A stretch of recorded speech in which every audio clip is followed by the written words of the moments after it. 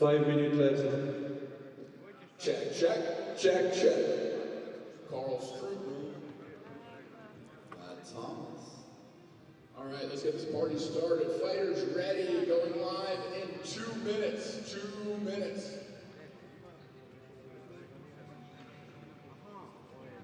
Can I grab some water? I'm afraid to dry out. Make that 5. Make that 5.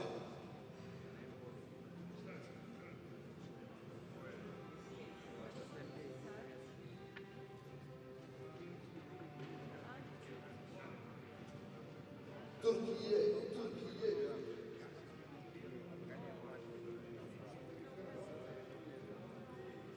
Germany, Germany. Kolay.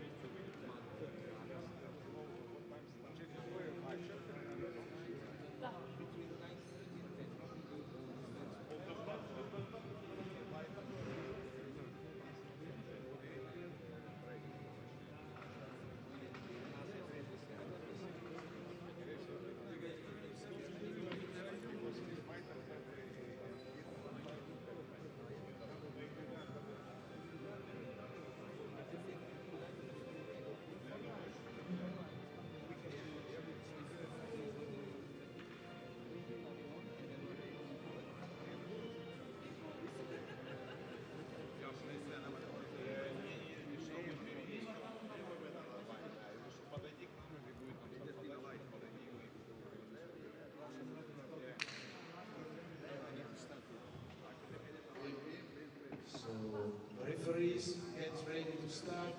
Andre, in the ring, please.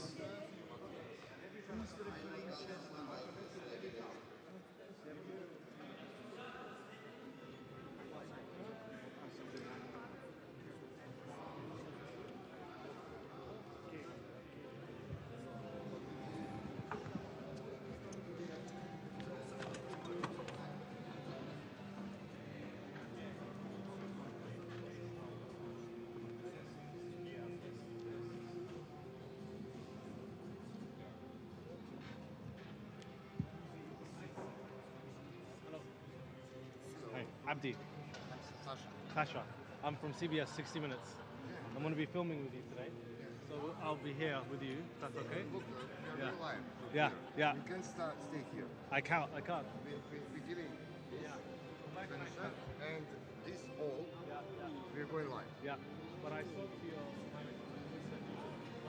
back when I start next week because we are working on TV as well. So we have to both be here somehow. Excuse. This is our producer. Okay, great. Cool. Go. Great. Heather, Angela. Heather, could you come as well? Hi. How are you?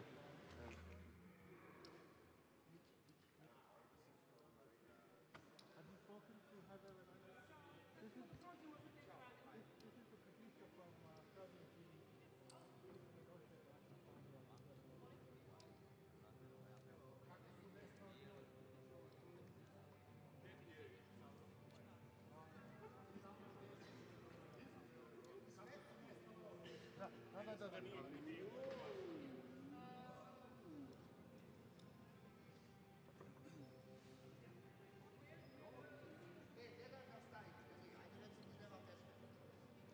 Pa Odavde imamo kadar za tablu. Da, odavde kadar za tablu. A da ga stavi ovdje sve.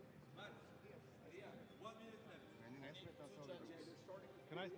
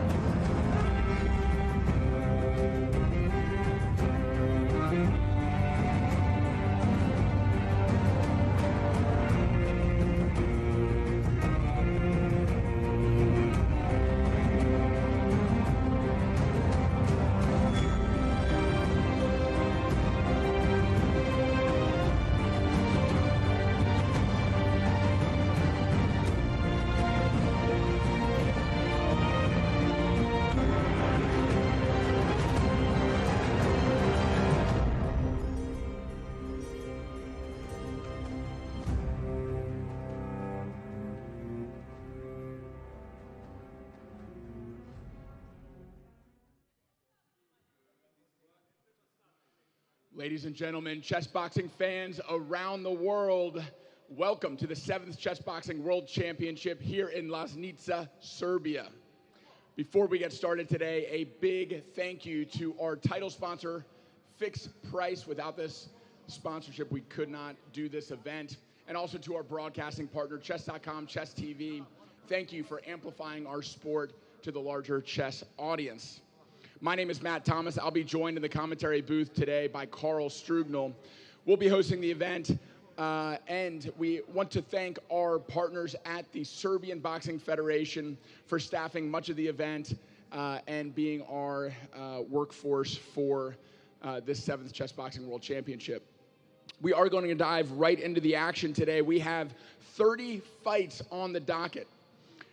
First up, fight number 1 will be in the junior 79 kilogram weight division with a matchup between Turkey and Germany. First to the stage, representing Turkey. Put your hands together for Kuzi Simsek.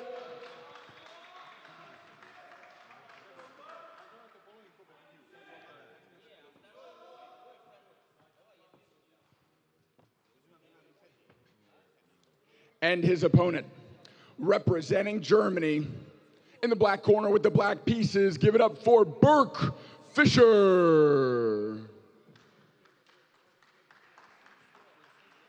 This will be a 5-round bout, alternating chess and boxing until checkmate or knockout. Good luck, young men.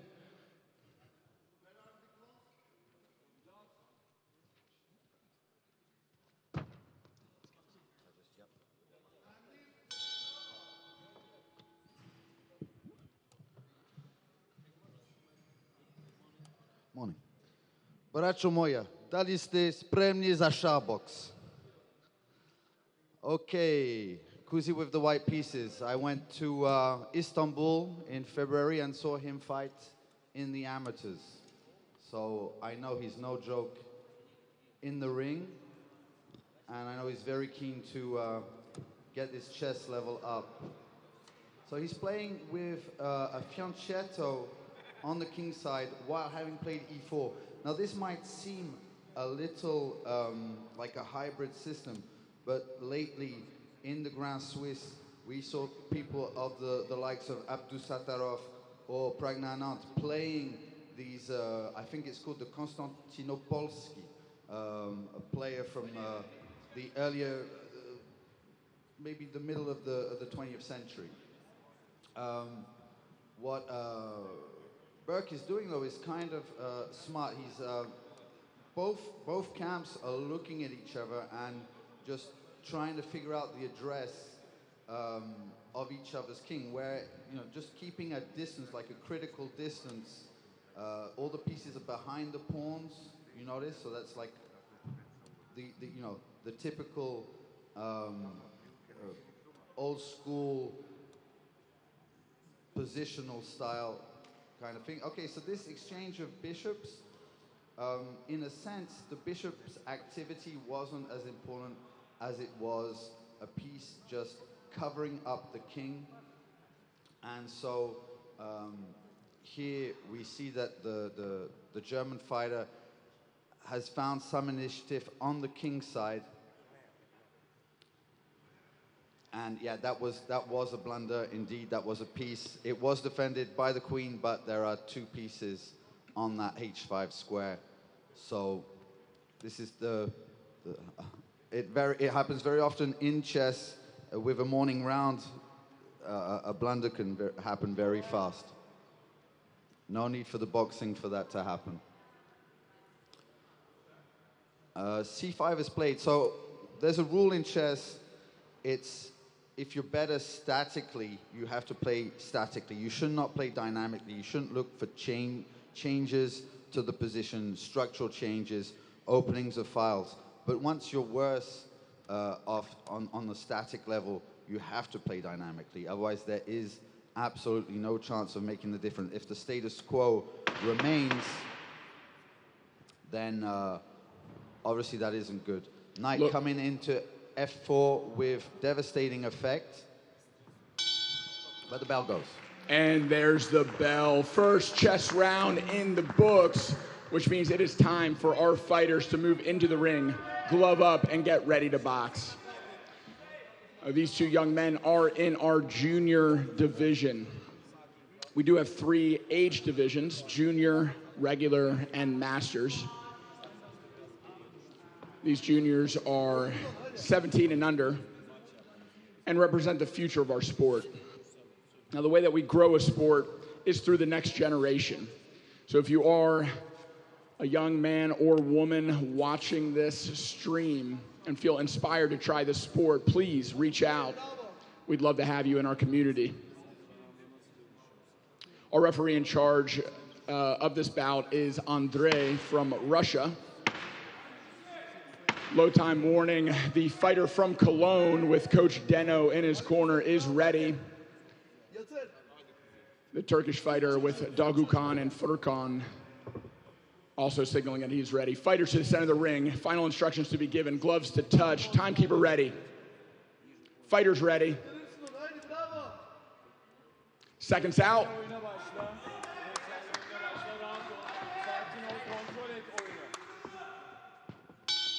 And there's the bell. Turkey taking the center of the ring and starting off the round with a 3-point combination.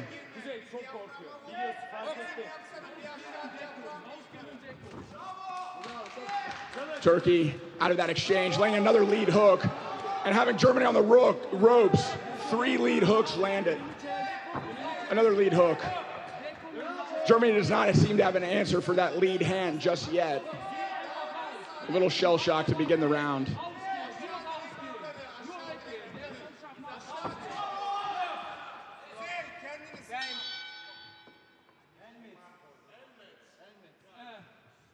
This is the junior class, meaning we do need protective gear for these young men. We do helmet up our 17 and unders.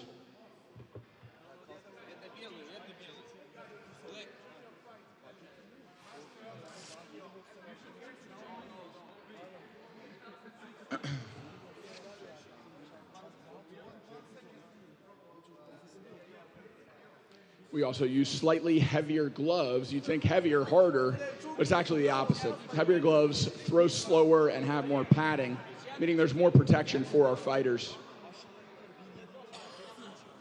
A brief respite in the action, and we will get back underway.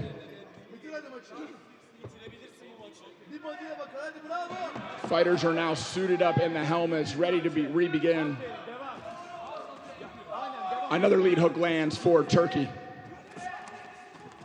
Turkey with a lead cross, entering the distance of the German fighter. Germany wraps, a cross lands for Turkey.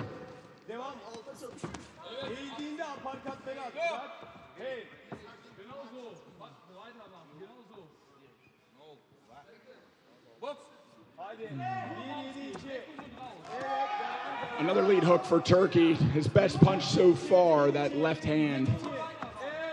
Big right hand puts the German fighter down.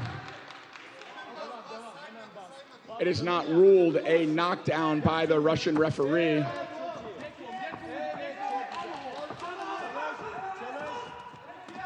A barrage of punches coming from Turkey.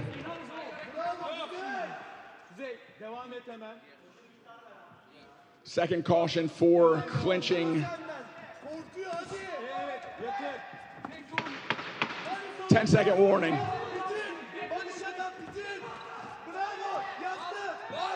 And a big punch lands to end the round for Turkey. Seconds out from the bell.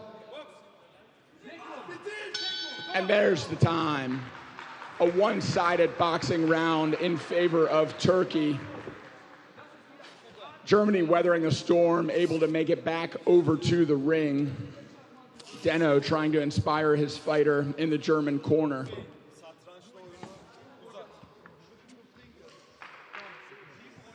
And a cool, calm, collected, confident Turkish young man ready to make his way back to the board. And the position is back up on the screen as these young men make it back over to the table. Carl, as we start our day 3 of the World Championship, what are your thoughts now reaching the halfway point of this tournament? I think that the day 2 of this tournament is basically like the finals of any other World Championship, and I just can't even imagine what the finals are going to be like. So tune in Saturday, Sunday for sure. And we are still in the rising action of this 7th Chessboxing World Championship.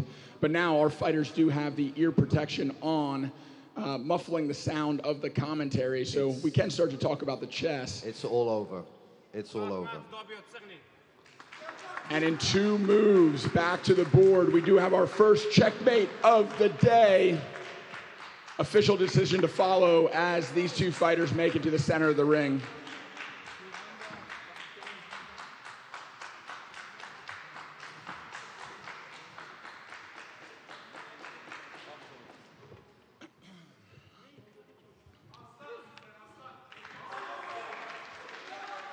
After a dominant boxing round and brilliant display of chess on the board, winner by checkmate in the black corner with the black pieces representing Germany,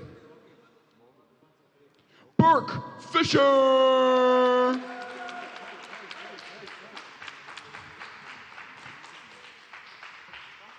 Well fought by Turkey, great display in boxing. But Germany weathered the storm and was able to checkmate to advance in this junior men's 78-kilogram weight division.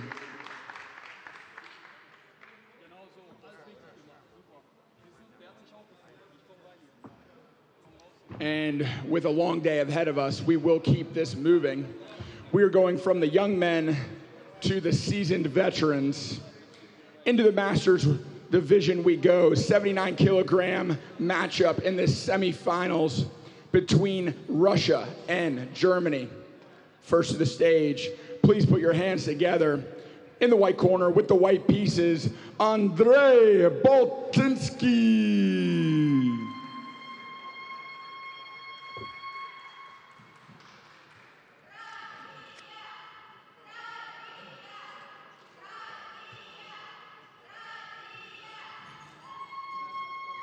And his opponent, representing Germany. In the black corner with the black pieces, give it up for Sergey Fedorenko.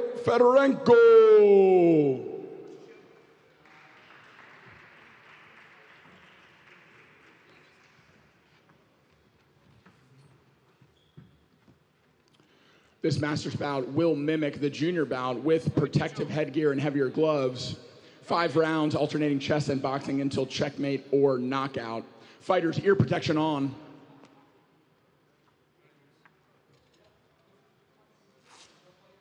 Timekeeper ready, chess arbiter ready. And there's the bell. We are underway. Round 1 of chess. And it looks like we have a D4 opening. Over to Carl. Sergei Fedorenko is a usual of these tournaments. I think he's only missed the one in Riccione. Otherwise, he was in Antalya 2022. So he's a very familiar face in the community. I know a little less about Andrei, but he's playing in a gambit type of style just to get the activity going. There's basically 2 schools of thought when it comes to the chess of chess boxing. Either you have to complicate or simplify. It's mostly about how you're going to be able to deal with time pressure and keep a good frequency. And so obviously Andrei has wanted to create tension, and it seems to be, the tension seems to be working. Castling, so it's a very solid move. There are other approaches that might be suggested. I don't know if it's a DGT error. I'm pretty confident that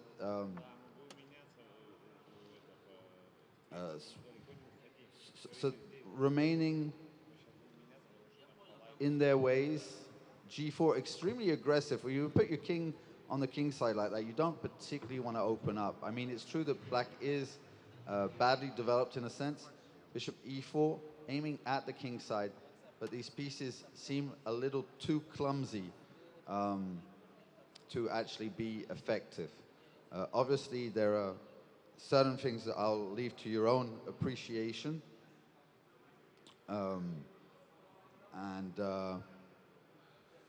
After this move, rook f4, eyeing the bishop.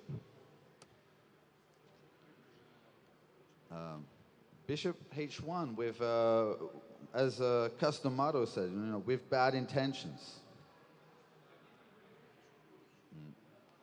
So it's really a brawl. So rook f2 defending the g2 square where mate was threatened.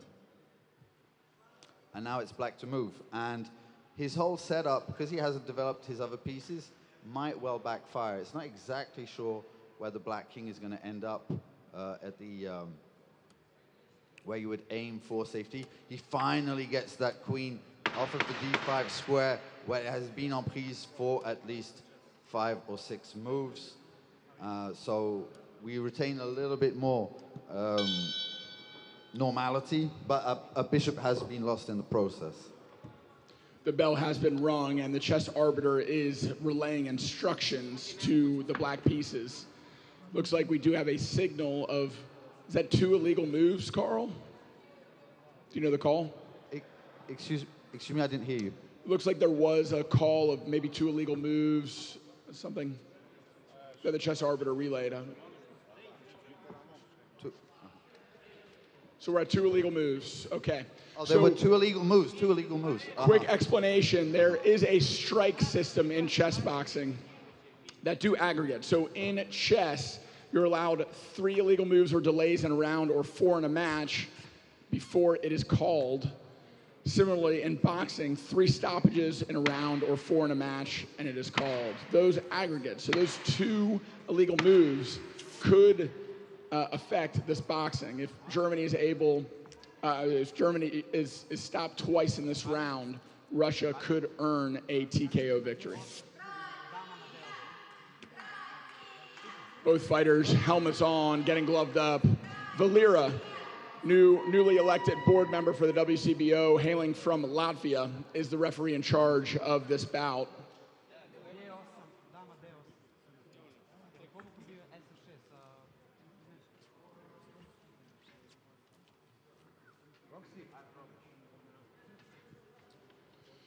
Valera checking the protective gear for our fighters. Safety, our highest priority for these chess boxers. Because this is the veteran, it's the masters, hence the protective gear. And exactly. Yep. Just like the junior division, the masters division has heavier gloves and helmets. Gloves have been touched. Fighters to corners. Referee ready. Fighters ready. Timekeeper ready. Seconds out. And we are underway. Both men taking the center of the ring. A jab to the body is evaded by the German. A nice snappy jab from the German. German fighter hailing from the Chessboxing Club of Berlin, the first to be established by our sports founder, Iepe Rubingh. If you do want to play Iepe in a game of chess, you can do so on chess.com in the pinned comment on stream. So far, 2 punches being landed so far from the German fighter. Nothing so far from the Russian. Caution to the Russian for punching to the back of the head.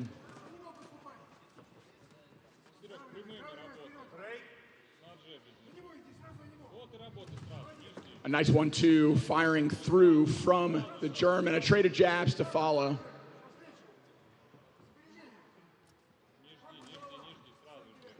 That jab coming down after it lands for the Russian. Potentially opening up a hole of opportunity. A nice cross lands for the German. 2 jabs. Now overhand right was there, not quite rotated all the way through to do damage. Separation from Valera, and we will continue. A right hand lands for the Russian.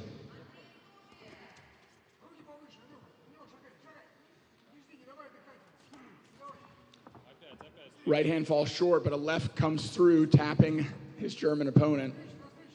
The Russian, look at determination in his eyes, trying to figure out how to get inside the longer range of the fighter from Berlin. 10-second warning.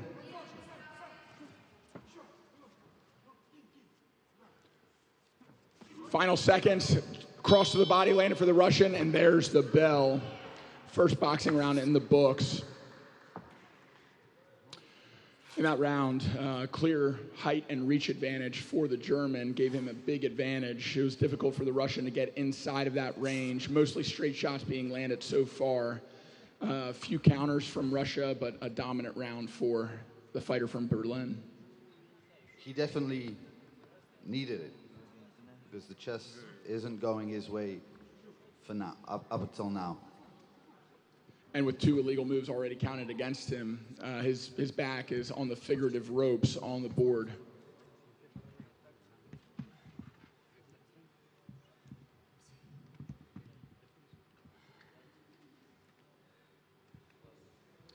Once again, for those joining from around the world on Chess TV and the YouTube stream, thank you for your viewership. If you want to help our sport grow, share that link. Follow on social media at Chessboxing Official, at United Chessboxing. And we are back underway. The Black Queen springing into action. Carl, what do you see? Well, I love his optimism, to be honest. It's, but I mean, when we think of the idea of what an attack is one form of strategy. And it's not like, oh, you can play strategically or you can play, aggressively. It's more of the fact that the attack is a way of bringing all the pieces into a harmonious, let's say, that they're all aiming at the same point. At some point, you have to coordinate the pieces to go towards the king. That's what an attack is, rather than a positional style of play. Now, the attack needs the pieces. So if you're going on a lonesome journey with your queen and your bishop, and the rest of the pieces haven't been developed, it's just not going to work. It's just there's no reason even to flinch in front of such attempts. So here he's kind of walking into a pin. The pin already kind of being there because of the threats of mate, the queen and the rook. You see, this is what I was talking about, harmony. The knight, the queen, and the rook are all aiming at the same spot, that f6, where the knight has just taken the pawn. And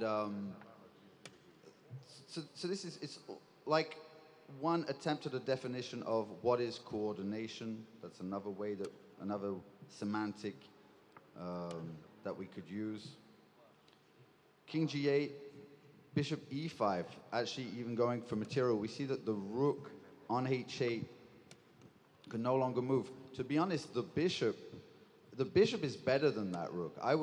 You already have a material advantage. There's no point really in gaining it. I think here the main point isn't to gain material, it's just taking more pieces off the board. Well, I most probably wouldn't have taken the bishop for because that rook was just obsolete.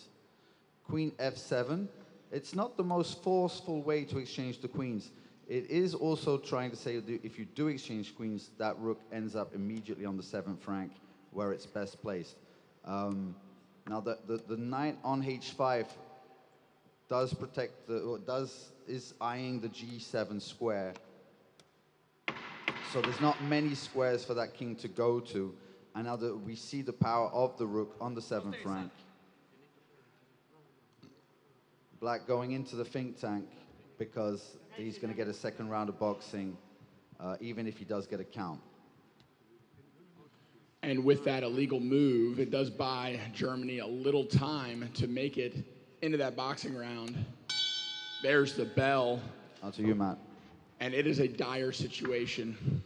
Germany, with 3 illegal moves in chess, now faces 1 win condition. He must go to the ring, and he must take care of business. Once again, if Russia is able to earn a stoppage in this round, it will be fight over. That would be 4 aggregate strikes, 3 from chess, 1 from boxing.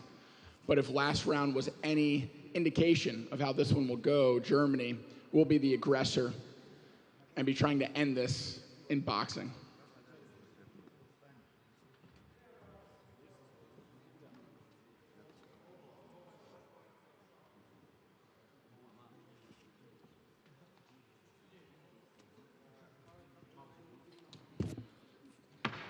Valera signaling to the fighters that we are good to go, and there's the bell. Second boxing round underway. Jab to the body just short for Russia. Nice snappy long jab for the German, but caught by a Russian jab that sends him stumbling backwards.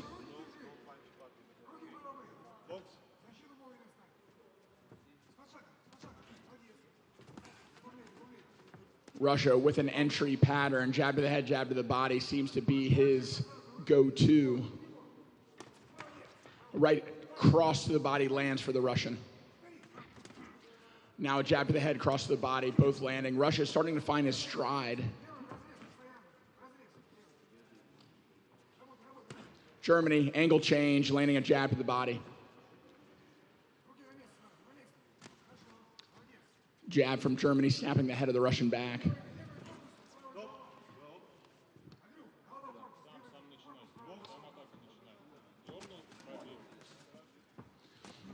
Trade of jabs. Back to the center of the ring, men grappling and clinching.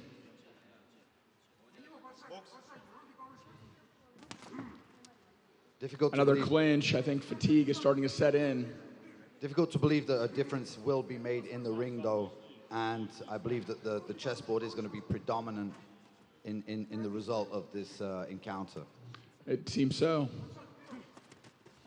A nice jab landed on the entry of the Russian. Cross on the exit of the exchange. Slightly late punch and a caution for not punching to the back of the head.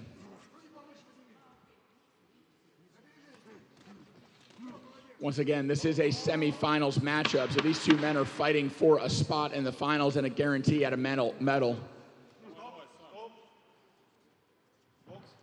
With low time, a jab to finish the round from Germany, and this will be settled on the chessboard.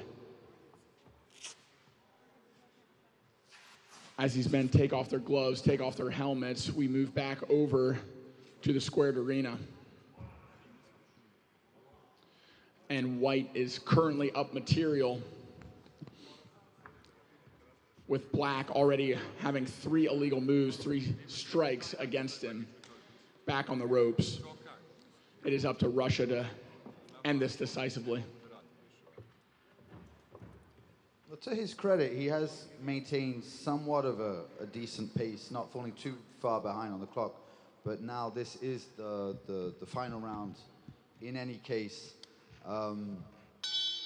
So he's had his 2 rounds of boxing, and I believe the black now is, okay, we say it's just a matter of technique. I like bringing the king to the center. This is a smart decision. While the rook is still on that c-file protecting the c2 pawn. I mean, if the black rook did activate, that would have been protected. He's slightly changed strategy and gone for the a pawn. Black got the c2 pawn. White went back to the b file to protect b, and now it's kind of covering up the other runner, the far runner, and now he's dashing towards the light.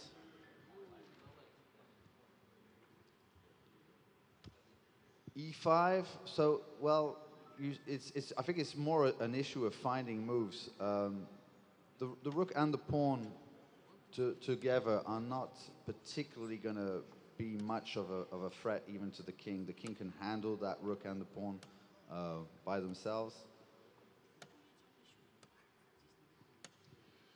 It's about to be Pac-Man, that white rook eyeing down the black pawns while the A and B pawns are sprinting down the field, and a sacrifice of the rook to solidify his promotion of that A pawn. That's a solid case of simplification. And the Russian springing to his feet, pumping his arms in the air, official decision to follow.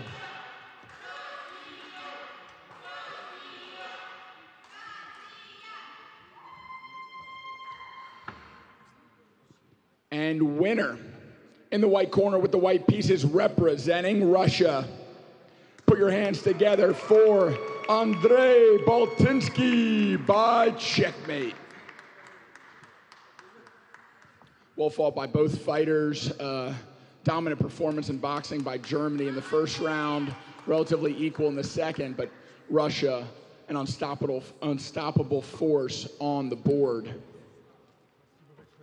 We will be moving forward with our programming, staying in the Masters division, this time moving up all the weight classes. We are in the super heavyweight division, 100 kilograms plus. This is a Russia versus Germany semifinal matchup. First to the stage, in the white corner with the white pieces representing Russia. Give it up for Sergey Soreta.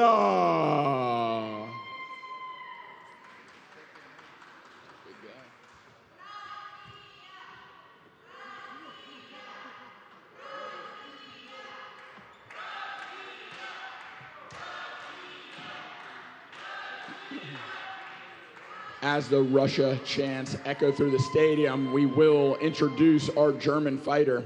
In the black corner with the black pieces, put your hands together for Oliver Schmidt.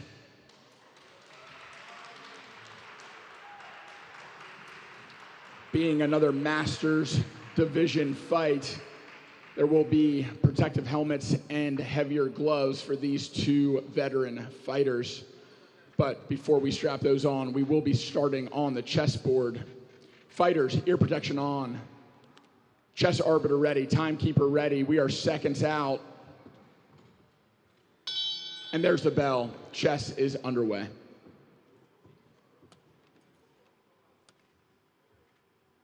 Knight f3 c5. I like to see knight f3. I like it. It's a positional style. It's Kramnik. And c5 is a good attempt. It's an invitation to go back to the Sicilian that has been refused. It's very often declined. I actually like to play e4 after c5 is played, just to kind of take him by surprise, but not really, of course. Fianchetto on both sides. Black putting the pawns on c5 and d6, so definitely wanting a firm control of the dark squares. They're acting together to cut the board in 2. Obviously, white has more of a light square strategy, and still deciding if he will play with e4 or c4, maybe c3, maybe any other way. I would say white's problem piece is the bishop on c1. Still has to find a place, but he doesn't really need to figure that out in immediacy. So he's taking up more of a kind of a Pertz type of reverse Pertz with white. Black taking the space. So c3 and then c4. That's certainly. I mean, I wouldn't say it's a weird choice. Maybe he's now that black has defined the structure with e5, playing c4 is actually aiming at that hole on d5. The problem is because the knight had been developed to d2, it couldn't go to its natural square c3 to aim for d5. So now it's gone to the side on b3, where we're not really sure what it's doing there. Ooh, and an instigation to action in the center. Looks like we're about to have a battle. Well, the center is about to implode, and it's mostly about just piece activity at this stage. Not much really of an attack, but you can see the bishop's actually aiming for the queen side. It's not so much about the king side where the pawn was actually pushed. You see the bishop on g7 now is just a monster. It was cutting the board in two, and now it's going all the way to the end of the diagonal. White has, you know, latent potentiality in his own pieces. And this is, I don't want to get, you know, I don't want to lead you astray thinking that this is a one-sided battle. I do prefer black, certainly at this stage, just because of the space he's taking and the active pieces. But an exchange, for example, of the dark square bishops, which is on the cards, and then maybe holes will, you know, create problems for the black camp too. And dark square bishops coming off the board right before the end of the chess round. The white king very safe, but black with the space advantage as we move into the boxing.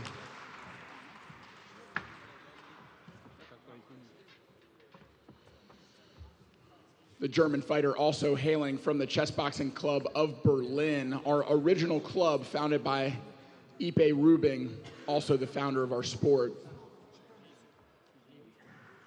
And he is matched up against a Russian with a familiar face, one of the chessboxing OGs, Daniil,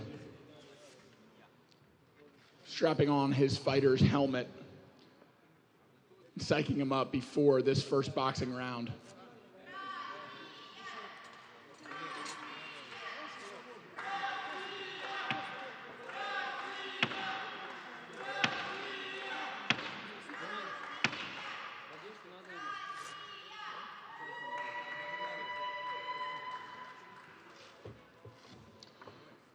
And while this protective equipment is adjusted, once again, thank you to Fixed Price Group for your partnership. Without this, it would not be possible to host the Chessboxing World Championship here in Loznica. Russian fighter ready. Germany getting gloved up. A referee in charge from our host country of Serbia, representing their boxing federation.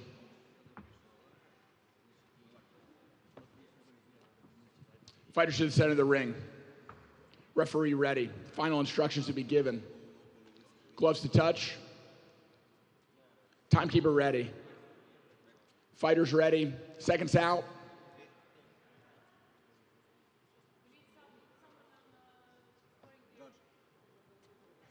Judge to this side.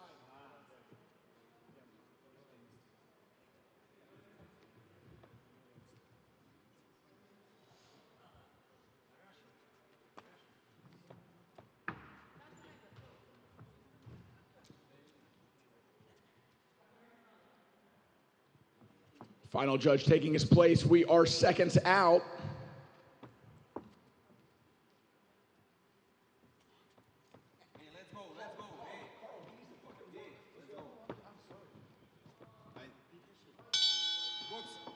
And we are underway.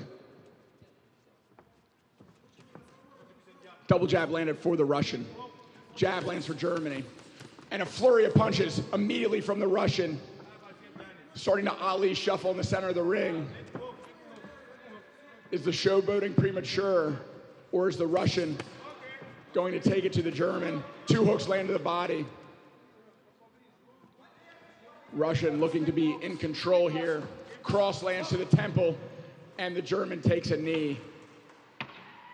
The first stoppage of the round has been scored in favor of the Russian. German signaling he is ready to continue. Russian takes the center of the ring once again. Two more hooks to the body and a final lead hook upstairs. And the referee has seen enough, calling this fight as a first round TKO in favor of Russia.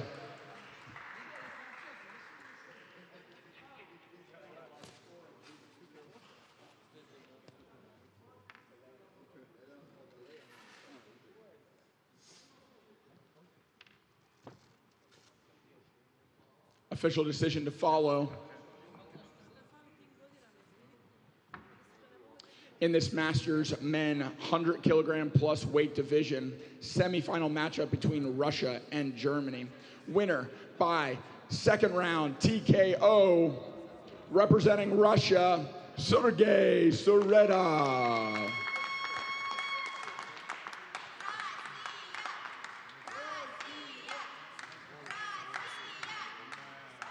Congratulations to Russia.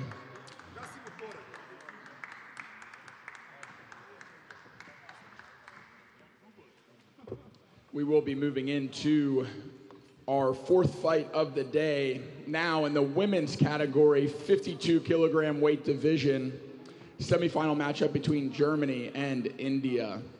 First to the stage, representing Germany in the white corner with the white pieces. Put your hands together for Guitong Li.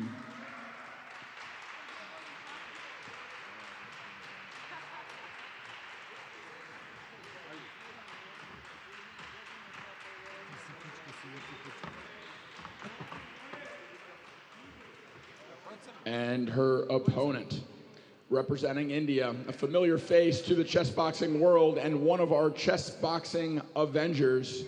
Give it up for Madhavi Gunbare from India.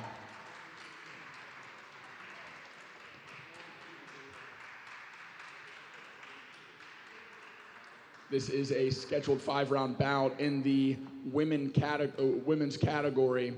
The helmets are coming off and the gloves are getting smaller as we move into our highest level of competition format. 5-round fight, alternating chess and boxing until checkmate or knockout. Fighter's ear protection is on, pieces adjusted. Chess arbiter ready, timekeeper ready. And there's the bell. Madhavi that I cornered in London recently, and we're very lucky to have her because the rest of the Indian team had visa issues. Shout out to them. I'm pretty sure that they must be watching now.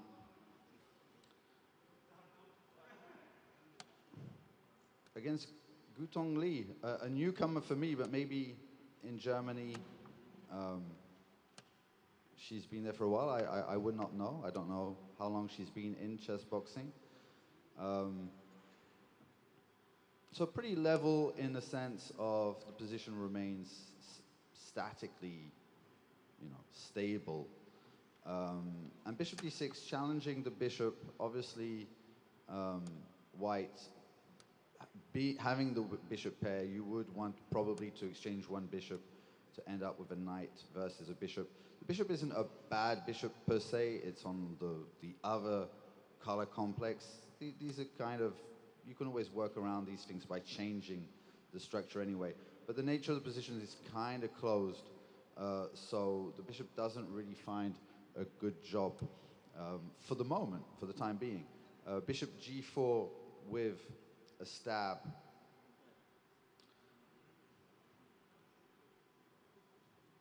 Madhavi hesitating. And rightfully moving the king.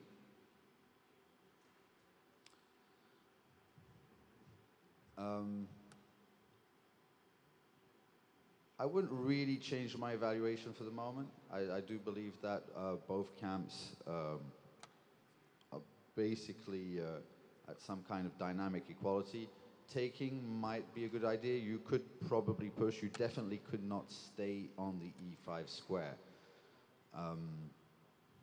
Hello, Fabian. H5, taking matters in her own hand and pushing forward towards the enemy king. Opposite side castling obviously is going to favor some form of attack.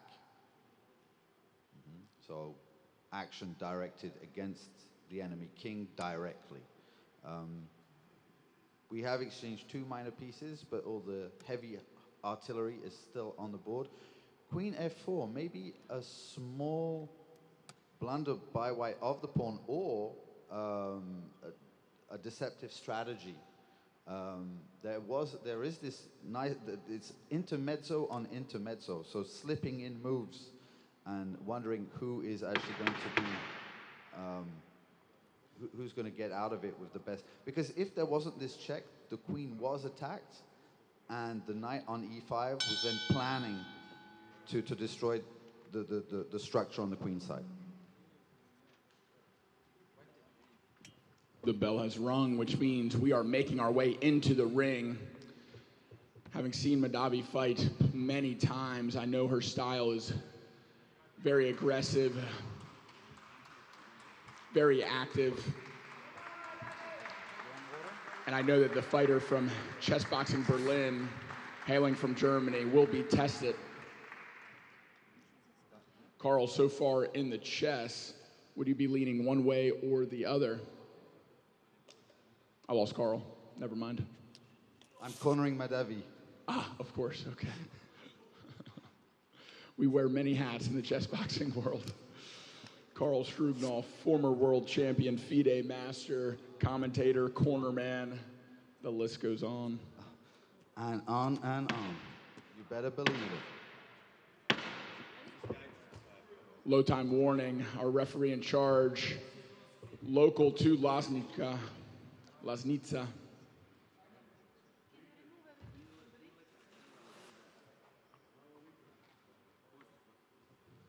We are seconds out.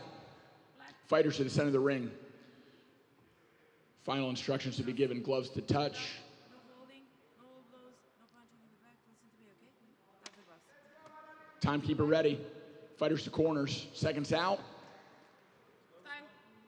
And time. A long stance for the German.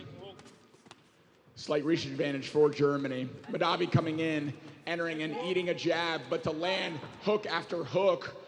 Mahdavi head snapping back with a German counterattack, and the first knockdown of the round has been scored by Mahdavi, a lead hook finding the chin of Berlin. Germany signaling she is ready to continue. 7, 8. And we are back underway. Big flurries from both fighters. 2 more hooks land for India as a bull rush flurry does its job. Warning to keep the head up against India. Germany starting to anticipate these shots and flinch before they land. Never what you want to see. Guard seems to be wide, giving Mahdavi holes to find the Berlin chin once again. Another right hand lands. Nice jab. A counter cross lands for Germany. Germany not giving up. Big overhand right for Mahdavi. Mahdavi surely feeling the emotion of her countrymen not being able to join her this year due to visa issues. She's fighting more for just her own medal count. Already a former world champion, carrying her country on her back. Fatigue starting to set in for both fighters. 10-second warning. Good jab cross lands for Germany. Germany finding her wind late in this round to finish strong. Another right lands for Germany, and a counter right from India.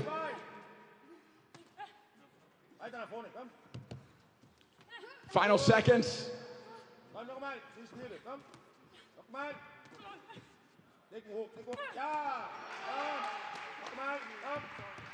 All right, we thought we were still on a two-minute timer instead of 3. We still have a minute left.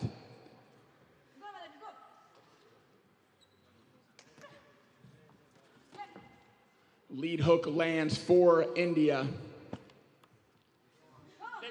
The high energy of the early part of this round setting in for both fighters. India with the advantage, scoring 1 stoppage already. Caution to both fighters for using the inside of the glove to strike. Now we have the 10-second warning. Jab lands for India. Nice angle change from Berlin, landing a shot just before the bell. And the first boxing round is in the books. Incredible display of heart and technique from both of these ladies. Madavi getting the advantage in that round with that early knockdown, but Berlin, no pushover, using her range to land a lot of straight shots. We will be shifting back over to the board. Carl, as your cornerman responsibilities.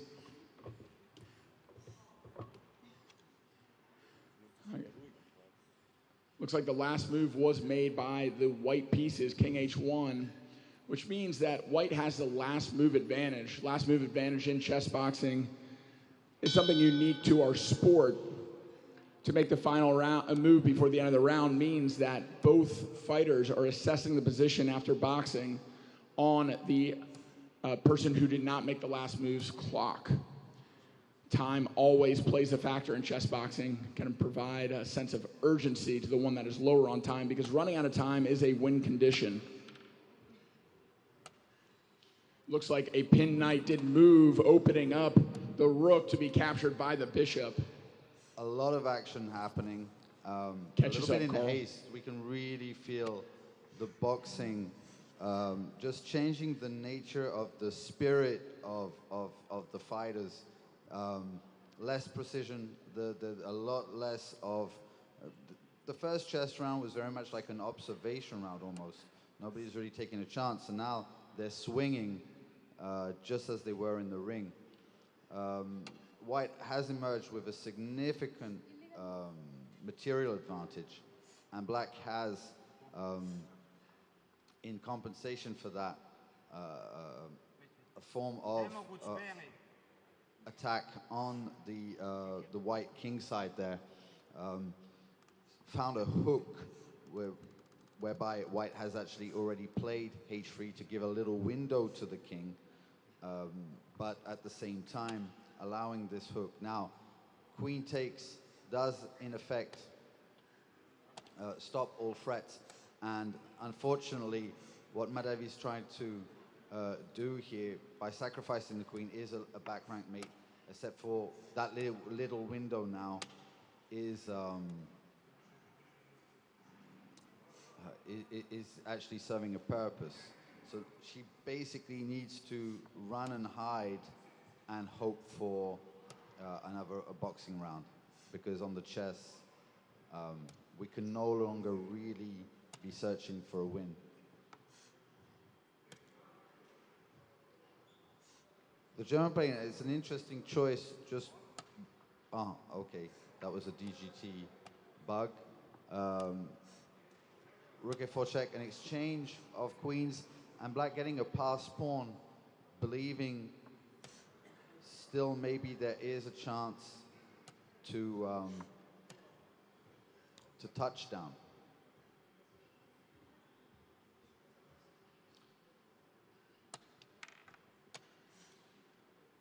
They're playing extremely fast, so the DGT has a little bit of trouble catching up with some of the moves, and so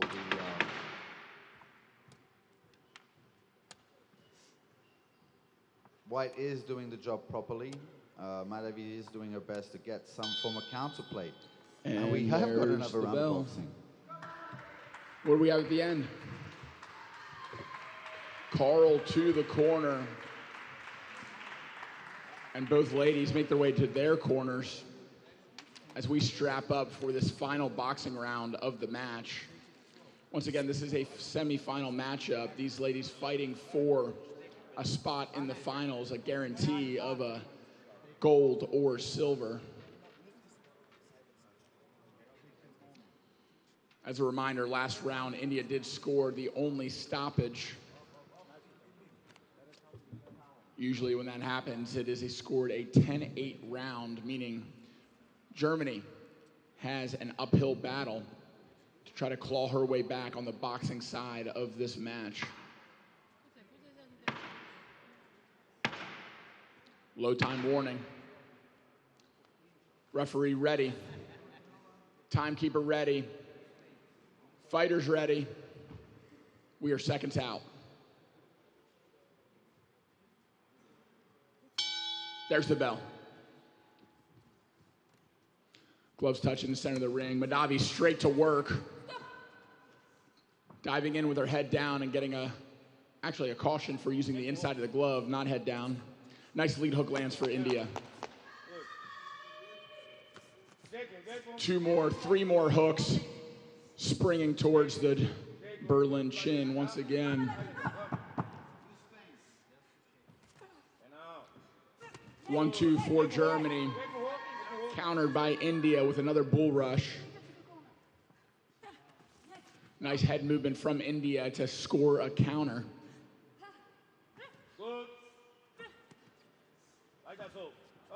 The long, snappy jab of Germany, keeping India at bay for now.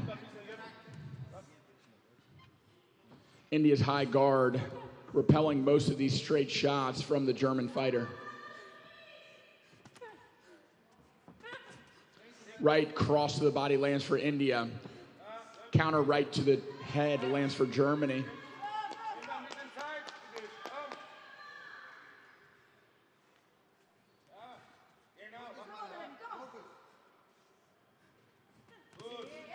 Nice slip and counter right for India. A jab to exit for Germany. This round much more equal than the first so far.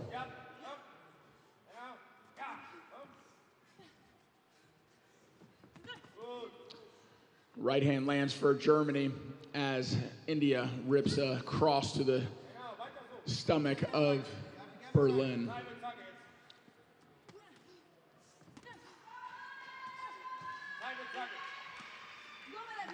Over halfway through this round, fatigue setting in once again, and fatigue does not only affect the boxing in chess boxing, it also affects the chess. Right hand lands for Madavi. 1-2 lands for Germany. Another jab for Germany. Madavi with a high guard, plowing forward through the German barrage of punches, looking for her opportunities to counter. And she found one with a hook to the body.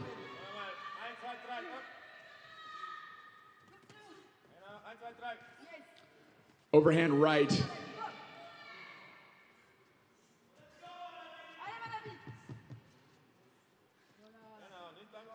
Summoning all their strength to finish this round. Cross lands for Germany. 10-second warning. With the final seconds, it does look like this will go to the chess.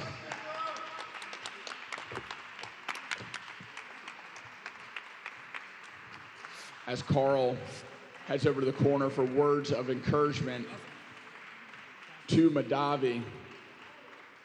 This chess position is looking excellent for white.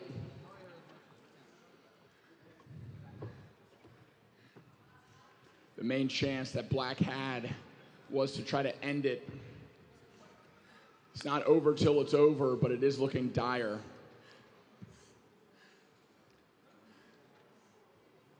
White up a full queen with the bell ringing. Carl, what are your thoughts? Well, this is technically, of course, already won. Nevertheless, Well, we should talk about the one case where it isn't a win, which is stalemate.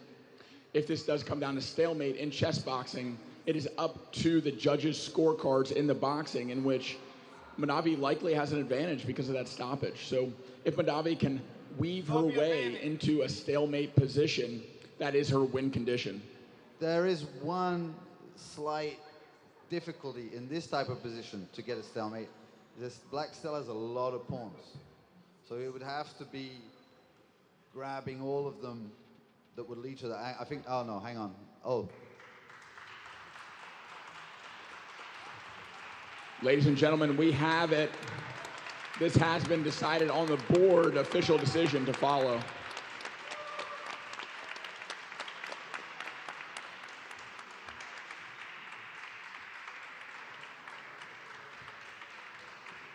In this women's 52 kilogram weight division between Germany and India.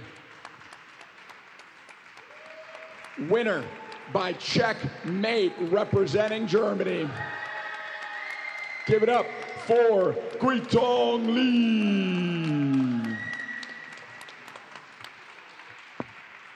German teammates and spectators in the crowd cheering their countrymen on.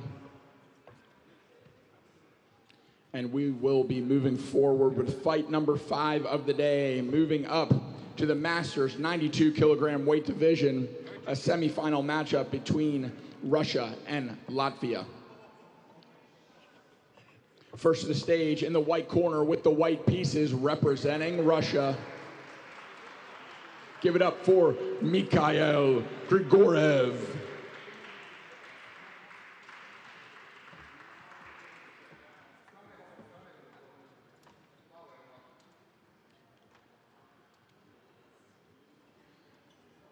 And his opponent, representing Latvia.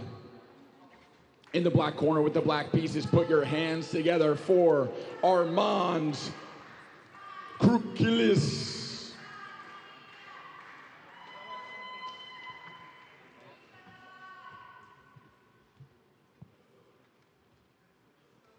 Fighter's ear protection on, chess arbiter ready, timekeeper ready.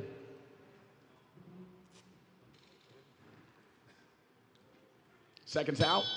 There's the bell. In these big categories, I'm seeing a lot of, there's a derby going on between Latvia and Russia, which amuses me a lot for some reason unknown to me as of yet. So by a funny kind of move order, starting with knight c3, which could lead to basically anything, we have transposed, although it's not so difficult to imagine, to a Pertz type of defense. Okay, without the fianchetto, it's d6, e6. It's just trying to remain very, very solid. But the bishop pair is already in white's, is in the bag for white. And I do like the way he's choosing very quickly how to define the structure. He believes in his chances with the bishop pair. Bishop e7, black has the choice of taking 2 approaches. He could play with opposite side castling, or he could go to the king side also, trying to calm the game down. It's true that I'm not sure what is to gain from going from castling long. Bishop f3, very solid, very prudent. The bishop pair, as good as it is not actually finding much scope because of the pawn on d5 and this advanced pawn. So, as much as I actually like white's position as first, now things have calmed down. I would say probably they still have an edge, but it's not so clearly defined. a4, a5, taking space on the queen side, answered by b6. Maybe sometimes the best thing to do is to not play on the side of the board where your opponent is playing, just to ignore it. On b6, b4 was played, just remaining solid and enjoying the status quo, not trying to change the nature of the position by opening things up. Knight g4 hitting the bishop, going to d4. That bishop wasn't stable on e3 anyway and wasn't particularly aiming at anything. It was destined to go to that square. Bishop f6, and now the bishop pair is no longer on the board. This changes everything. Whatever edge white had now can't really be coming back to f6. I do believe he missed a fork there on e3. A missed fork will end the chess round as we make our way over to boxing. A big height discrepancy between Latvia and Russia is immediately apparent. Latvia, a very long fighter. This will be an outside versus inside fighter kind of stylistic matchup. Can Russia get inside the range of Latvia, or can Latvia keep the Russian at bay with his long, straight jab and cross?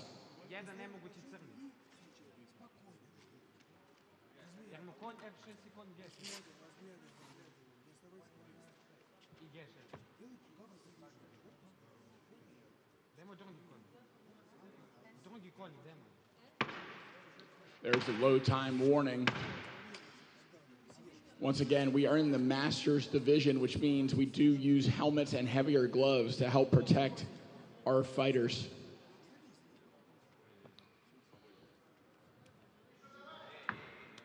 Helmets, while providing padding, also restrict the vision and create a larger target for the fighters. So it is a hot debate in the boxing world whether helmets do more good or harm.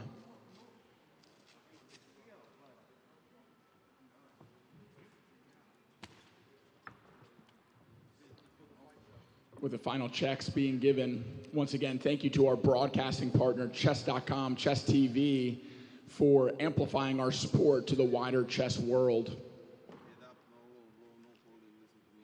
We are seconds out.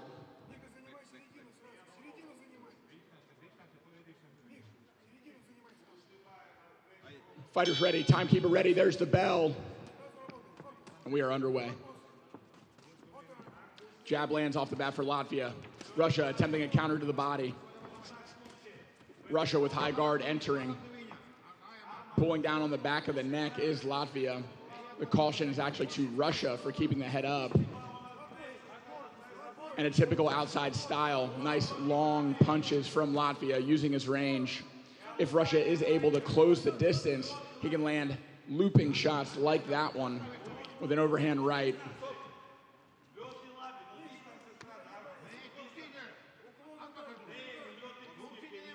Another warning to keep the head up for the Russian. That is the second caution. Three-punch combination for Latvia. Jab lands for Latvia. Russia having trouble getting inside the range so far. Okay, a shoulder by the Latvian, not allowed. A very obvious shoulder strike there.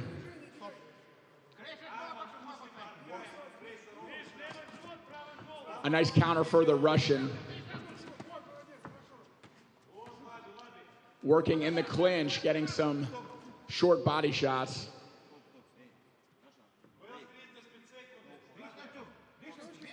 Caution to the Russian for holding. A nice 1-2 lands on the chin for Latvia.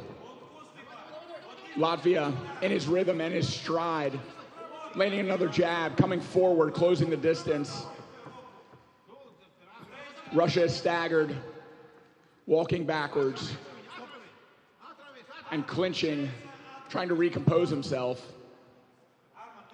Referee separates and we will continue. We do have a point deduction against Russia for the fifth caution, and there is blood dripping from the Russian nose. There's the bell. A dominant round from the Latvian fighter. Multiple cautions for the Russian for keeping his head down and grappling in the clinch. Latvia clearly winning that boxing round, but now it's time for chess, where on the board we have a very equal position, I'd say. Well, it was coming from somewhere where I did actually. I didn't want to choose camps, but there was some. White was pressing forward. He had a little bit more space. He had the bishop pair. Now that the bishop pair's come off the board and two minor pieces have come off the board, that space advantage isn't worth all that much. The bishop on if. Oh, maybe I'm talking before they have the headphones on. I think I'll cool it.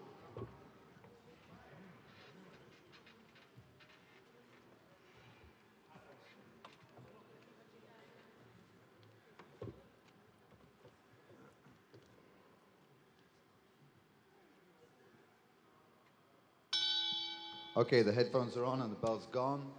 So, F5, playing it aggressive. At the same time, putting another pawn on a white square where the color of his bishop, and allowing the black knight to go to a nice E5 square. So they kind of traded squares in a sense, because white had this option of playing this knight C6. Now he's gone there, but just to take on E5, and white no longer has a knight, so he doesn't really have a piece that he's going to be able to. The weakness is you can only put your finger on it. That was something of the Soviet generation. Play became way more dynamic because they accepted a lot of what we considered up to then weaknesses. And they was like, well, if you can't actually exploit the weakness with a piece, we don't really care about it. So now the only minor pieces that are on the board are the knight for the bishop. And the bishop, I'm not particularly a big fan of this bishop. I like bishops more than knights, much against popular opinion. But in this case, I most definitely would prefer the knight. So it's very important to understand that when you have a knight against a bishop like that, it's what heavy pieces you're going to trade.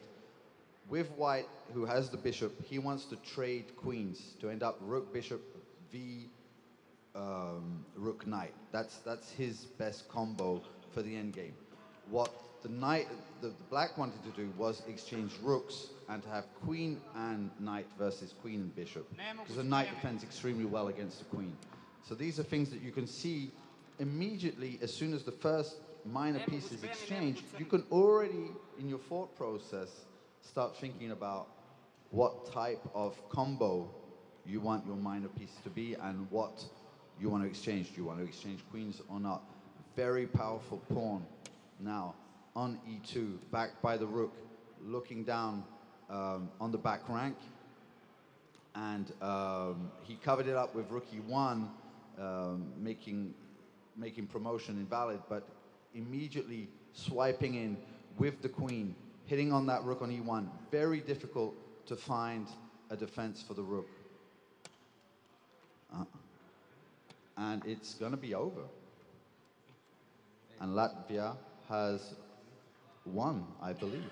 Ladies and gentlemen, a dominant performance in the ring is followed up by a dominant performance on the board. Official decision to follow.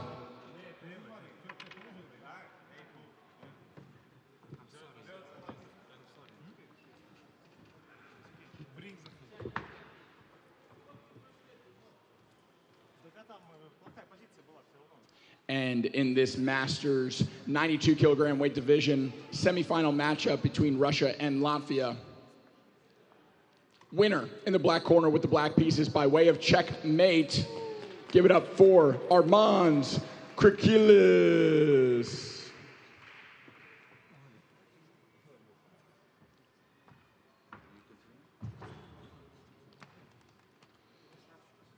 And moving forward with fight number 6 of the day, staying in the Masters 92 kilogram weight division. This is a Latvia versus Latvia matchup. First up, in the white corner with the white pieces representing Latvia, Put your hands together for Ruslan Sahovs.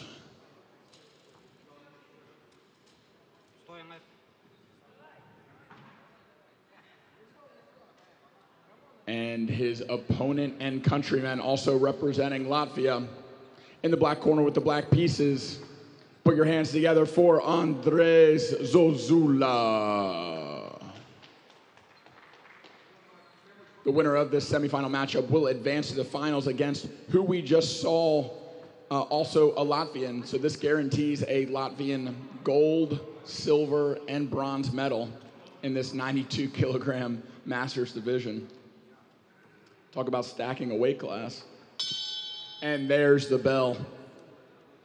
What division is this? Is it under 92? Because I believe Ruslan's was fighting in light in under 100. So maybe it was just for a matchup. Have to commend Ruslan's appetite for fighting, entering multiple formats and eager to get any opportunity to compete that he can. Absolutely. I follow him on social media, and he's always looking for a fight somewhere. I know you know Ruslan's intimately from your finals matchup against him last year, where you were able to emerge victorious, but not without a few bumps and bruises. Oh yeah, there were bumps on the road for sure. And we are underway. It does look like an E4 opening. What do you see? So it started with a 4 knights, and then D3, D6. So not even like a Scotch. Generally, they go towards Scotch 4 knights or Spanish 4 knights. Here, just D4, D3, D6. So really, nobody even trying taking a stab at each other at first. Then the bishop came to G5, maybe a little prematurely, because we generally like to. It's since Emanuel Lasker, he always said, put the bishop on G5 once the king is castled. Andres has gone ahead and castled anyway, and then played H6 to kick the bishop and G5 to kick the bishop again, opening up a little bit the area around his king. You don't really want to do that, except for if you have very concrete means to know that in this type of position you can. For example, in the Italian, sometimes it's actually kind of forced. Here, a nice slow release, going for the center. Although black has the bishop pair,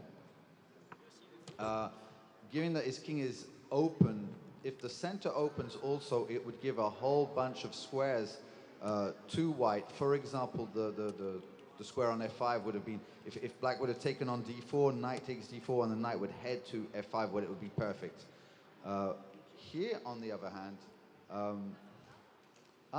so he's basically just won a piece, because he went to E5, and that pawn was pinned by the rook on D2. Now Queen E6, so yeah,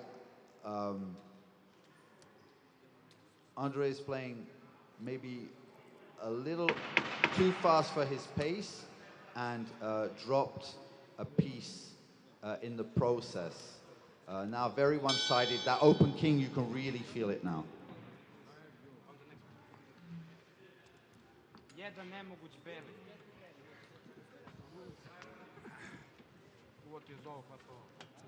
So the two fighters now enter the ring. They're going to glove up.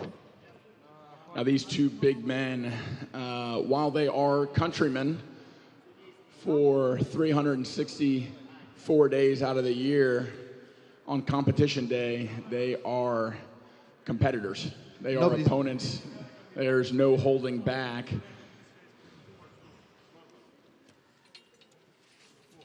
I'm sure these men have trained together, sparred together, know each other's styles. We'll see how this shakes out when the lights are on and medals are on the line.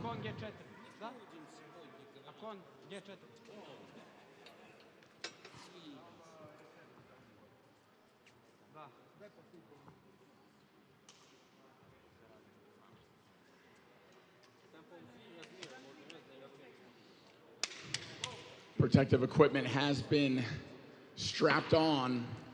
Low time warning given. Fighters to the center of the ring. Final instructions to be given. Gloves to touch. Seconds out. And there's the bell. Chess box.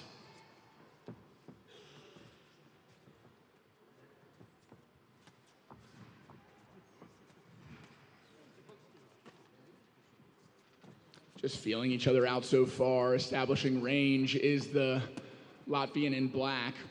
One thing to note about this matchup, it is a regular versus southpaw matchup. The white fighter is in a regular stance, meaning left foot forward. And the black fighter is in a southpaw stance with right foot forward. Black with white up against the ropes, landing a short flurry. So far, just a little bit of pitter-patter, not full rotation into these punches with full power yet. Both men feeling each other out, establishing some sort of pace, trying to understand how to start to break down their opponent's defense.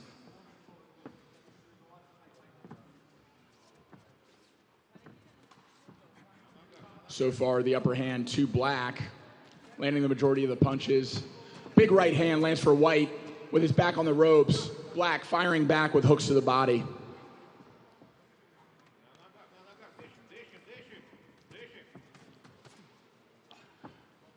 Straight right.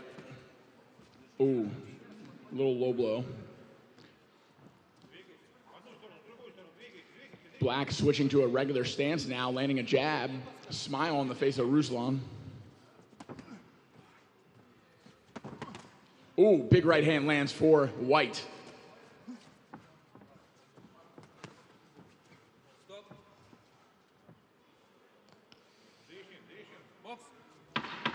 Caution for clinching with a 10-second warning. We are back to 2-minute boxing rounds.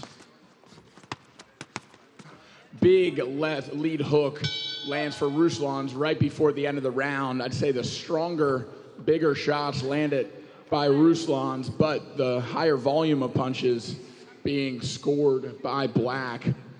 Fairly equal round. Slight edge, I think, on the scorecard to Black for higher activity and control of the center of the ring. But we are on our way back to the board, and it looks like we have a rook for 2 pieces. No, both rooks are on the board. We have a piece down for Black. Yeah, I'll wait for them to gear up.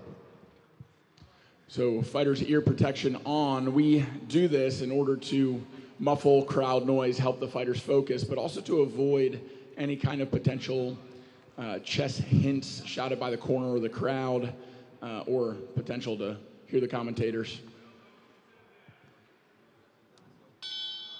There's the bell. We are underway for our 3rd round of the bout, 2nd chess round. Yeah, the problem with the position isn't so much that he lost a piece. Obviously, there's the material, but now all the fact that he'd opened himself up so much, and now this is, okay, the queen's just been taken, so we could feel. But you see that knight on f5. I knew that the knight on f5 would be coming into play at some point, and this is harmony, this is attack. You see, all the pieces have to join the party. Now, there's the rook on a1. Here probably won't be necessary. There are enough men to do the job. But it's very hard for Black to even find the best route to defense, because maybe there's a mate in 2 or something that he's not going to see. So at this stage, yeah, it's rook h8 is a natural kind of defensive move, hitting on the lady there. Queen g5, just sidestepping it, grabbing a pawn. In the process, Black's hand is more or less forced now. If he goes up against the edge of the board, I think trouble awaits. So king f8 was played, queen f6. Stepping in, just touching. Sometimes all you need is a touch, another piece. You know, it's not really to win it, but you're gaining a tempo, you're forcing the hand of the opponent. DGT playing up and saying that the queen side doesn't matter anymore. And it probably doesn't. Nevertheless, you should always force yourself to look at the whole board and not have a local, if you focus too much on what's predominant in a position and you forget about the bigger picture, even some small detail might come into play that... Little difficult for us to look at the whole board with the A and B files obstructed.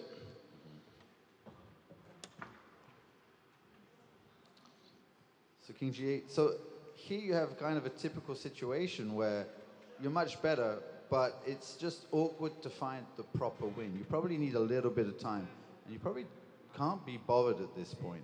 First delay count being scored for White. Black had 10 seconds to move, otherwise risked getting a strike in this bout. There's another 10-second warning. With Black in trouble, he's comfortable using up his warnings, his time, and there's the bell. Black surviving the chess round to make it back into boxing, knowing he needs to make something happen in this boxing round.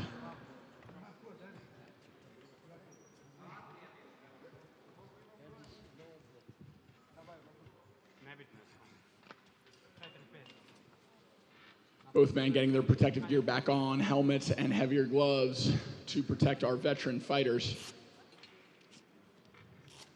I wouldn't have guessed that it had gone back to the boxing on this one. I thought Ruslan would have done the job. Mm-hmm. Black using his time effectively. That time, just like energy.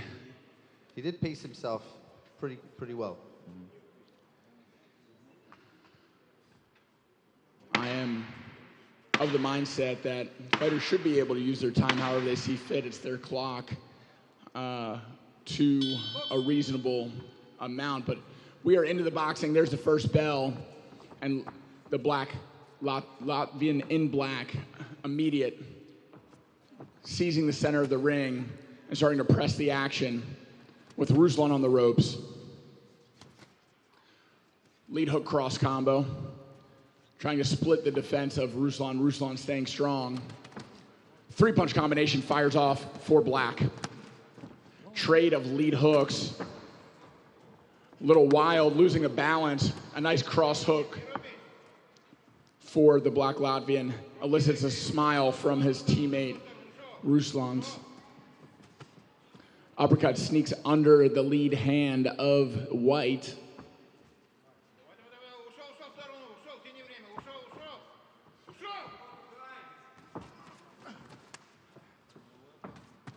A nice lead hook lands on the entry for White. Black in control so far, but Ruslan's eager to try to find his counterpunch, land a big shot, turn the tides.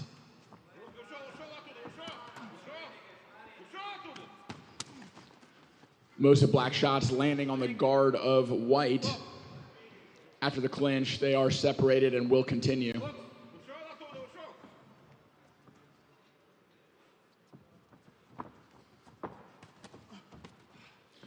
Uppercut on the retreat lands for Black, and White clinches.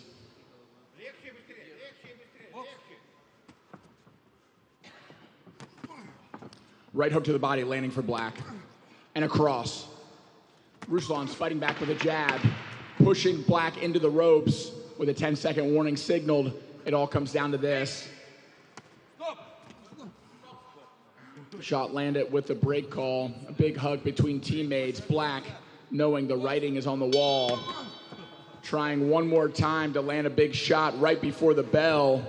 But ladies and gentlemen, that will do it. We are back over to the board to see the conclusion to this inter-Latvian team matchup. Carl, is there any chance for Black?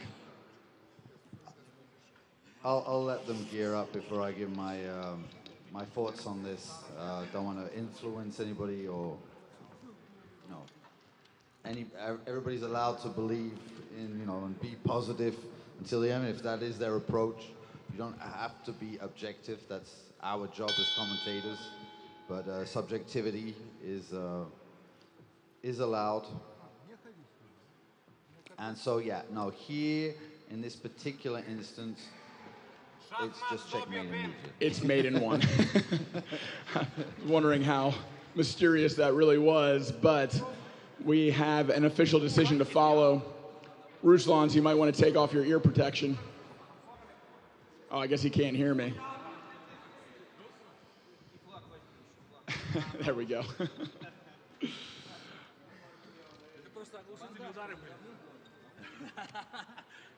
In this Masters men's 92 kilogram weight division semifinal matchup between Latvia and Latvia. Winner in the white corner with the white pieces by way of checkmate. Give it up for Ruslan Sahoz.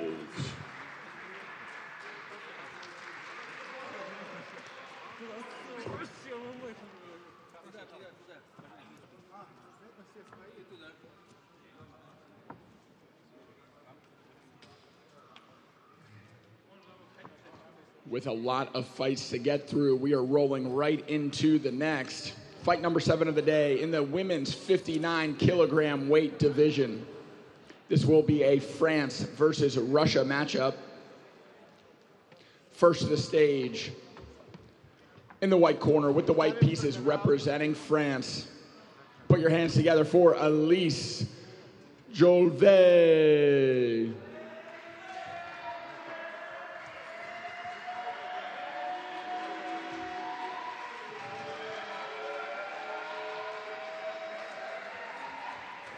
And the first French fighter of the day.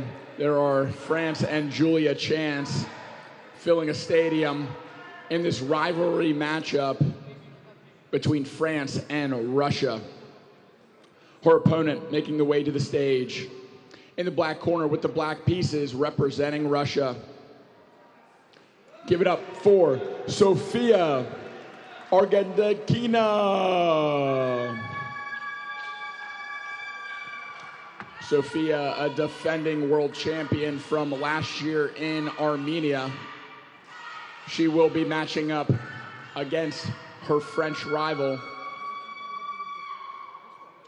Fighter's ear protection on. Chess referee ready, timekeeper ready. We are seconds out, and there's the bell. Over to you, Carl. Okay, Ellie's taking the center. It's French defense. So I do believe Ellie's, I've played her, and her chess is very decent. We also know that Sofia, we saw her play last year, so she most definitely is also the real deal. Okay, kind of a bit of a timid approach with white, maybe fearing maybe she knows something that we don't know. For example, that Sofia might be a few hundred elo points above her, so she wants to keep things simple and not go into complications. I generally tend to have the opposite approach. If I would be playing somebody stronger, at that point I would want to mess things up to make them think, not make things easy. I want to stay simple against the fighters that are... I want to say simple against the fighters that aren't as good as me. That's the normal way of doing it. Okay, knight e2, queen c7. Okay, it's just a very structurally sound, you know, by both camps. There's one open file on E where most probably a ton of exchanges are going to happen, and the heavy artillery is going to come off, leading to some kind of minor piece endgame with symmetrical structure. 4v4 on the queen side, 3 versus 3 on the king side. But with this move, this changes things slightly. This is a slightly more aggressive approach something that we haven't quite seen in the game up until now. And it's the first step to some kind of aggression. Unfortunately, the way that the pieces were captured led to the loss of a piece.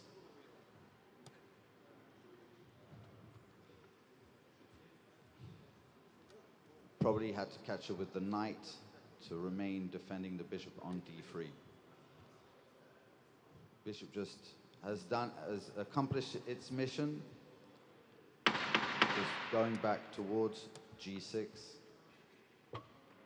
And now white exchanges, but every single exchange just gets closer to a one endgame for black.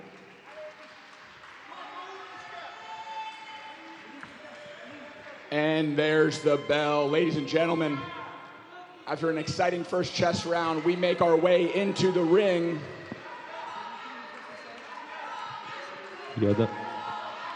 This rivalry matchup between France and Russia is storied. Coming in first and second in the last 3 world championships, Russia has been the dominant force, but France, passionate as ever, is chanting their countrymen on the way to victory in this matchup.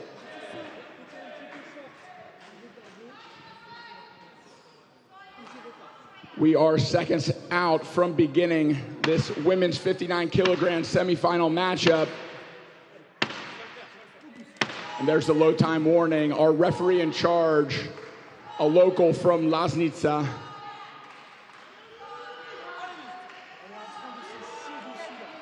Fighters to the center of the ring. Final instructions to be given. Timekeeper ready.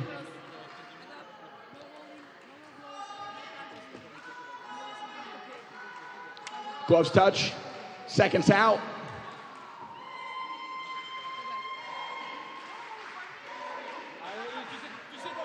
And time. Chess box.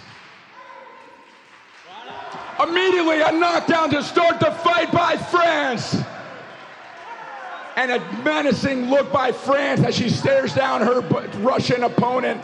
A straight cross landing, but Russia not deterred. A stumble being called by the referee.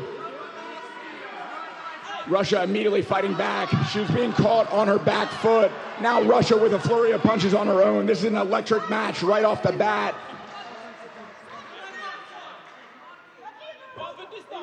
And another stumble, not scored a knockdown for France.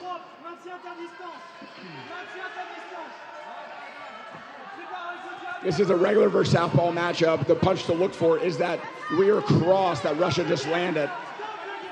Such a high volume of punches so far. A nice hook cross lands for Russia. Russia with a jab. France in the pocket, landing a hook. A counter right lands for Russia. France powering forward, landing a hook. And another hook for France. Hair everywhere, sweat dripping down the faces of these fighters. The intensity of this fight, the volume is unparalleled so far today. Another right for France. Trading non-stop shots. Blood starting to come from the mouth of France. France with determination, eating 2 shots against Russia. Russia on the ropes, starting to turn. Big right hand for Russia.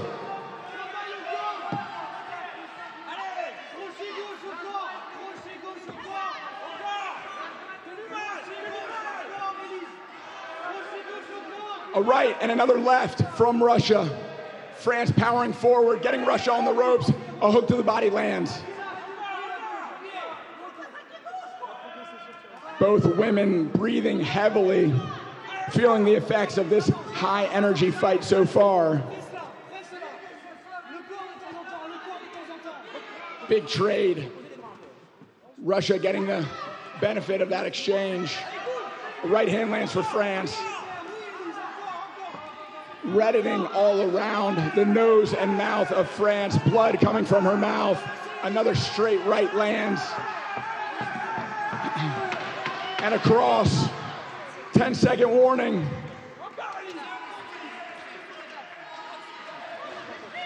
Incredible tenacity and heart as we finish that round. Non-stop action from Russia and France. I'd say after the first 15 seconds, it was a fairly equal round, but to start a fight with just a lead straight, putting Russia on the ground, what an incredible way for France to set the pace. Likely a 10-8 round for France, but what an electric boxing round we just saw. And it's my pleasure to introduce a guest co-commentator and the founder of Outpost Chess to be joining Carl Strugnall during the chess. Lena, would you like to introduce yourself?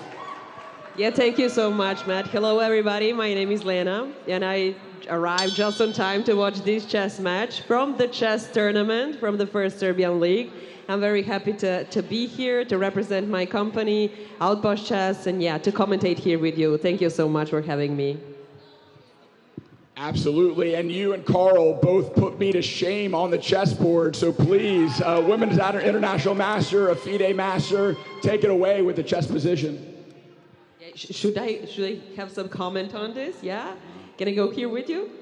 Well, it was strange Cool to stuff. see the opening was very sound, and when you saw them fight, it was you know, almost the total opposite. It was chaos.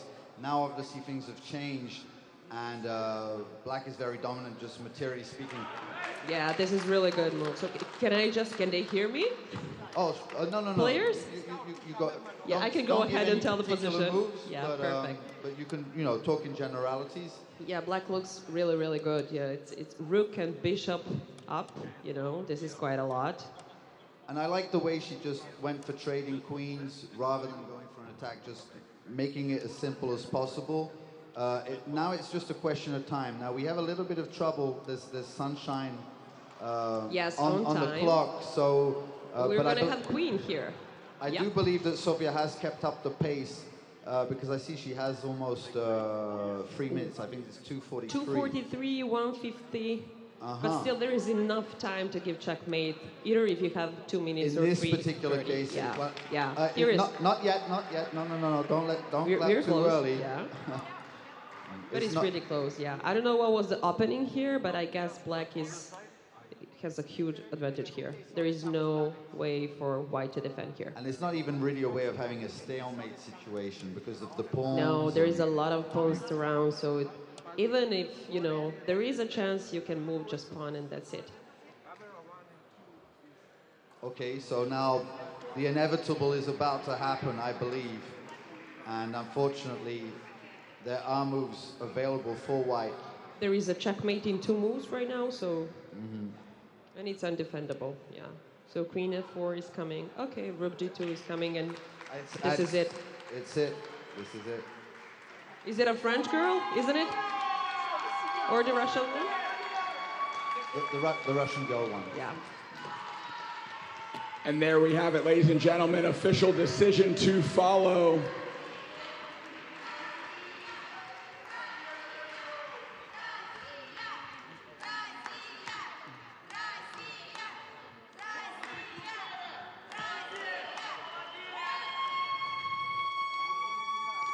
In this women's 59 kilogram weight division, semifinal matchup between France and Russia. Overcoming early adversity in the boxing ring, coming back from a knockdown to win by checkmate, representing Russia. In the black corner with the black pieces, Sofia Argendakina.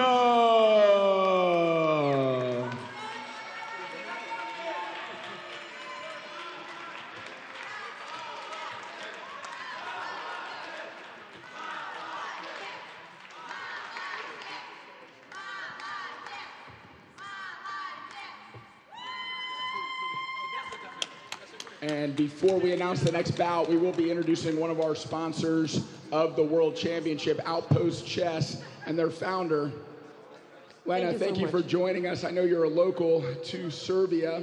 What does it mean to be having the Chessboxing World Championship on home turf? It's really amazing. So I came all the way from the different part of the Serbia, from Serbia First League playing tournament. I got my pause from game to come here and see all of you guys competing here, boxing here, and playing chess here. So thank you so much for having me. It's amazing. And thank you for your support of the World Championship.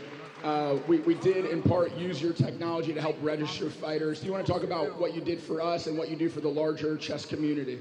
Yes, thank you so much. So Outpost is a community of 80K people, and there is a lot of chess boxers on Outpost too. So Outpost is the place where you can play, learn, and earn money, so you can monetize. And we also enable you guys, chess boxers, chess people, organizers, to open their tournaments, events like this one, so they can register players, so they can pay through our platforms. It's pretty secure, and it will soon be AI friendly, which is amazing. So we are happy to be here to support chess boxing, to support chess, so chess can grow in any single way. Excellent. Well, thank you again for your support. Follow at Outpost Chess or outpostchess.com. Would you stay for another commentary bout? We have another female bout coming up next. Absolutely. Thank you for being with us. I'll even take a fight if I can.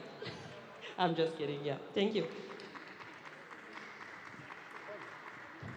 Moving right along with the action, like I said, we have another female matchup in the 59 kilogram weight division. This one also a France versus Russia matchup. First to the stage, in the white corner with the white pieces representing France. Put your hands together for Iepe Rubingh.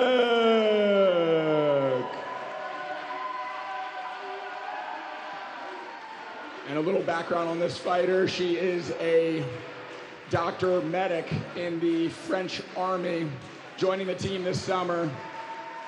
Team rallying behind her. And the next, no stranger to the chess boxing community, hailing from Russia in the black corner with the black pieces, Dilara Kat Molina.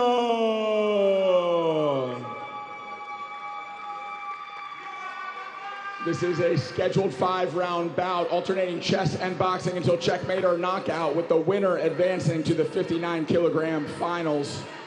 Fighters, ear protection on. Chess arbiter ready, timekeeper ready. We are seconds out.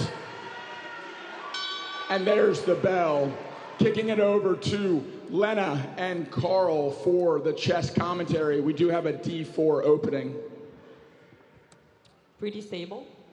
We have a D4 opening, and black giving the space, not trying to challenge it with a move like D5, holding the center, which was probably, oh no, the pawn did go to D5. I was They're wondering. just developing. Because I know Dilara's kind of a very principled, Russian school. So it would have been strange to play this hyper modern type of stuff. No call for it. But okay, White sees the opportunity of that pawn on B7 as the bishop on G4 the bishop from C8 has moved. I know it's poison pawn on B7.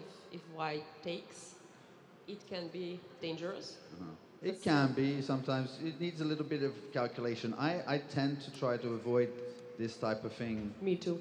Just because it's just the calculation is what's going to go through the window. So you're gonna, even if it is takeable, you're gonna at some point have to, figure things out. Sometimes it's simple though. Maybe you can take it. I don't know. But here is the thing that I can take on D5 as well. But there is bishop E6, and then you can handle it E4. But there is a tactic in chess boxing probably. If I were playing, I would play like a little bit more, reserve? Attacking. No. Oh, you would go all in attack. I'll try to win in that field, not to get into the box round.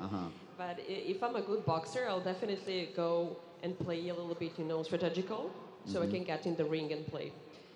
But yeah, you see, the position is pretty active right now and sharp. Well, there's a lot of pawns in the center for White. But they're not exactly a mobile center. It's more like a shelter in the center of the ring. We're not actually sure if White wants to bring the king to so-called safety on the king side, because now everything's opened up. Do you want to go on the queen side, or would you just remain there? No, I'll just remain in the position because, you know, the castle now on both sides is not secure thing, so. Yeah. I think that the castle, as you mentioned, so the pawn I have in center, this is my castle. Yeah, exactly. But it's pretty tough to play this with white because, you know, when you don't have castle, you don't know where to develop your piece. So it's tough. Well, the problem is if you're going to use it as a shelter, at the same time, it's like, what is your plan? You're going to have to play with the pieces, not with the pawns.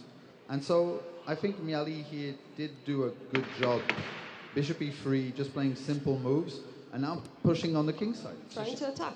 Maybe king d2 and then rook g1 and try to attack the black king. Absolutely. We will see after the boxing round. And boxing round is what is up next.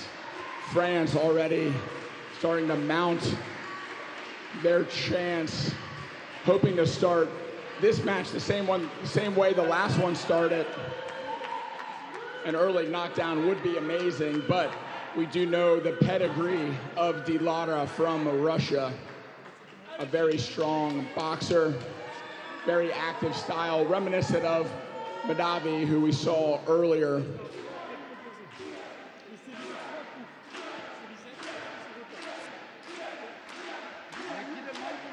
France filling the stadium with their chants,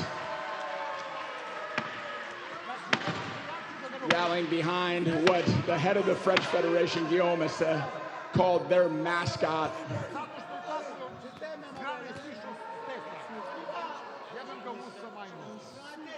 Protective gear has been examined. Fighters to the center of the ring. Referee ready, timekeeper ready. Energy in the room mounting. Final instructions to be given. Fighters' gloves touch. Timekeeper ready. Seconds out. And there's the bell. Chess box. Both fighters feeling each other out with jabs. Russia darting forward. Uppercut lands for France. Russia fighting back with a barrage of 1-2s. A counter right falls just short for Russia. France with a high volume of punches. Russia in the corner. A counter right lands for Russia, pushing France back. Jab landing for France. Three-punch combination into the guard of Russia. Russia with a counter right of her own.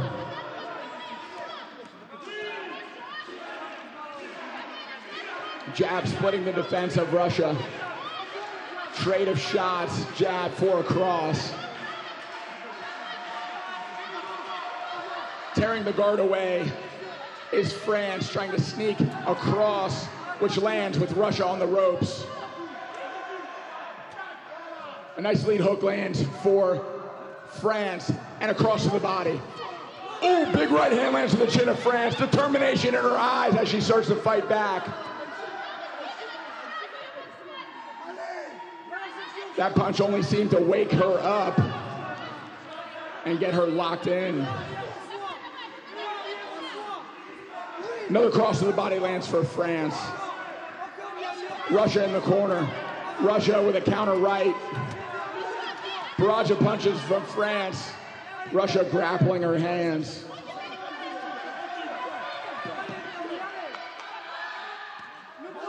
Trade of jabs. Ooh, cross to the body lands for Russia. Russia driving France back into the ropes.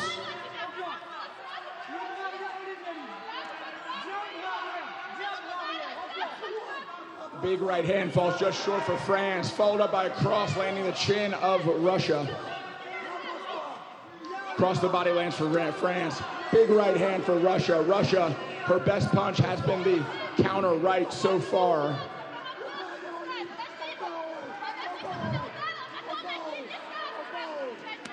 Russia on the ropes again, a familiar place for her in this round. France dominating the center of the ring, controlling the pace of this match so far. Russian counterattack, bulldozing forward, pushing her back. Right hand lands for Russia.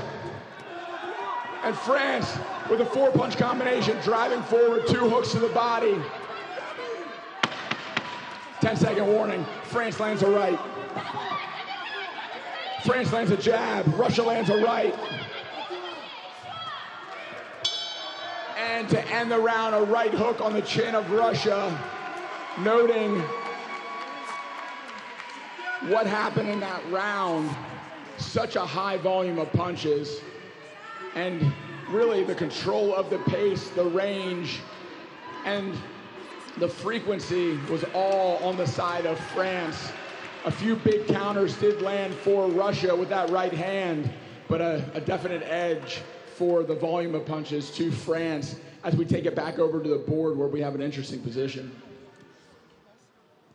Yes, Miali is very much like fire, and Dilara's water or air. Some, an opposition of energies. Okay, H6. So obviously White wanted to push the pawn further, and then Black stopped it. Would it have been better to allow him to play G6, have the weaknesses on the dark squares, or do you think it's a good idea to stop it there on with this move H6? Probably H6 was bad because I would hold the bishop on E3 instead of D4 and then go to rook G1 and threat would be bishop H6. And she moved bishop to D4 and then led bishop F4 to protect the H6 pawn. But it's really tough position. It's really opposite. It was the fire in the ring, and now it's really strategical. Well, it's more. There's so much traffic in the center. It looks like one of those games where you have only one square and you have to move around to make a space. Exactly. And I'm not exactly sure what route. I mean, it's very difficult to know what to do on both sides. Maybe it's easier for Black in the sense of just blockading. Now it's easier because she managed to block because of bishop d4 was a mistake in my opinion. And now, but how to move forward? Yeah, it's hard to open the game right now, and it's not any more dangerous for the Black king. And now Russian girl is trying to convert that. Yeah, Miali for the moment finding some useful moves still. A3 to not allow the black pawns just to But there is a flood. call on b3 and then d3 now. Now it is going to c5, then jump on d3, jump on b3. It's really now tough. My strategical opinion. But this is okay, f5. This is a very a committal move because you're opening things up. This is really dynamic.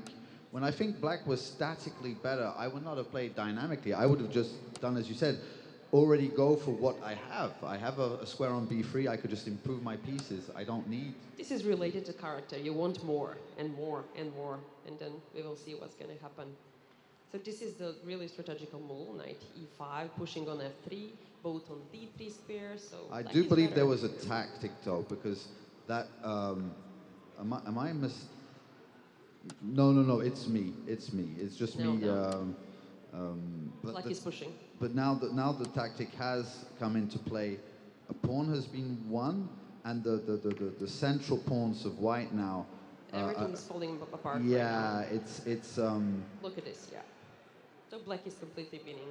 I think White has to pace herself, manage to get another round of boxing. The time is perfect on that score, and we just heard completely equal, very professional game. Yeah. Okay, over to Matt. Ladies and gentlemen, there's the bell, and we will see another boxing round between these two fighters.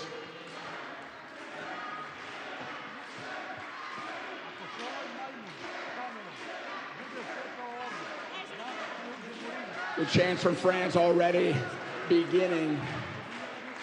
Gloves not even on, cheering on their countrywoman.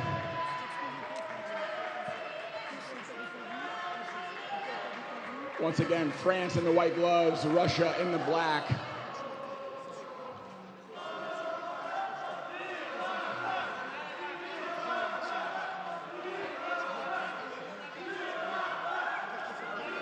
And Russia in the opposing corner chanting on Dilara. Determination in her eyes, fire in her belly, knowing she needs to make something happen in this boxing round. staring across the ring at her opponent. And we are underway. First boxing round edging out in favor of France, controlling the pace, the range. Let's see if Delara, with that counter right, can keep this momentum going for her and try to claw back, making something happen in this boxing round. Right to the body lands for Russia. Little cut under the right eye of France. Some discoloration around the nose. 4-punch combination for Russia. France turning her into the ropes, but back to the center of the ring to re-begin. Big right hand for Russia. And a right hand for France.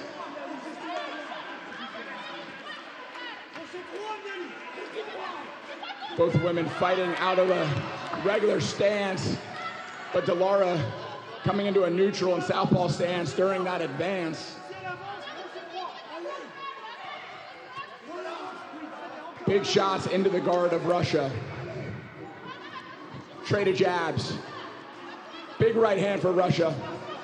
That is her trusty punch. It's been landing more than anything else. That right hand over the lead shoulder of France. Right hand lands across the chin of Russia for France. Fatigue starting to show its effects. Mouth open, breathing. Ooh, big left hand snaps the head of the Russian back. Russia on the ropes again. Russia circling away, but France not allowing the retreat.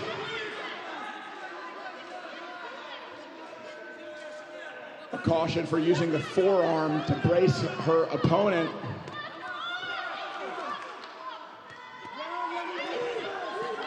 An incredible advance from France, driving Russia all the way to the other side of the ring, into the ropes yet again. Uppercut splitting the guard of Russia. Counter right from Russia, but once again, France drives Russia back into another corner to continue her assault. Russia getting another standing 8 count. France getting cued by her corner to do breath work, calm down, get more oxygen into her bloodstream and brain to finish this round strong. Jab to the body lands for Russia. Russia still in this. Jab lands for France in response.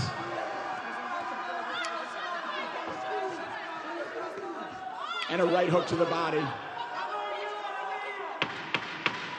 There's the time. 10 seconds left. It all comes down to this for Russia. Russia needs to make something happen, but there's the bell. France on her way to a corner with a round of applause from her countrymen. As Russia is quick to get back to the board to assess the position, trying to make something happen after losing both of those boxing rounds. And back over to Carl and Lena. Muhammad Ali famously said, the will must be stronger than the skill. And for me, this is what's great with chess boxing, is you can't be too specialized. You know, you can't be really a Magnus Carlsen or a Mike Tyson. And you just see that will. Exactly, this is really important. So Queen C3. Queen C3 defending on Queen, yeah. Well, it's holding things together because the Queen could have come into H3. Now the Knight. That was a threat. Knight is fine. Knight, okay, it's Queen not H3 as was too dangerous. yeah. Yes. And White still has some things. And if Black wants to win, she's going to have to think about how to do it. Exactly. Or maybe lose the advantage. Oh, Knight F2 is coming, probably. Queen C2. Knight F2 is coming right now. Knight F2, And now I okay. have H3 square.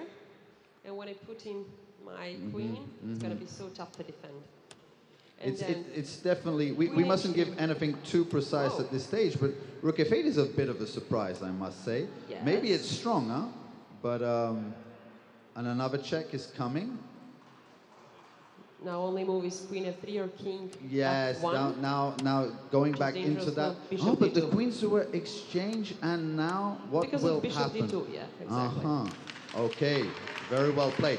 But still, even with this, it's not so easy, and white has very good counterplay in that pawn. So the 3 against 2 doesn't worry me that much. Yep. And basically, But H1 is pretty this bad. is the problem. This is the main problem. Dilara played this well. Yeah. And now she can even sacrifice rook for pawn and go with H pawn, and this is it. And she's ever so slightly up on time, which is what I was hoping, one of the main last hopes of France. Yeah. 30 seconds against 44 seconds.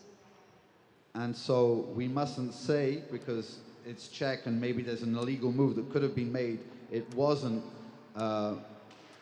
Yes, this is what you would have loved in an ideal situation, is the knight to go on the E8 square and to be able, but just impossible to set up. Not possible right now, exactly. And now he's pretty under pressure, time pressure, physical pressure. Emotional pressure. Emotional pressure at first. 2 queens.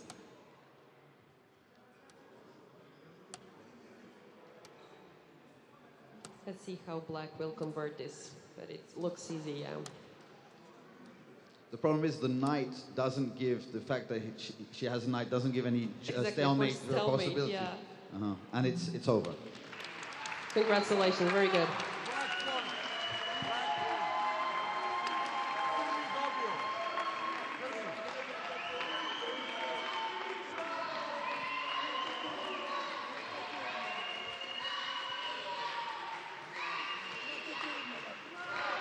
After a hard-fought bout and overcoming adversity in the ring,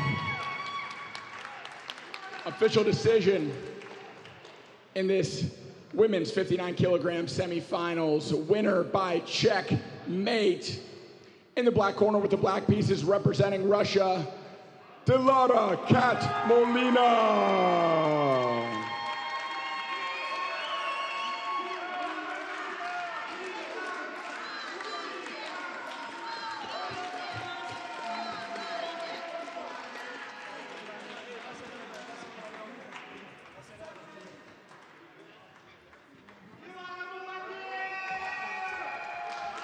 Big celebration in the Russian corner and great sportsmanship from this French fighter, showing a lot of heart, especially in the ring, but falling on the board.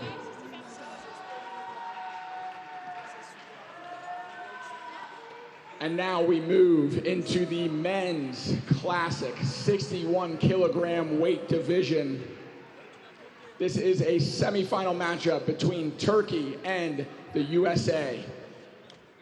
First to the stage, representing Turkey. Put your hands together for Muhammed Erdem.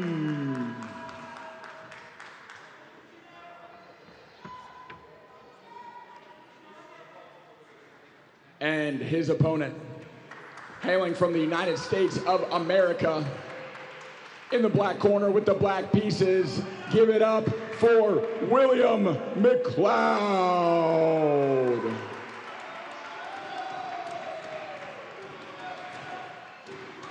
This Turkey-USA matchup will be a 5-round bout, alternating chess and boxing until checkmate or knockout.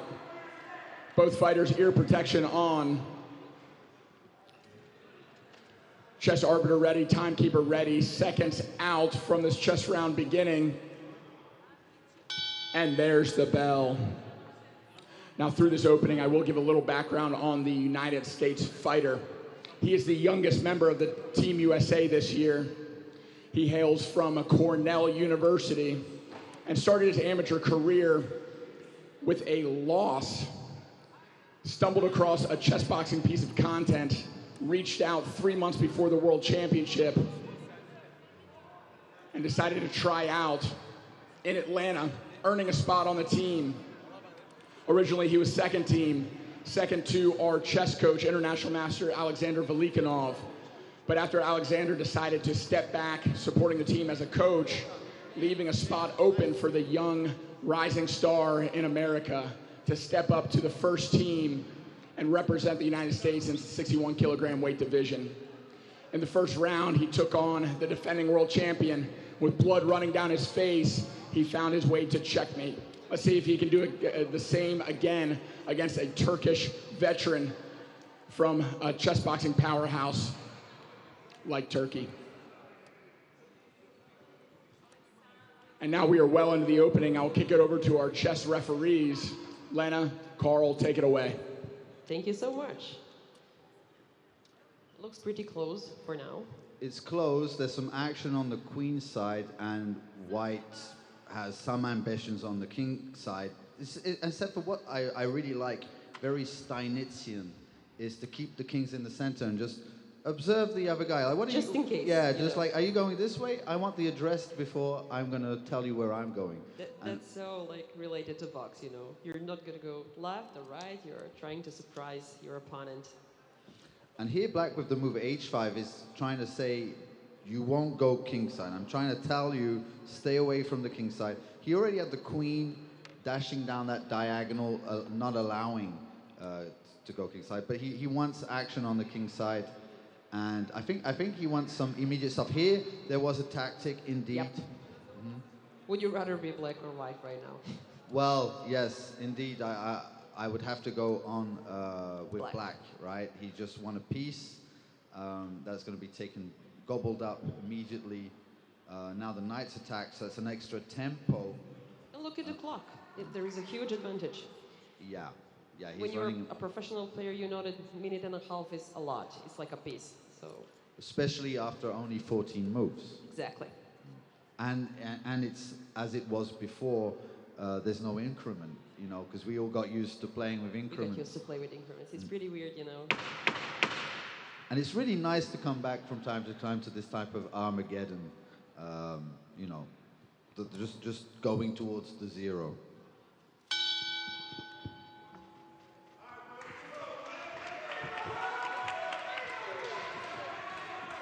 There's the bell with a dominant position on the board. It is clear what Turkey's strategy is. Turkey will be coming forward trying to earn a TKO or KO. The way that can happen is by 3 knockdowns in a round, or 4 in a match, or by a clean KO. Not able to beat a 10 count. In the Turkish corner, we do have the head of the federation, Furkan, with the face of Turkish chess boxing, Dagukan. And in the American corner, we have team captain Jermaine Howlett and international master Alexander Velikanov. Fighters to the center of the ring, final instructions to be given, gloves to touch. Ladies and gentlemen, we are seconds out from this USA-Turkey matchup. And chess box. McLeod taking the center of the ring. McLeod getting his head snapped back by a jab. And an immediate flurry of punches between Turkey and USA. The American with a high guard, determination on the face, a trade of hooks in that exchange. Very fast combinations. Hand speed from both fighters, very quick. Lead hook lands for McLeod. Turkey driving forward, pushing the American into the ropes. McLeod, determination in his eyes, taking the center of the ring. Comfortable to stay at range. Time is in his advantage.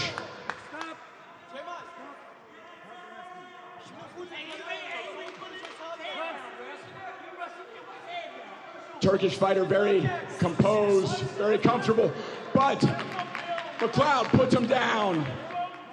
Ruled a stumble, but he leapt, and McLeod caught him with a well-timed punch. That good feint from the Turkish fighter to land a punch. McLeod with a counter. McLeod clinching and circling back to the center of the ring.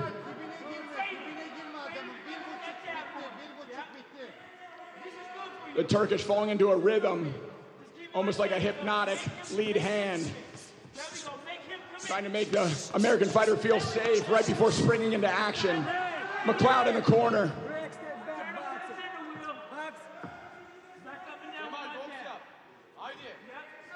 Feints from McLeod, using time to his advantage. Taking space as the Turkish fighter backs up. Turkish fighter opting to counterpunch.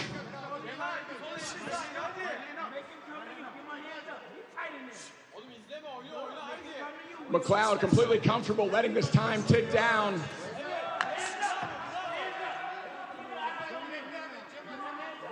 Caution did not turn around, given to the American.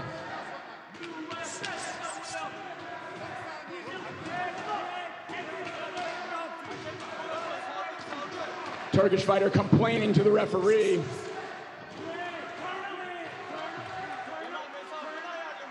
And as we near the end of this round, a big right hand for Turkey. McLeod on the ropes.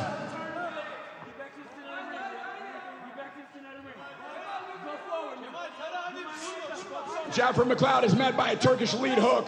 A right hand lands for the Turkish fighter. 10-second warning, it all comes down to this. With low time on the clock, fighters are separated. We will continue. Final seconds of the round, and there's the bell. McLeod makes it back to the chessboard where he has a sizable advantage. The Turkish fighter, very aggressive, landing a lot of shots, having a counterpunch style where he would change up the pace and immediately spring into action, landing a lot of hooks, a lot of overhand rights. McLeod behind his jab and with a high guard, doing a good job of defending most, but a few getting through as evidenced by some reddening on his face. But McLeod is the first back to the ring, already assessing the position, down regulation, breathing, getting his heart rate back into a place where he can be in the right mindset to increase his advantage on the board. Turkey slow to return to the chessboard, slow to put on his protective gear, and already behind on time and position, handing it back over to the chess commentators. He's balancing here, so he's a fire in the fighting field. But here he has tough position. So Well, he needs to be calm. He has that piece more, but now I think Black wants something a little more. And he's gone for knight g4, obviously wanting to checkmate on f2 or something. It doesn't actually work, but White still covered up with rook f1. Bishop h4 is a good move here. That's so true. that could be tough. The key squares are still covered by White. For example, a square like e3, it's good to have your eye on. But oops. That's not what I would have done. I think if you want to be as quick as possible, maybe you should have kept the attack. But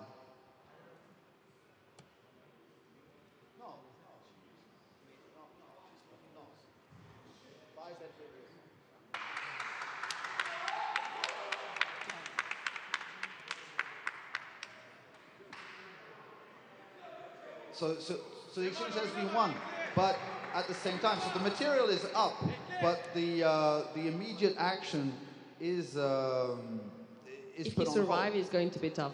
Mm-hmm.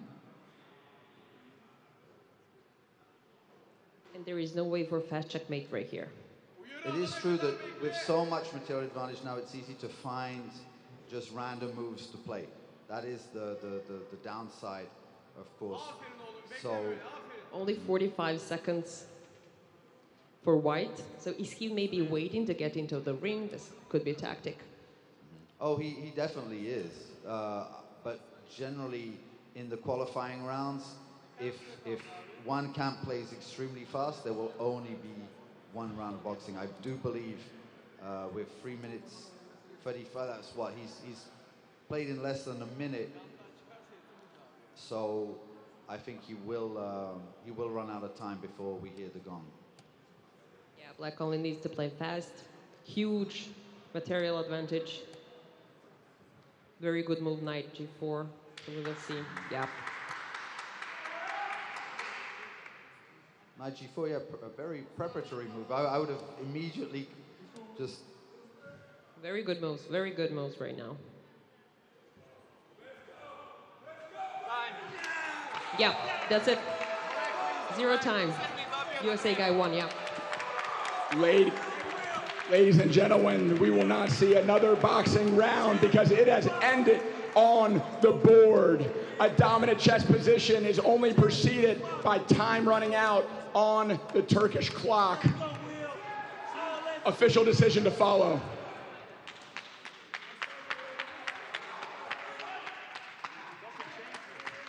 enduring a tough Turkish boxing round, rising to the occasion on the board with winner in this 61 kilogram semifinal in the white, in the black corner with the black pieces representing the United States of America, William McLeod.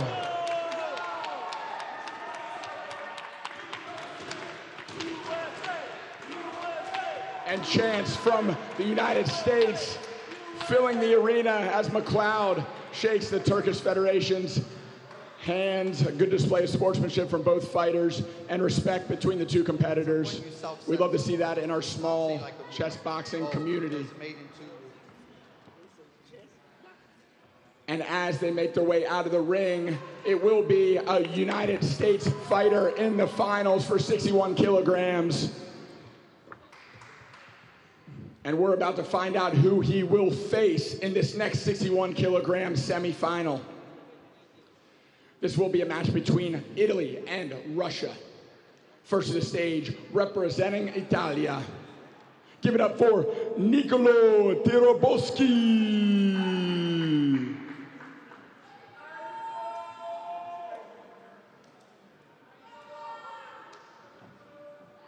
And his opponent, representing Russia. In the black corner with the black pieces, put your hands together for Sergey Fazaluev.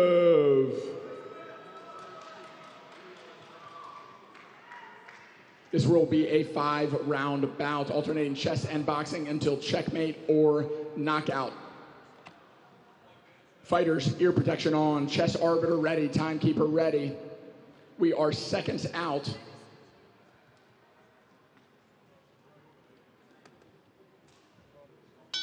And there's the bell. First chess round is underway. And I will kick it back over to our chess commentators, Lena and Carl. Thank you so much. D4, D5 a lot of times.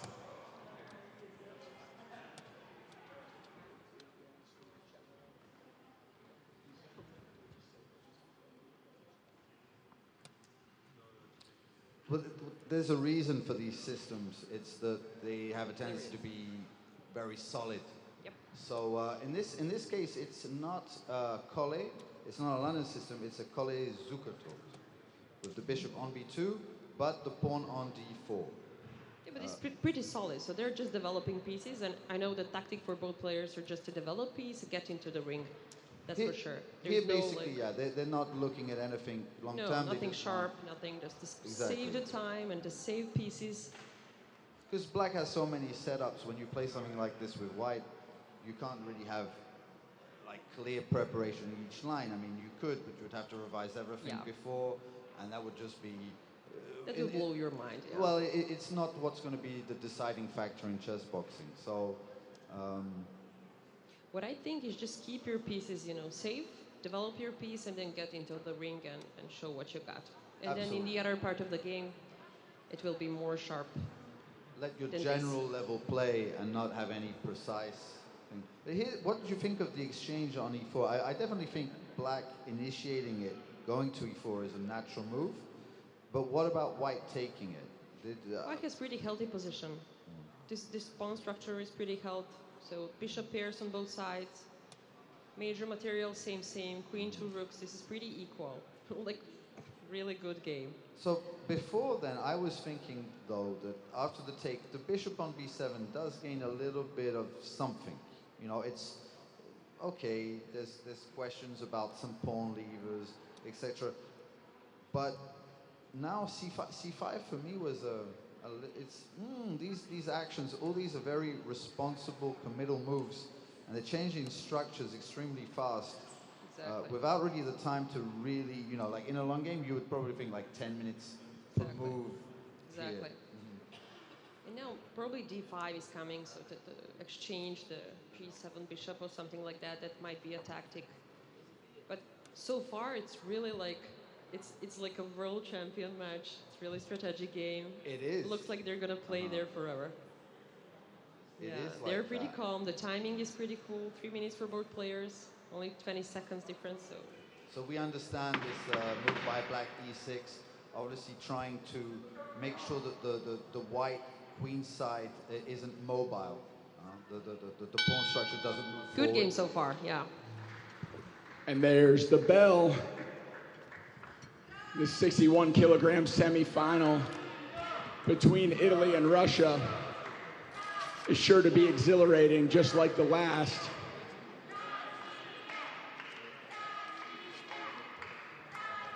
Russia, the longer fighter.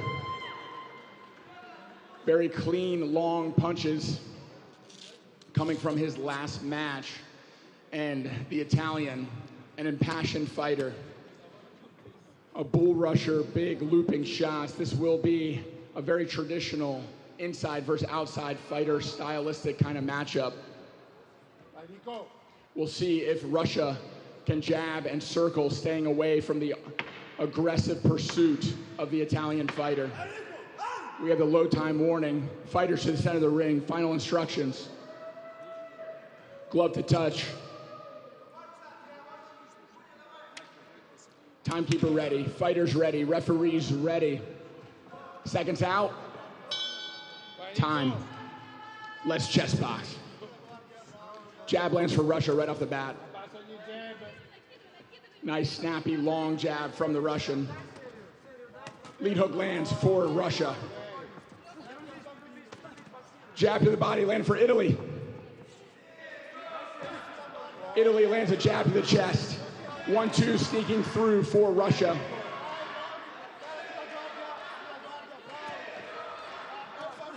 Italian defense, solid so far. Nicolo, another one of our chess boxing Avengers, having an incredible story to this World Championship, losing over 20 pounds to make this weight class after sustaining an injury that made him gain weight. Fighting his way back into the ring and landing a right hand right there against the Russian.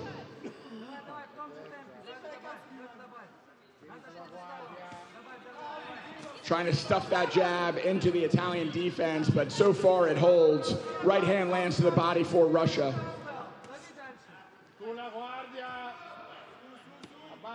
Italy with a high guard, waiting for his chance to enter the range and land a big shot. Caution from the referee to Russia. Russia with Italy on the ropes. Russia throwing some big shots. Not much getting through clean. Right hand lands. Italy fighting back. Big right hand from Italy. Left hook lands for Russia. High volume of punches coming from the Russian.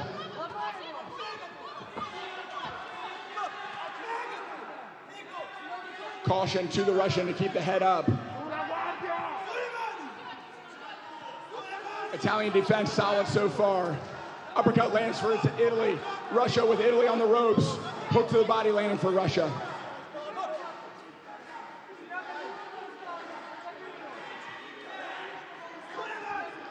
And the Russian side chanting Russia while the Italian and the French chanting for Nicolo from Italy. Nicolo turning back into the center of the ring, getting space back. A 1-2 landing for Russia. Italy back on the ropes. The pursuit from Russia seeming to never stop. 1-2 sneaking through for Russia. Light hook to the body.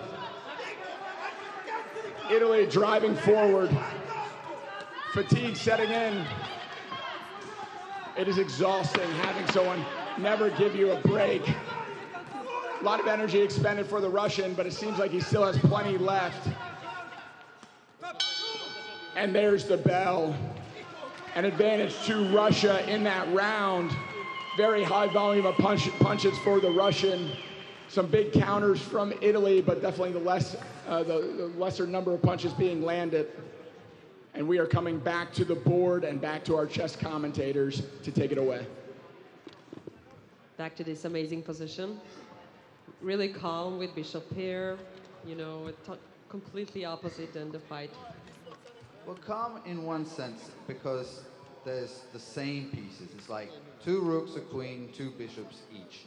Yep. Then, on the other hand, when you look at the pawns, both have a majority and black has a pawn in the center. Is there equality? Is there a pawn? No, it's equal, right? There's no pawn. It's less. equal. Yeah, it's complete. The material is equal. F5 is also a pretty healthy move. Pawn structure, everything is, it's equal. And what about the So here, though, he is kind of, by playing this G3 move, he is kind of prompting the opponent to use this pawn lever. Open files, play very dynamic. Exactly. But that could be also tricky because now probably E6 pawn is a little bit weak. So if you don't give checkmate, you will stay with really bad structure. Absolutely. Which is happening right now. So they've just defined the roles. Now black is the dynamic player and white is the static player. Exactly. So Russian player is trying to win quickly. And then on the other side, if he doesn't, now he's already pawn down. So if he calms down position, if he goes to endgame, he will win the game. But still. I think he got a little overexcited after the boxing and tried to be aggressive in a position that wasn't asking to be aggressive. Yeah, we were talking about that. It's inside of you. So if you're an aggressive chess player, you must be aggressive boxer player as well. That's something inside of you. But this is where you have to adapt your style. I mean, the chessboard is telling us what is needed. It can't be our style. I mean, sure, you can have preferences, but sometimes you have to be able to play in all the styles. I asked Vallejo once, do you prefer end games? Do you prefer Spanish attack? GM? Yes, and so best Spanish player, and he told me I don't have the luxury of this type of thought. I will go to whatever I have to go to win. This is the style. This is his style. This is the style. So what happened? So yeah, as I told you guys, E6 pawn is pretty weak right now. So white is going to push on it. Yeah, rook E4. So Naka likes to call this the triple stack. It's triple stack on the E file. And so yeah, eyeing that pawn on E6, an obvious weakness in the position, though of course a lot of activity down the F file for black, not so easy to be able to go pawn grabbing. So instead of that, he's maneuvering with bishop. He's maneuvering with the bishop. I kind of like it. I kind of like what he's doing. Yeah, I'm trying to figure out what is in his mind, but I think that he's going to block the F file because the F2 is hanging and then push on E6. There are a few ways maybe to interpret it. It's not so clear cut what the intention is, but yeah, that's what I thought amazing it was. idea. That's what I thought it was. And my dumb chess brain would have put that right onto F4, scared that that battery was going to come at my king. All right, we are moving into this fourth chess boxing round, the second boxing round of the match. If you are just tuning in, thank you for your time, your attention, and your viewership. If you want to help our sport of chess boxing grow, share this stream with a friend, follow us on social media, and consider signing up for a local chess boxing club to try out our hybrid of brains and brawn, which you see on display right now. Bell is rung, we are underway. Nice jab lands for Italy right off the bat.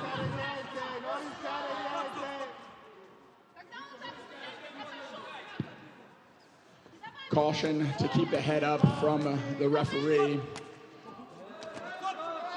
Whoa, a late punch thrown from Russia.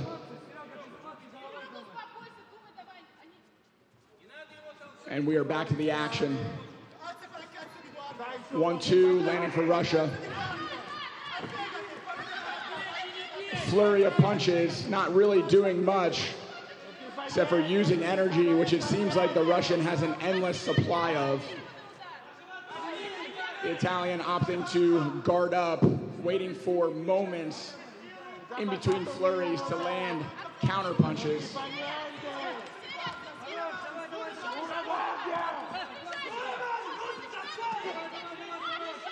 Uppercut to the body, and a right hook lands to the ear of the Russian.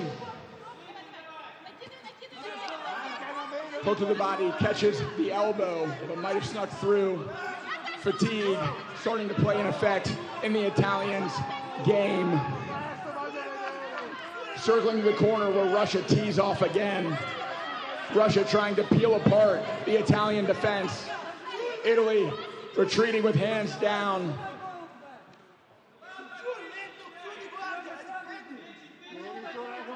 And we are back to it. Italian back on the ropes, guard up.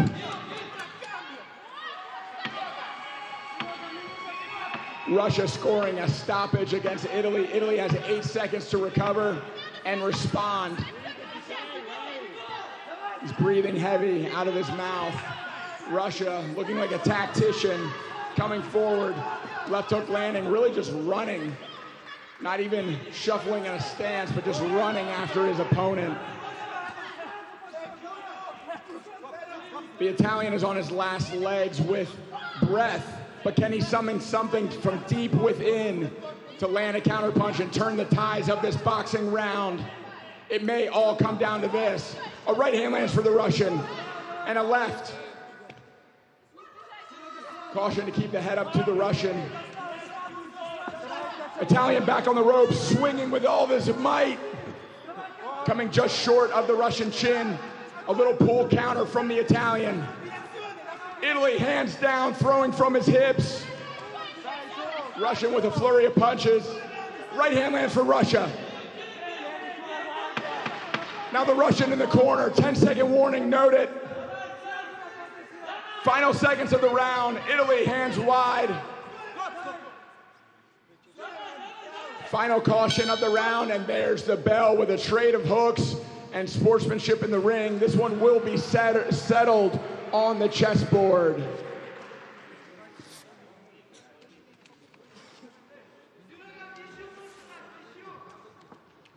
Russia, eager to get back to the board, starts studying the position. Italy, smile on his face, blood in his mouth, making his way back to the board himself. Last move on the board was Bishop E5, and I will kick it back over to the chess commentators. I believe a smile on his face, indeed, but I think it's just his nature. I'm not sure that he could be too happy yet. Obviously, I would have to give the advantage to white. I think there's a pawn more. But time is also a huge advantage. And plus, this is amazing. Oh, time is a huge advantage. Time is a huge advantage, and this is amazing move. So, yes. White is playing pretty good chess. Nicolo? Yes, Nicolo is... Sergei is trying to defend, but it's not easy now. No, now just things have just become too difficult because not only the time pressure, but just the decisions. Yep. How do you make it? This is sometimes just being better. It's just making your opponent have difficult decisions to make that are going to take time, and it's going to be easier to get that win time in time. pressure. So it's not about winning. It's about just being better. People just, because they're boxers, they want to, they need to feel the win quickly. Exactly. And this is all about strategy. Rook F4, amazing move. Amazing check again, Queen B2, very nice. Yeah, and there is a resignation. Congratulations. This is checkmate on the board. Bravo, Italy. Ladies and gentlemen, we have checkmate on the board delivered by the White Queen. Official decision to follow. In this men's 61 kilogram semifinal. In the white corner with the white pieces representing Italia. Winner by checkmate, Nicolo Tiraboschi.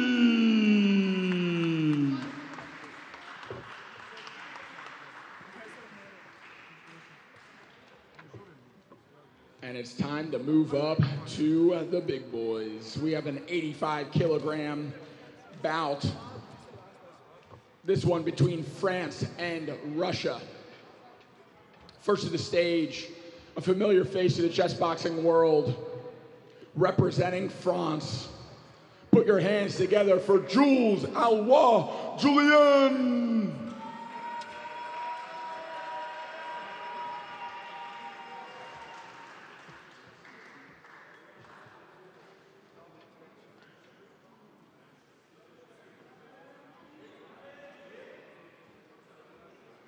Jules to the stage.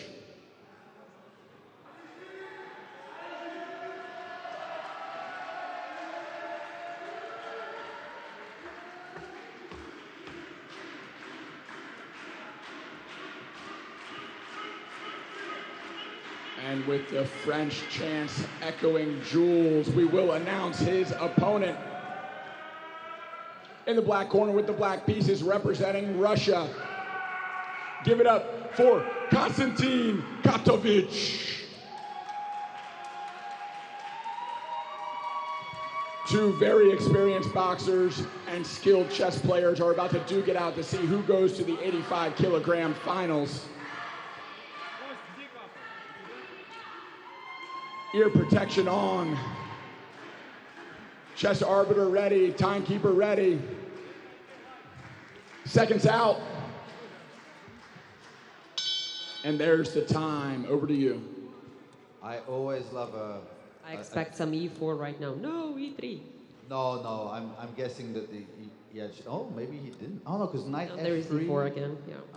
And this A6, B5, what to think This is of just this? transition, and the black plays pretty, so far he's not in the book move. It's just so offbeat. Obviously, this is not preparation. This is improvisation from the This is start. Fischer chess. But looks up some kind of Sicilian. This is interesting, you know. I played this with black, and this looks like a Paulsen. It does, but with the But we are pawn on missing E3. E4 pawn, yeah. Yes. And we can push that a little bit later. But would we be a tempo up or down? I'm not sure. Because white seems to be really well developed. Yeah, as far as everything the- in center.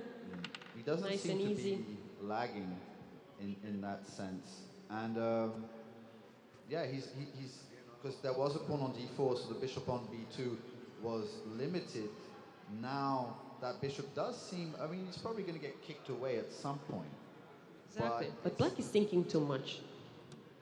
So he lost like 40 seconds to play move. Already. Or we have some kind of glitch. So this is where we're seeing the pressure already from the get-go. Not so much the position, but just, oh. Yeah, the DGT is no longer, oh, it's back. It's back. working right now, cool. It felt the threat of my presence. So it started working again. Okay, queen to e2. So things have changed kind of radically, but king, I just see king security here. Like, I just like white's king, versus black's king. But okay, he's getting the job done. Black is doing what you're supposed to. He's taking a little bit Pieces too are long. already hanging right here, and c4 is really good move. Yeah, absolutely. The security of each piece. You see that white's camp, every single piece is protected, whereas black's pieces are kind of like in orbit. You know, they're in the space station, and there's nobody. You know, the point of vulnerability of a piece is the square it's on. You know, a piece is active where it sees. You know, where it's looking at. But where it actually is like, and nobody thinks in those terms. We're only thinking in terms of I want the activity. Exactly, that's how coach learned me. But before knight d4, this is just for audience, a little trick about bishop h7 sacrifice. This was before, so now it's not possible anymore. He took like the safe version. But this is interesting it's a forced checkmate. There is a nice, interesting tactic. Before we can speak of attack, we can definitely speak of activity. And there's the bell. Final move on the board. The white queen earning the last move advantage. If you don't know what the last move advantage is, it's when a player moves right before the bell so that when they return to the ring, return from the ring to the board, it is the opponent's clock who is ticking down. Now, once again, these are two very experienced boxers. This is sure to be an electric boxing round between Russia and France, two rivals in this international chess boxing scene. Jules, the longer fighter, having a reach advantage. Shorter, stockier, potentially stronger fighter being Russia, looking to get inside the range of Jules.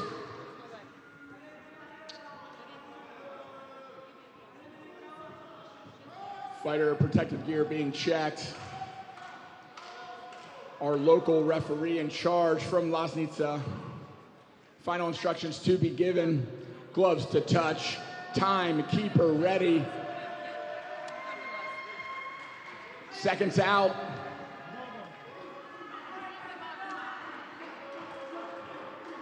And chess box.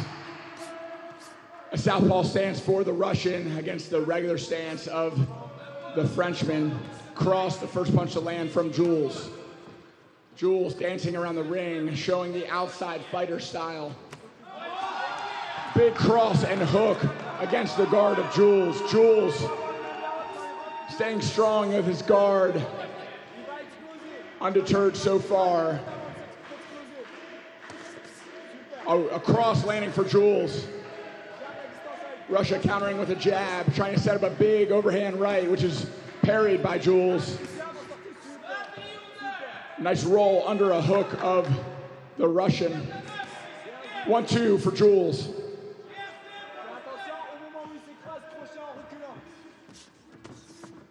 Jules catching the hook to the body. One thing to look out for in this matchup, regular versus southpaw. Looks like there was a stoppage scored for Russia against France. France able to continue.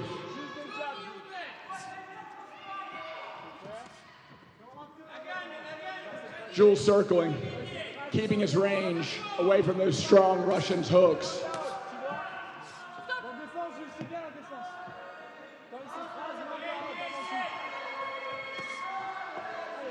Jules opting for a slower pace after the stoppage.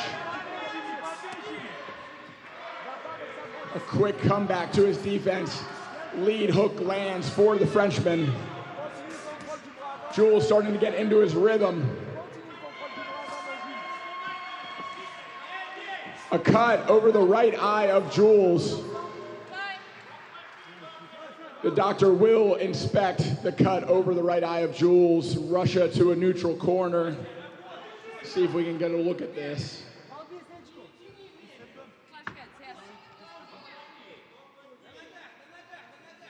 It is about a 3/4 inch cut above the right eye. The doctor is applying pressure. Cuts above the eye do risk blood going into the eye. In some cases, doctors will call that in order to protect the fighter's safety.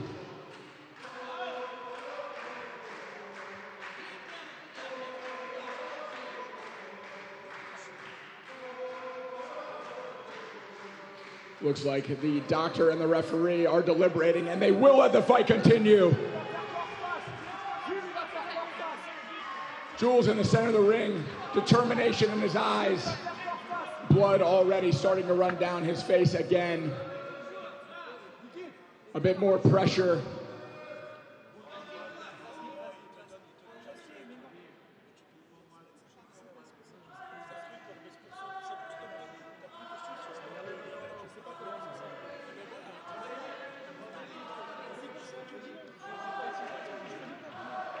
The Frenchman chanting, "Allez, come on," praying for Jules to stop the bloodletting and get back to the boxing. Always a shame to see a medical stoppage, especially when the fighter wants to continue. Caution to keep the head up. It may have been a headbutt that caused the cut. And immediate action. Russia smelling a finish, wanting to end it right now. Blood running down the nose and chin of Jules into his beard. Jules circling, staying away, staying alive, jabbing on the retreat. Big right hand, firing off from the French hip. Jab landing for Jules. Russia with hooks, looking to finish it right now. Jab for Jules, met by a jab cross from the Russian.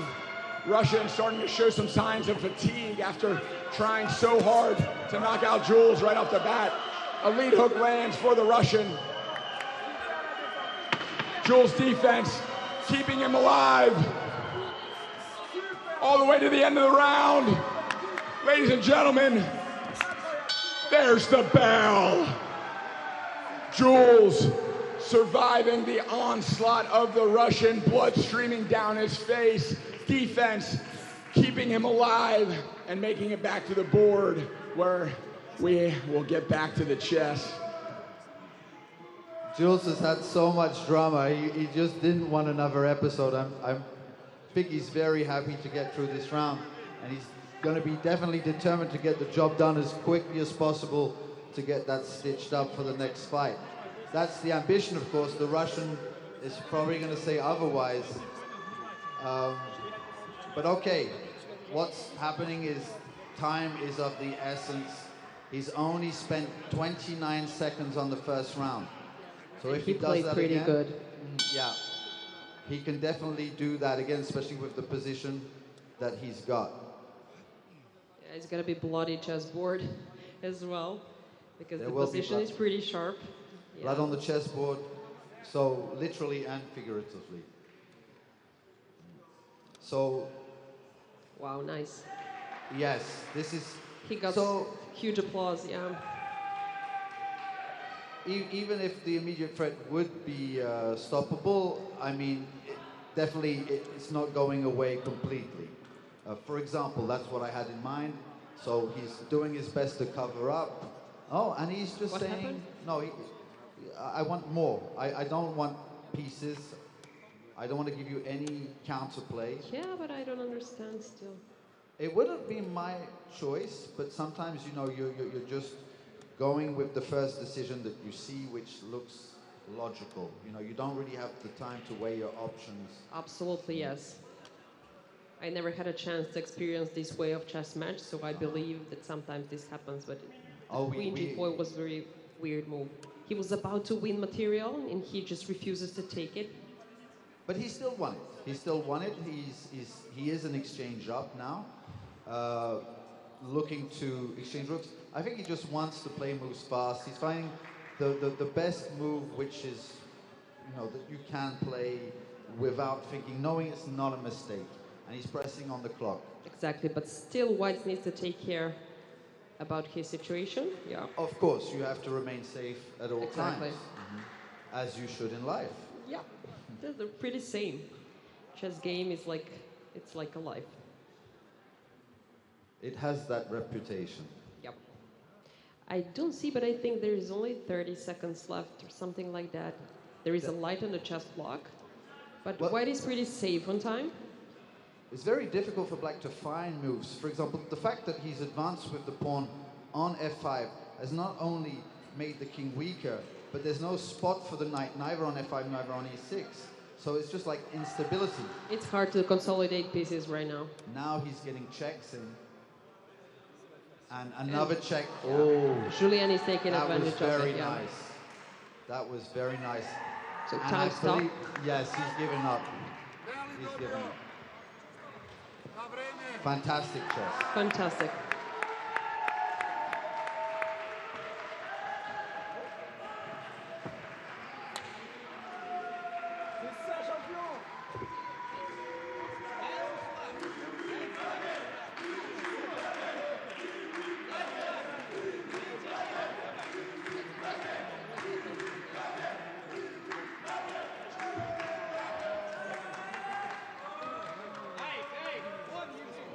Official decision to follow.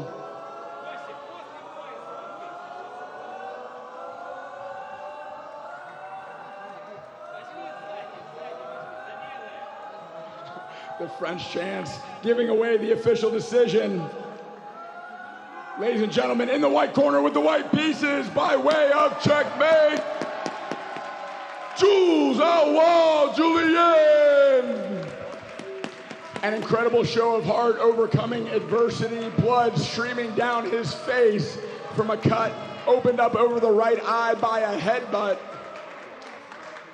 Jules advances to the 85-kilogram finals, where he will face the winner of this next matchup. Also in the men's 85-kilogram division. This will be a USA versus Russia matchup. First to the stage, in the white corner with the white pieces representing the United States of America. Give it up for Dion Warner Pruitt.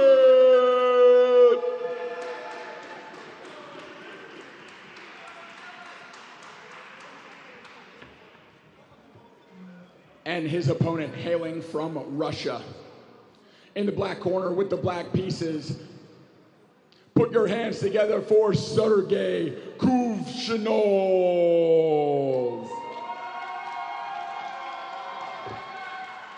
This is a scheduled 5-round bout, alternating chess and boxing until checkmate or knockout. Fighters, ear protection on, chess arbiter ready, timekeeper ready.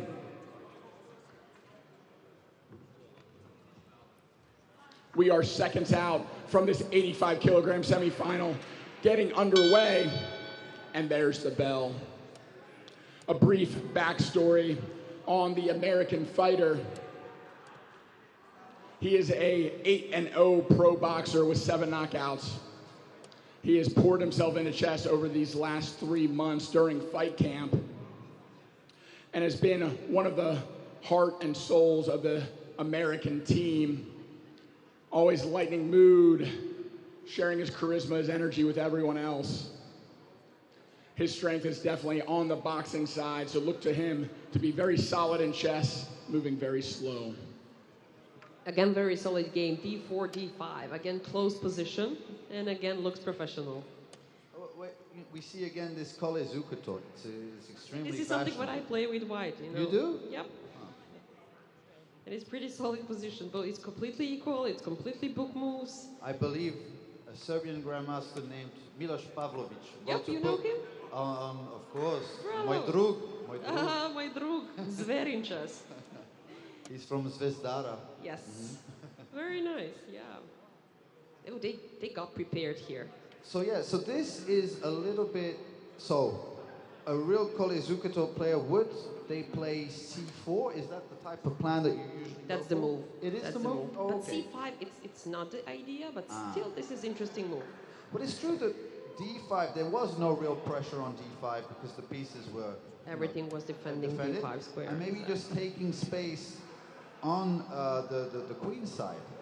And He was thinking probably to, to push queen side and to think about playing on the queen side rather than center.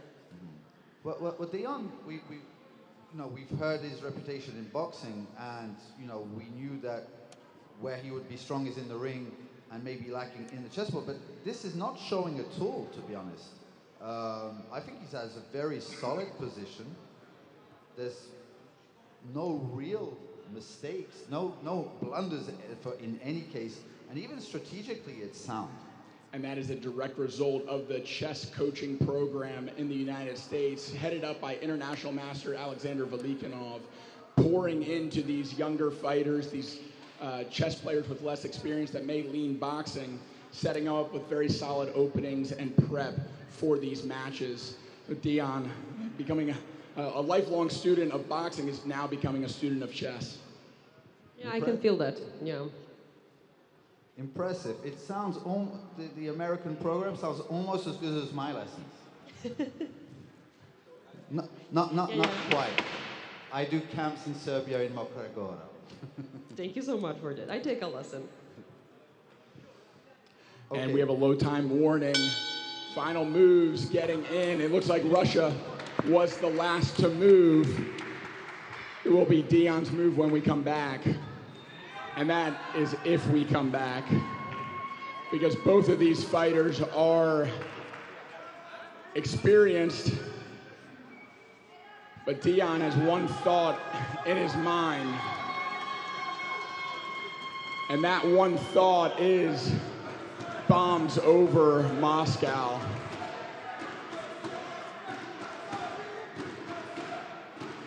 As the corners rev up their fighters, USA chants competing with Russia chants in the arena.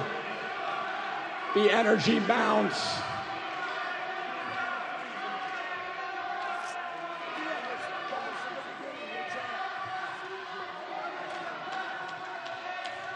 The Russian dancing, ready to begin the round in his corner. Valera, the referee in charge, inspecting the protective equipment. Dion, businessman Pruitt, staring down his Russian opponent, eager to get the boxing underway. Both fighters meeting in the center of the ring for final instructions, gloves to touch. Referee ready, timekeeper ready. Fighters are set. Seconds out.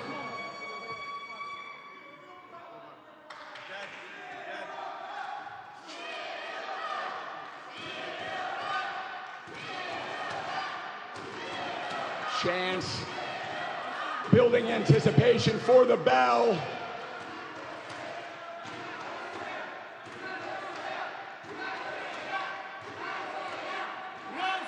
Now, seconds out.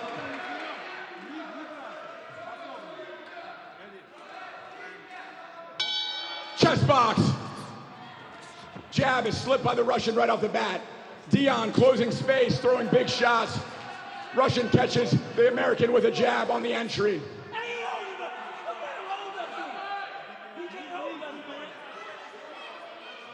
Caution to keep the head up. Hook to the body lands for the American. Right hand just off the temple of the Russian. America closing in. Russia stifling his range, getting inside. Right hook to the body lands for the American. Overhand right grazes the chin of the Russian. Russia with a Soviet style, darting in and out of range with his footwork.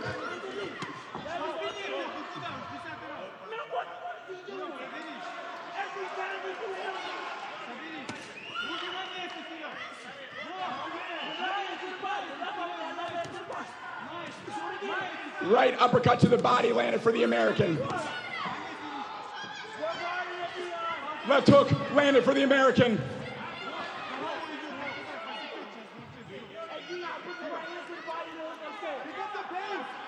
Fatigue starting to set in for the Russian. Right hook, left hook to the body.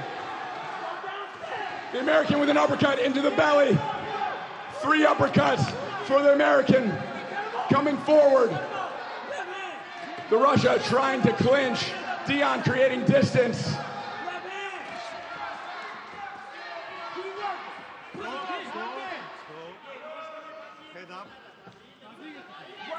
The clinch is in the Russians' favor. Anytime taking off, closer to getting back to the chessboard. The American eager to land big shots, make the most of his time.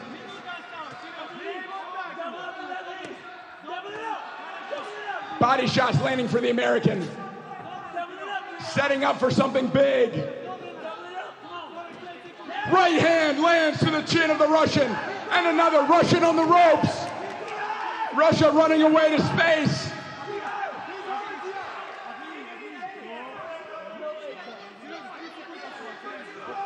Discoloration on both eyes of the Russian. Right hand lands to the Russian ear. Low time, less than a minute. Trade of hooks. It comes down to this. Russia fighting back, landing 3 shots on the American. 10-second warning.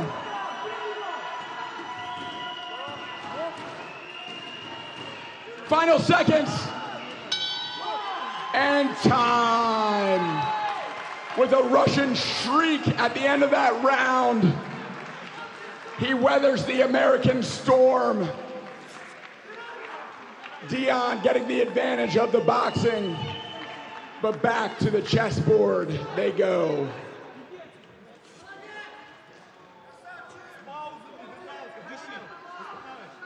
I'm going to have to get over that. A few seconds of silence. Just Yeah, for back to myself. relax, yeah. Yeah. Meditate a little bit and then play chess. Well, they definitely gave us a show. Absolutely. Knight h4 was the last move. And now Arbiter press the clock. So knight h4 was played by black. Did he take a piece there? I hope. But he didn't. He actually blundered. And he gave up. Oh my God. He won on chess. And he's worse on time, I believe. Yeah. Oh no, It's a checkmate. Oh, It's a checkmate. And a bishop battery powering the queen leads to a checkmate on h2. Official decision to follow.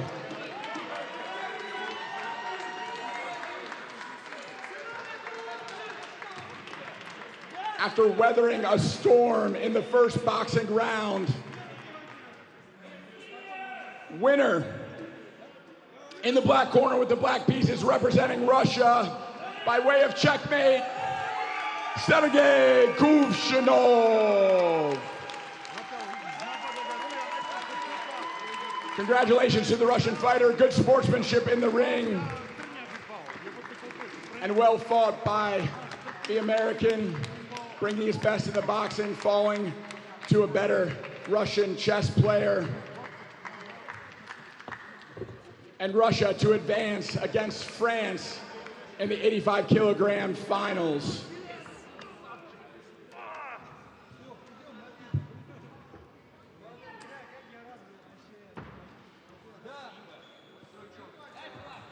Ladies and gentlemen, that will conclude our morning of fights here at the 7th Chessboxing World Championship in Loznica, Serbia. Thank you for tuning in from around the world on chess.com, chess TV, and youtube.com/@movingwithmatt. I appreciate your time and attention. We appreciate your support of chessboxing. Please share chessboxing with your friends, your family, your community. Help our sport grow. Big thanks to our title sponsor, Fixed Price, and to our broadcasting partner, chess.com and chess TV. We will be back with you after a 90-minute lunch break for an afternoon full of chess boxing action. Don't go anywhere.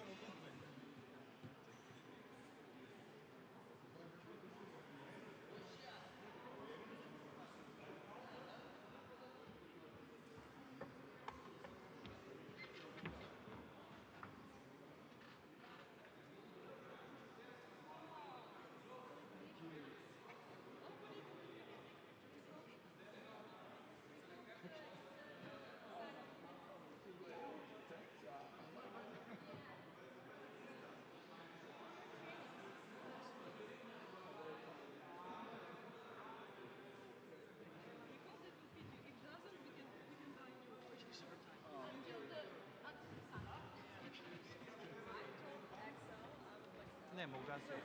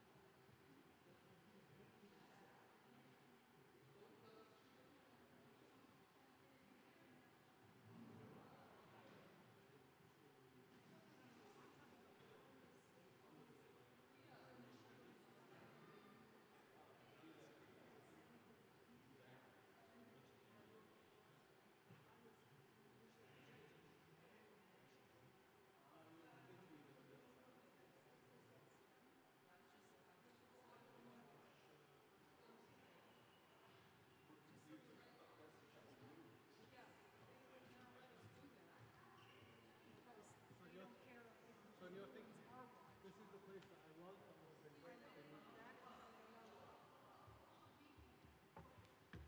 They said we can put it here, yeah. under the gym. But then you've ruined. I know, that shot. Abdi, I know. Yeah. I don't care. Yeah. That's what I'm trying to say. This is run by that, as you can see, it's run by What's ruined? Like, but all we care about is the close-up of Kyle Grasser and James Candy. They're both going to be black. Yeah. I'm less concerned about the wide for this, but for one round. Yeah, but you understand that this, like, it's not going to cut. If I'm there and it's here and Abby's there, it's not going to cut at all. It's like, it's a complete cross match. Complete. You're going to have to cut away to a total where you can use it. You can't cut it as a sequence. No, I know that, but, well, you tell me I could, is that better than? Your shot here, we're on the same line. You can get a tight rhythm, and if you want, you can push it a little bit. That's what I do. So come in the middle and get both.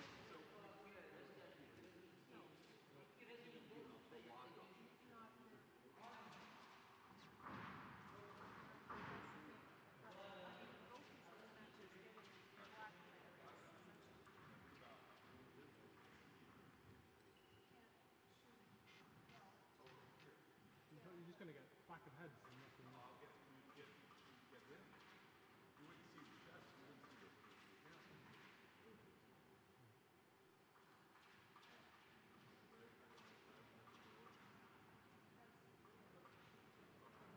So, all right, so put it along again.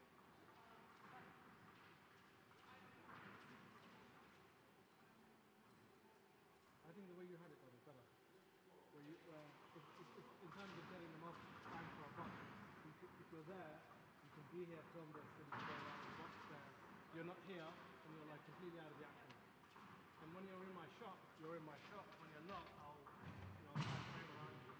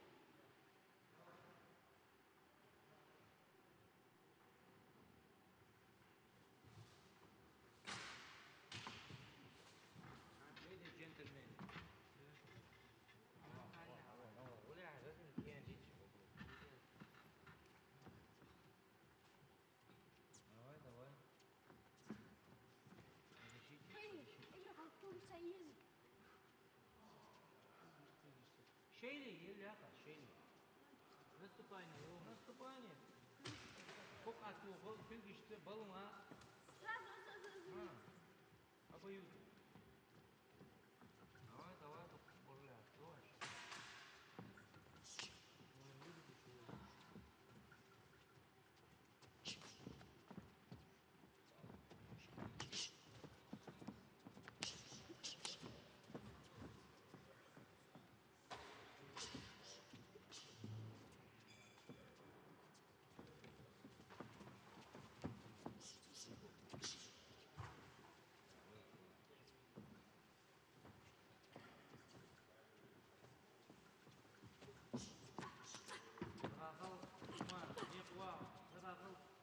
Движение, ступа есть.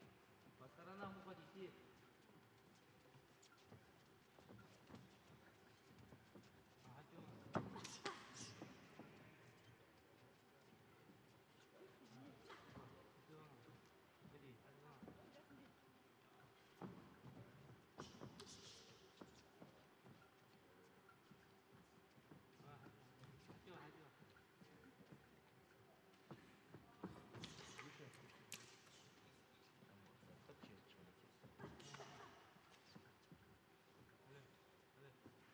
ولا رزمي كي عندي كان وين عم غيري عشان تغوص أكون حتى ذاكو إيش قاعد يمكن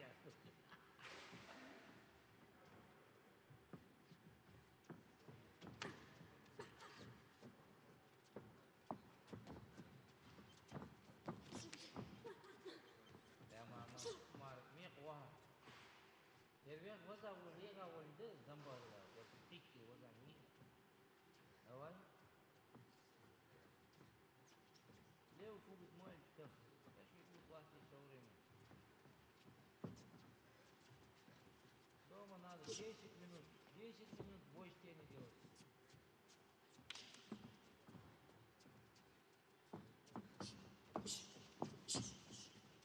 وغادي سيد عواصف وعمر قناة تشتري حموات يا حمو يجي حمو جثة تي ديستانس вообще чувствовать это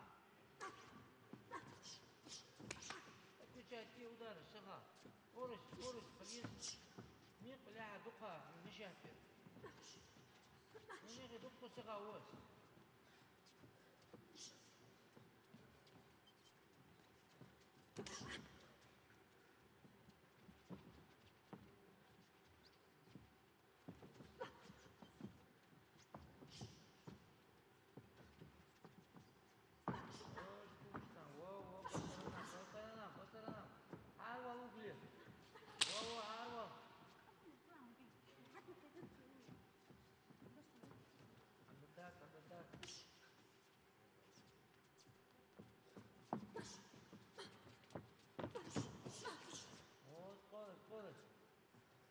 Скорость. Раз, два, три. Легкий казани.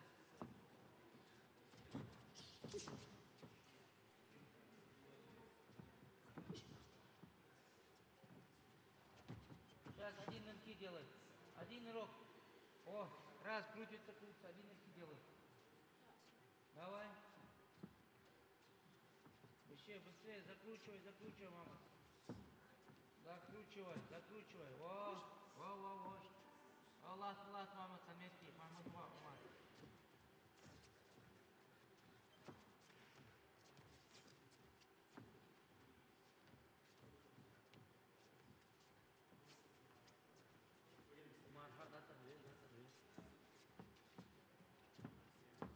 Плохо здесь. На отходах, на опережении. Скручиваем Магомед.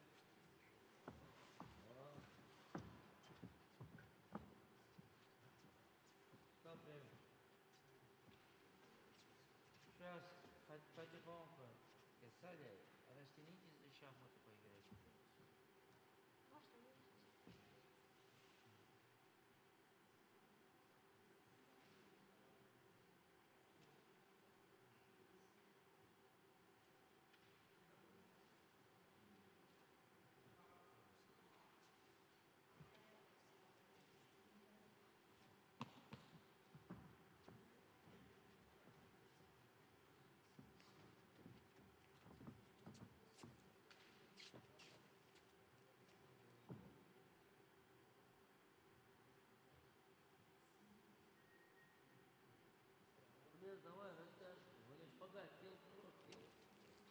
واثق فهمت.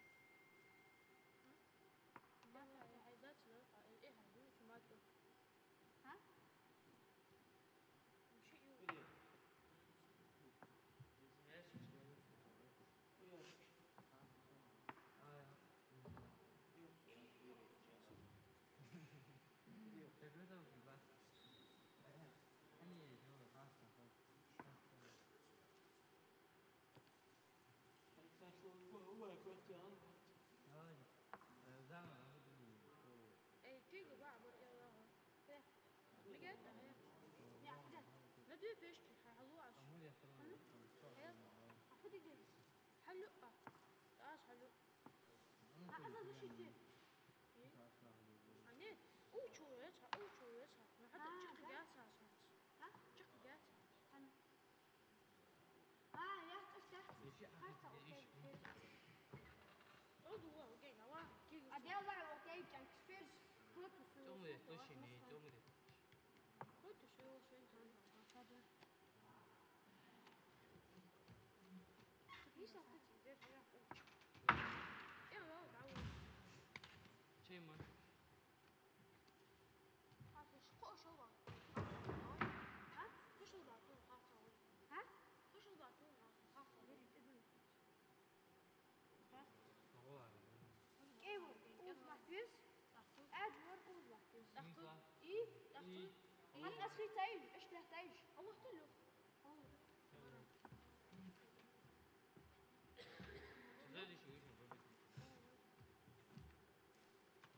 هلا أيوة مش ايه شافت استرا هذيك وزرع هذيك ايدي فوق قولي دي الواحد كونفرت كوجي ليتي ميرس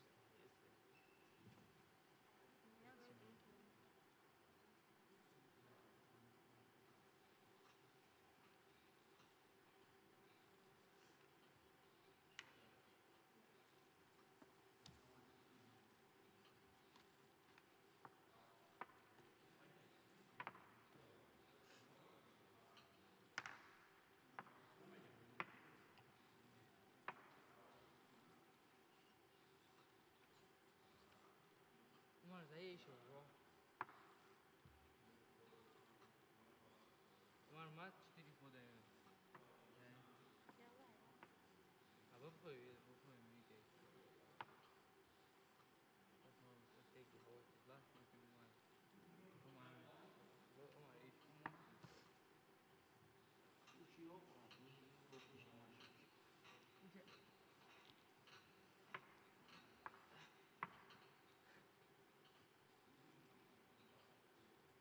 ميدي يورو فودا فبوكسو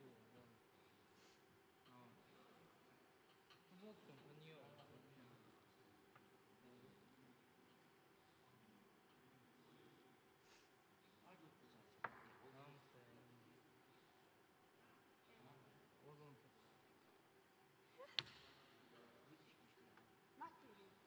ليه؟ ما تشاف ما ما تفكر قبلهم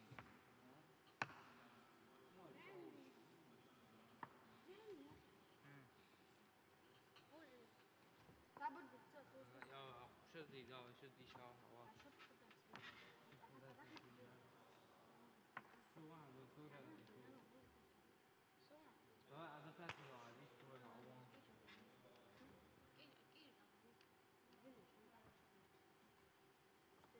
عمر يقول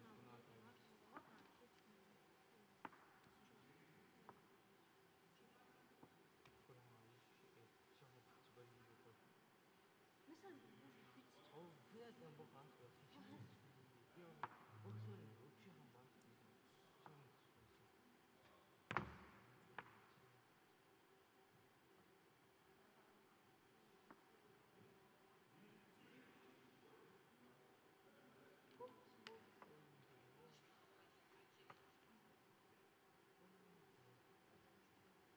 Да, птички и готово. Да, 3, 4 и 5. И все.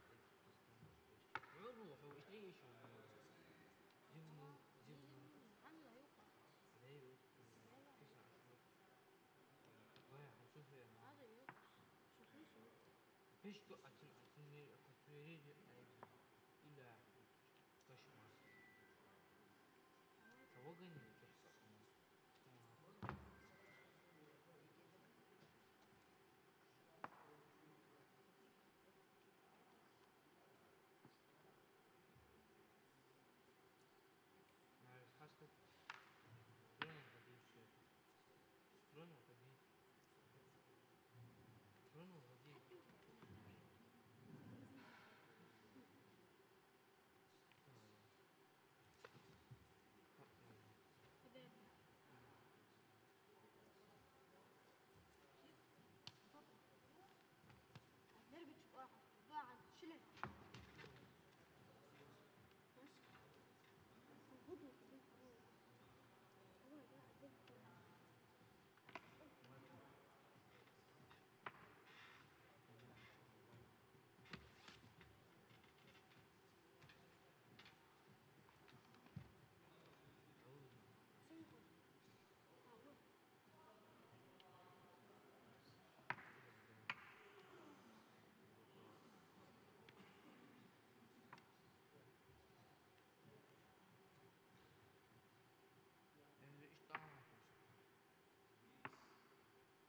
هو اشتغل كده هلا ايه او خير ريجي اشتغل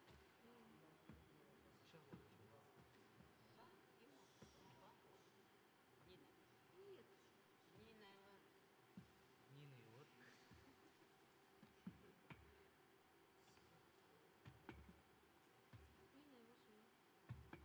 مين احمد شكوين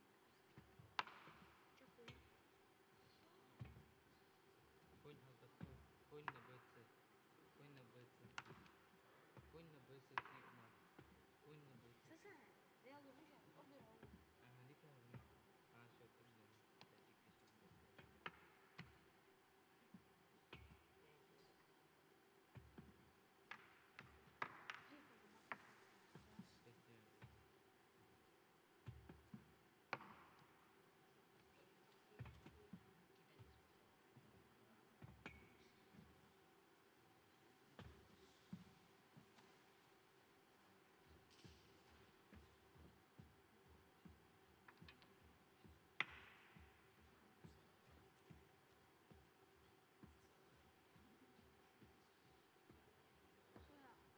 فيفا شاخ بهم شاخ بهم او شاخ بهم شاخ بهم شاخ شاخ نفهم يعني فيفا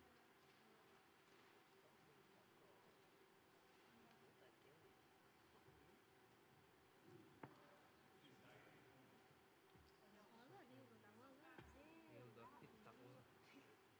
ايه هتيجي بلعب الجزمة دي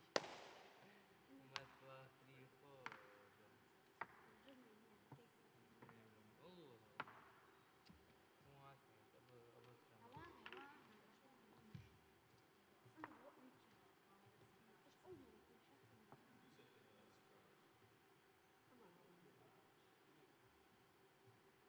اما ايه نينا شو هو واش تواصل ليش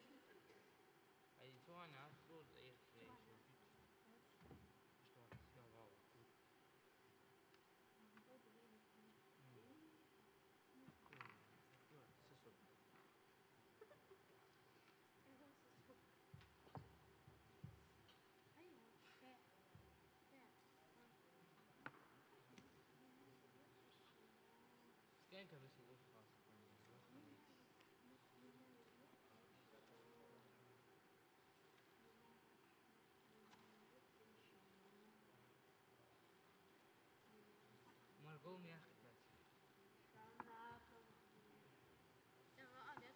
يلا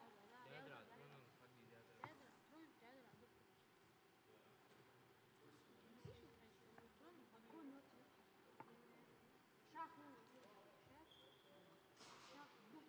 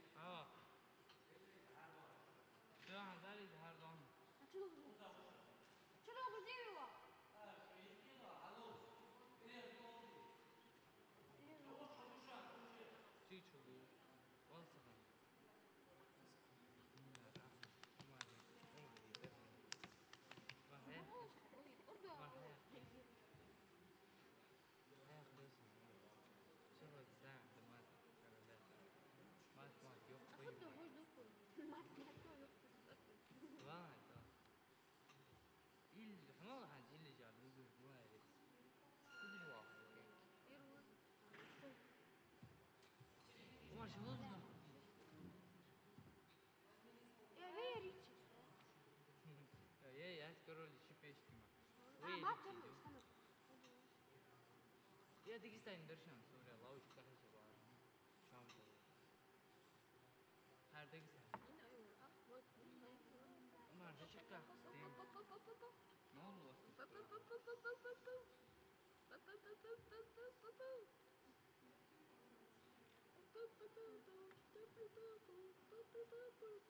Pat. Бля, смотри. حنزل هنا بس Ya, sen sen çözüyorsun. شو حنزل Ya ya. حنا لو شو جيت هو ايش تفرق حنزل Ya ya, işte çözüyorsun. Yallah ya.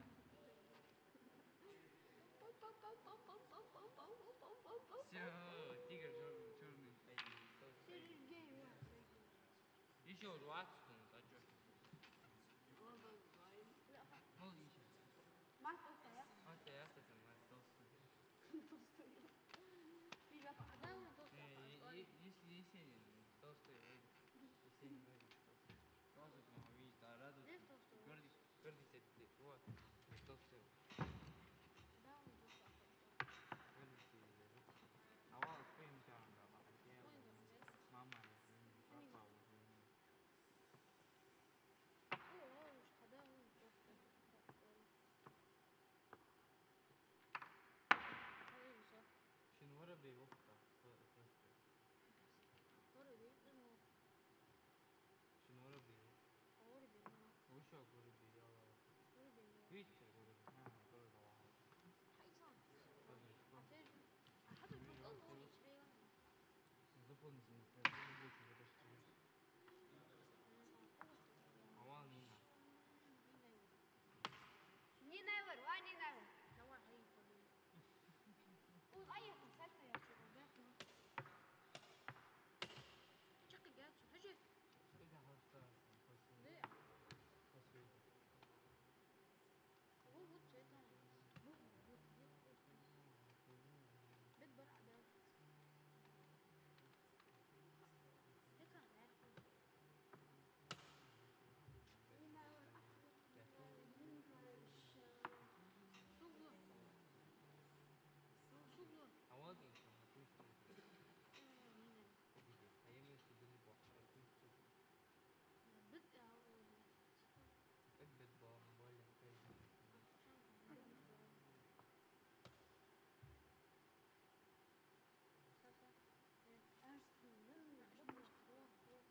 вот я толстый يبقى تتحمل بوشن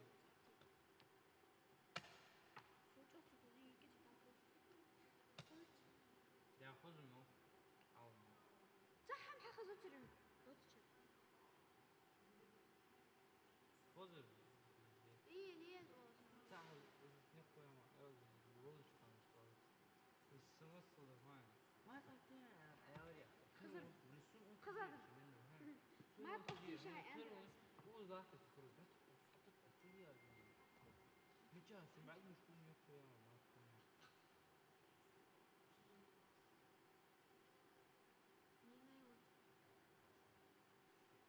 وأنا سام أبلا ده سام ما نسوا أبلا سام ده أتا وافي مش نسوا كون ما وافي كل يوم بقولين شيء حنجا أتا وافي بوتو وأنا سام كون ما وافي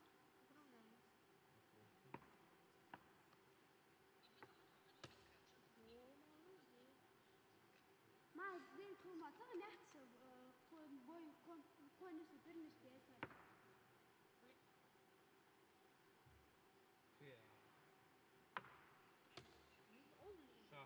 لا شابوت شاف إلي جابوت وزن لا يا أجدي شاف ده سا عم أنت يا ما دكسي جبان ما دكي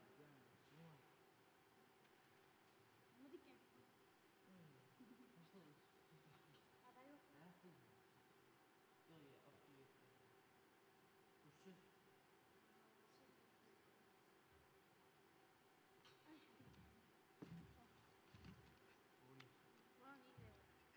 وش خضر على كونيا كونيا في ده كونيا مش هيك سكينو أبوك ده بدري هو شكون ده يا راس بيت يا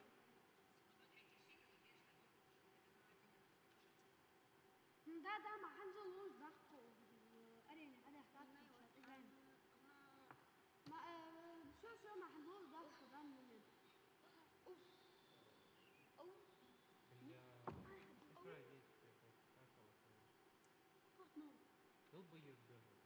عيدا شو دي كمية بوجيني أشتا حقا غدي أيو إيه جون ولا قدر راسك حقوي واشتاوا أقدر ده مو داش بنا دي يبان كدوري ده أقدي أصهرت أقول يقول ولا تحكرا شو لو حبيبتي تواصل أول صحاش تواصل سبرتاي إسبرا تواصل تحوش بأقوي هنا ويدانش كحوصل أنا أول كيلو هنبي أول أقدر تروح شوافنا بأقوي بريس إيش لاحري؟ إيش ناخو الموسم؟ أوش لاحري؟ إيش ناخو الموسم؟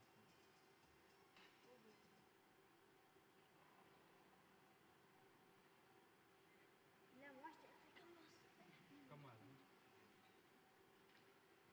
مكلارين أقدام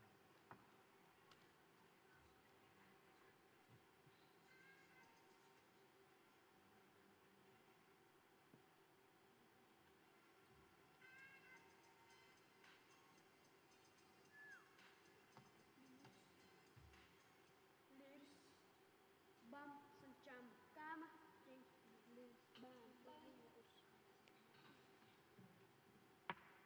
إيه تتبع إيه شيء ده إستعطوت لا شو تبغى؟ شنو فوق برج إستا صعب؟ سمع استعطوش السور لا أوش ده ده ترون صار مشكلة واقعين واقعين صعب ده العين تنسوا ما حتعرف هو طعمه إيسوس قارن الآية دي أصلا إيسوس ها إيسوس واو هاي حكوت على إيه ليه ايه اللي حكوت على إيش ديلا ها إيه هو شيء إيش ها كوتي وصلت يجيني يعني حجو حجو حجو اللي سبرايز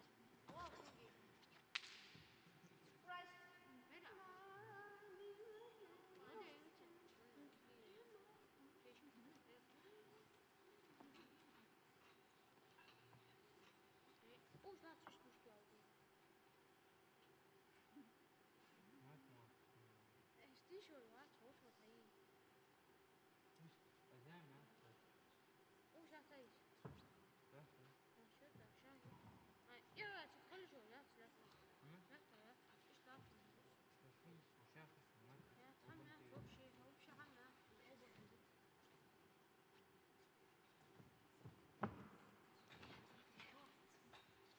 راحوا يقولون الأكل اشتي روش تريتي بس خبري يقولون سوري أنا ما بقول ها هو يعني ذكر في ليه عقل ذكر مثلا أو وقفوا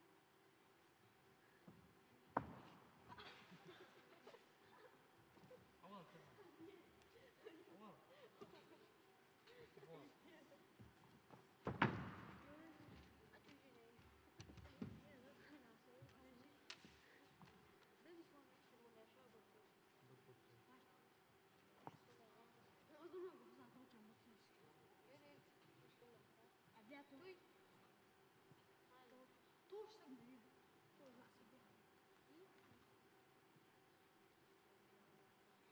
شو شجع الجزء الوقت هنا وإيه نص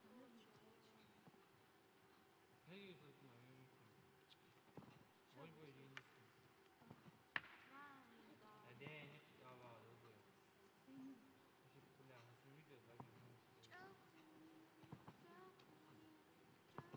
يبدو ولا شنو ولا شنو بعد حكي لهم تقعد بريست ولا شنو بدي أكدت يا بناي بروستاكي أنا اشتريت يه دي بروستا اسكيب دي كذا اسكيب دي كذا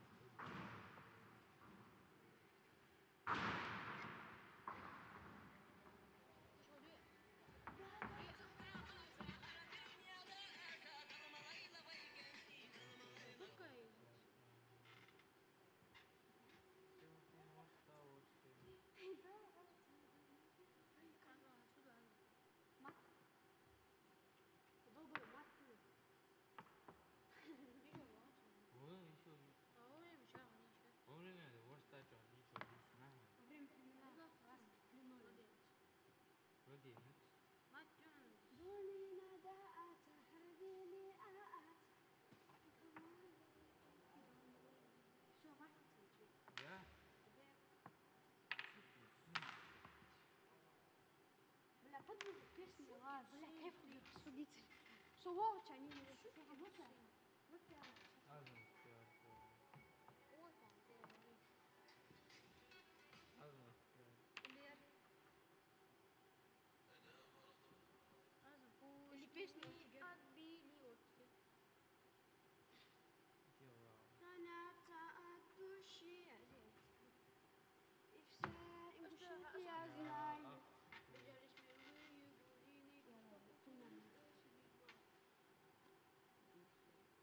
وكا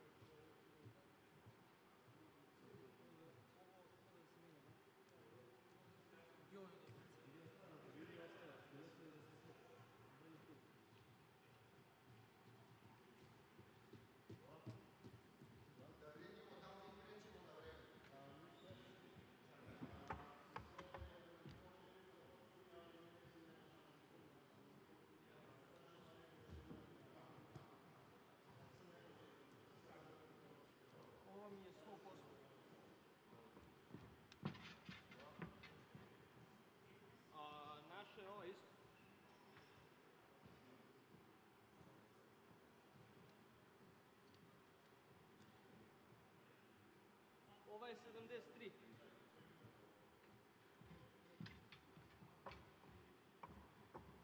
Mogu li da uzem ovaj vaš papir, a vama da dam moj, da samo ovo prepišem, zato što je raspadni sistema.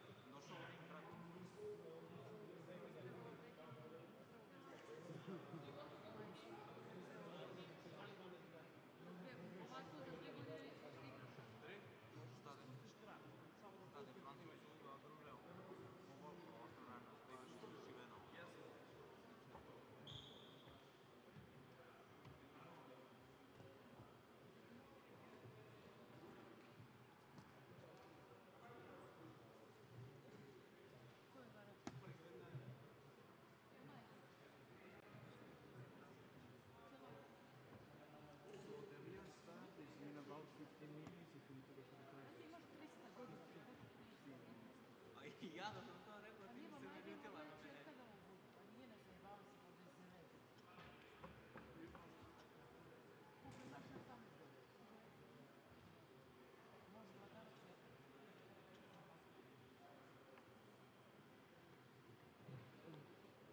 Pa jel? A Neno, je li? Jeli?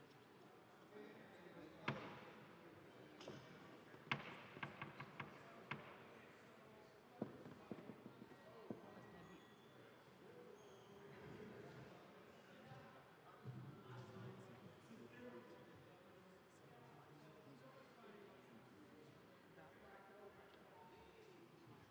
Da. Vižan.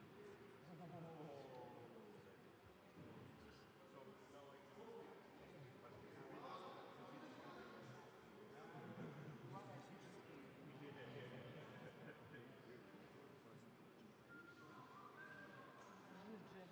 Jam,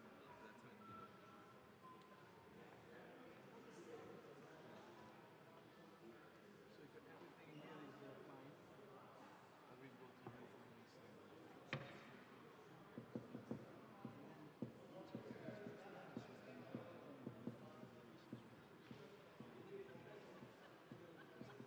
They are providing one fighting matches that they have in Canada. So there are other 4 fights. Ah, Where they okay. can pick Oh, and you got another paper, yeah? fight going to be like sorry? No, no. No, I'm not.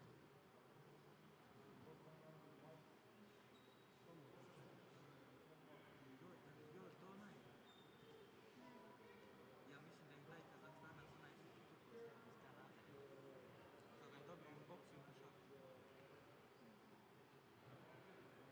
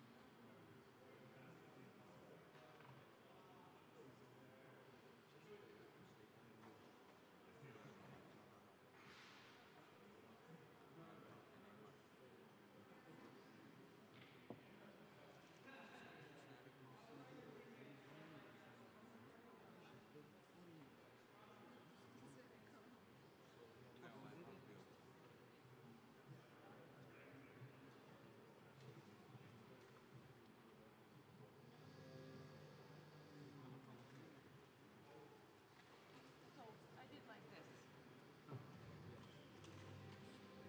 For the first 5, so when they come, we can put them Pa možda ima somehow.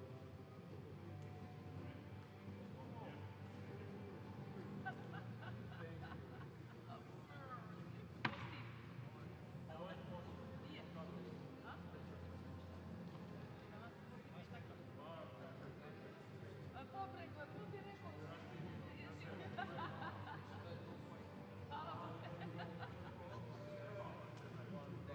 Pope, da dođeš da mi svetiš tuđicu slavom isto 2 nedelje.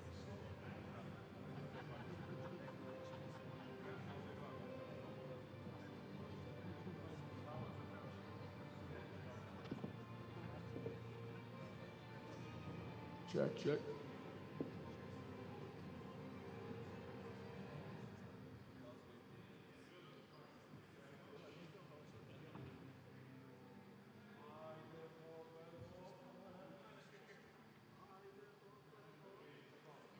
Da Bog blagoslovi ovaj dernek.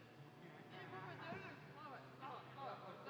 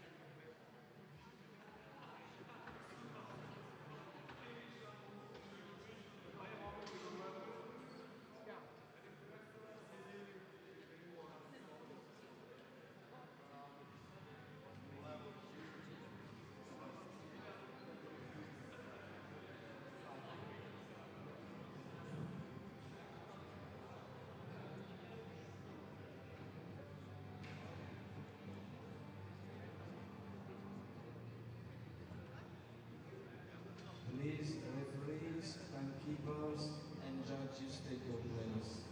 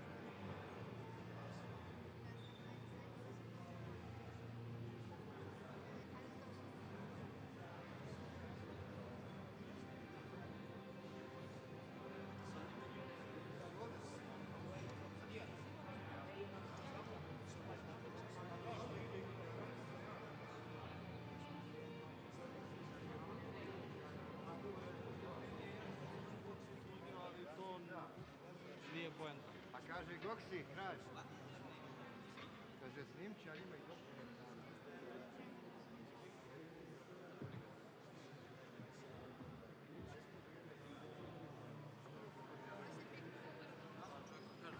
Pustio mi je tu snimanje pa je bio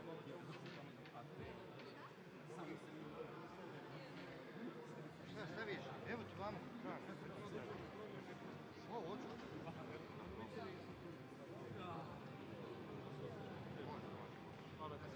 Jel svim kamerama kaže? 3, 4 i kraj. Bravo. Koliko? Kada za sad?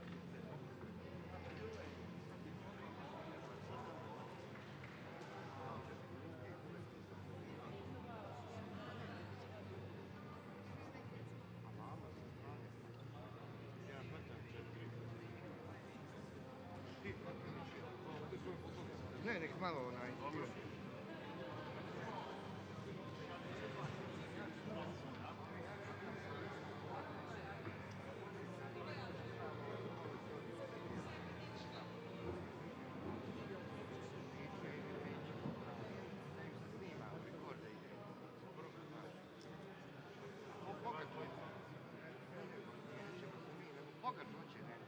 Check, check. Check, check. Fighters, 5-minute warning. 5-minute warning. We are live in 5.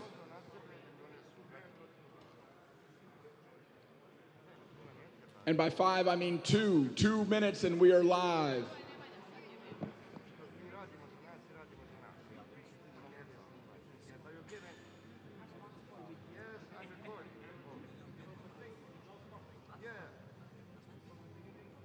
Yeah, I'm going to record everything. Okay. Sve ćemo im to da pošto on uzeo na sebe. Sad nema prodane. Nema veze. On je pivara, on je skandirao. Boksingka, nema to.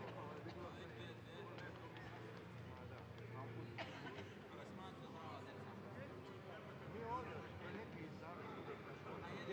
Gdje prebacim zoom da imam na zoom?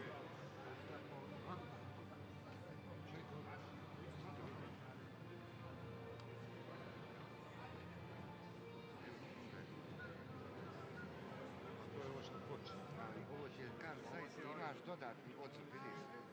Kad video ideš zoom, video, vidi. Ideš zoom, nema dalje. I onda ga ručno dodaš. Kad odzumaš do kraja, onda ovo. Drži ga široko, čitavo vrijeme, nemoj zoomat. Nemoj zoomat na ovo, kad je ovo. Znaš, Koki, radi na odzumu maksimalno.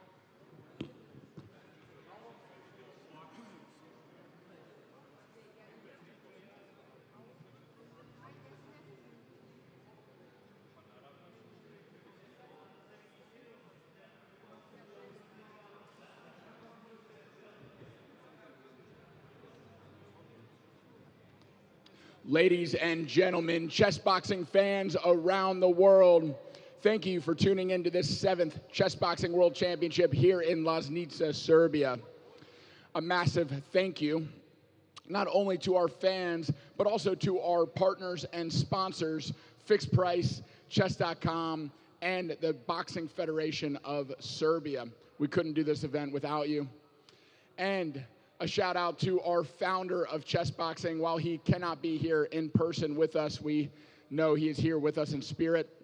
Iepe Rubingh, we miss you, we love you. And if you want to play our chess boxing founder in a game of chess, Chess.com has released an AI bot version of Iepe that you can play right now, going to the live stream link, pinned comment, tapping, joining the club, and being able to play Iepe in a game. Without further ado, we are going to get into the chess boxing action this afternoon, and we are starting out with some very big, very strong 100-kilogram division fighters. And waiting in the wings are these fighters. First up, in the white corner with the white pieces representing Russia, put your hands together for Nikita.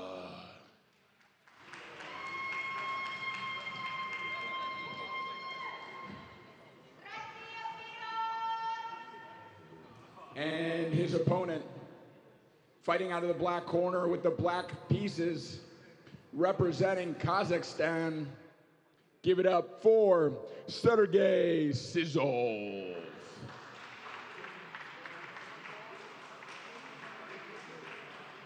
This will be a 5-round semifinal bout, alternating chess and boxing until checkmate or knockout. The winner will advance to the finals for the 100-kilogram weight division. Fighters shaking hands and doing a face-off right before the chess. Rare in chess boxing, but we like it.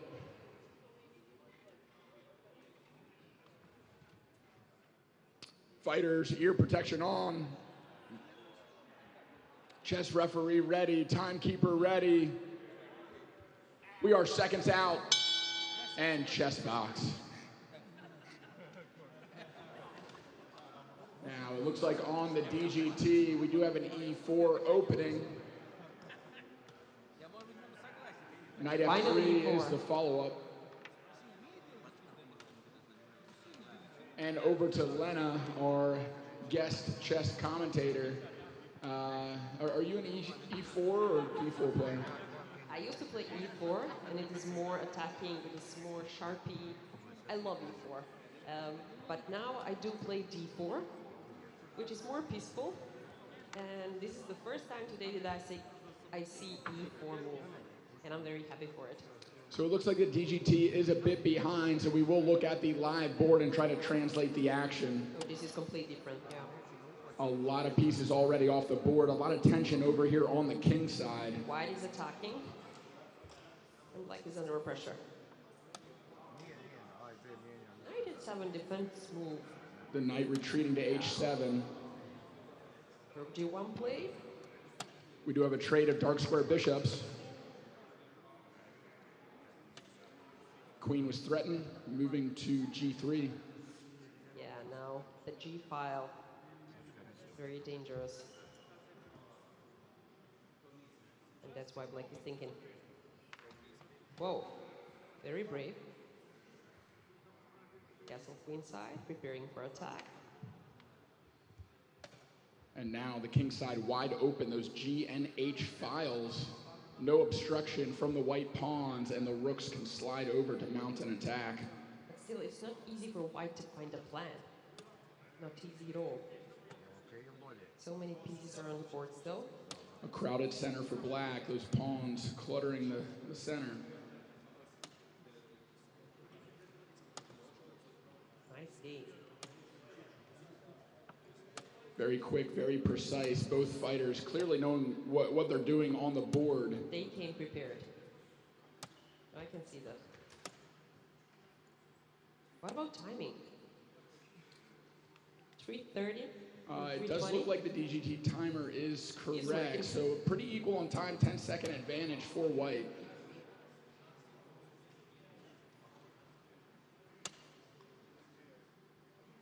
Black found a way to defense, and now counterattack. Very sound structure. Looks like equal-ish material. I guess black up 2 pawns, but not without compensation. And there's the 10-second warning. Nearing the end of this chess round, who will get the last move advantage? They cannot wait to go back to the ring. And there's the bell. Both fighters make their way to the ring. They will glove up and get ready to box.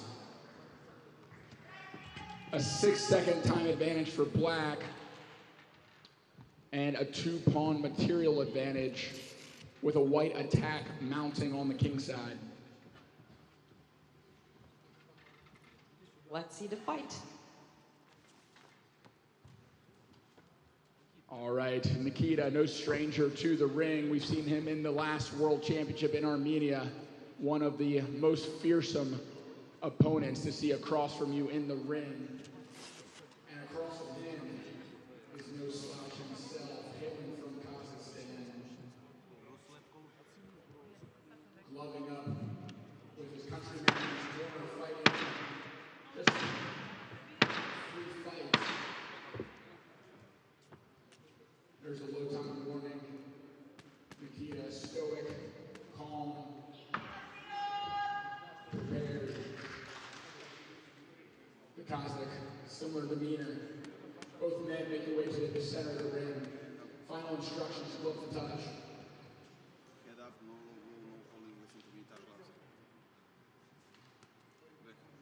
Fighters to corners, timekeeper ready, referee ready.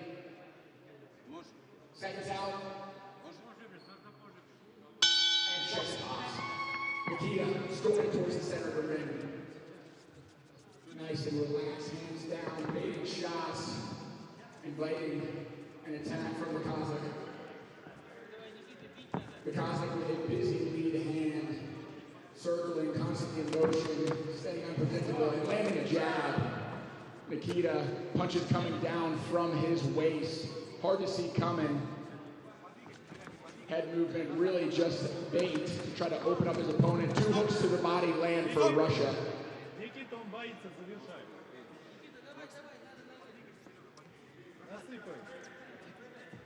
Kazakh pulling just short of a jab and landing a second. 4-punch, 5-punch, 6-punch, 7-punch combination for the Russian. A big hook lands on the chin. The Kazakh covering up. Nikita digging to the body. And a right hand counter for the Kazakh. Kazakh on the ropes. Nikita teeing off. Nikita ripping to the body. More shots to the body for Nikita.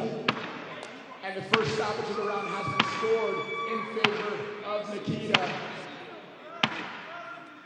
The 8 count has finished. The Kazakh ready to continue. Nikita right back to business. Warning for using the inside of the glove on that hammering overhand right from Nikita. Kazakh trying to keep Nikita at bay with a jab, but Iepe cover up in the shell. Uppercut splitting the guard. Left hook hunting for the liver underneath the rear guard of the Kazakh.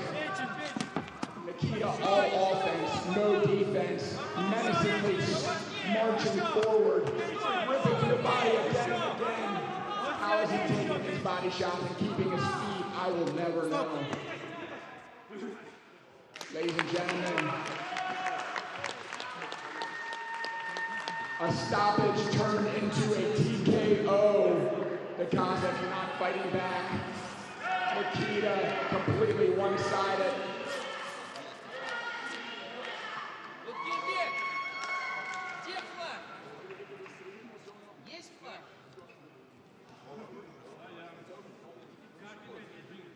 All right, this fight is over. Fighters to the center of the ring.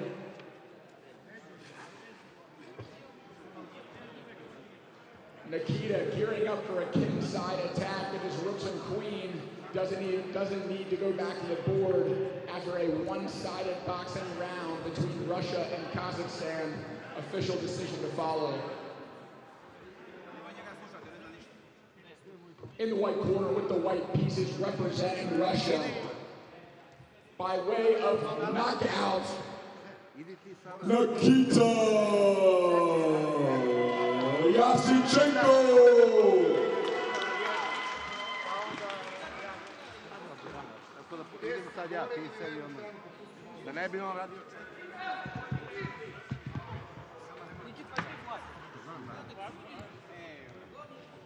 Nikita will advance to the men's 100 kilogram finals. And he will be facing the winner of the next match. Fight 14 of the day, and also in the men's 100 kilogram weight division.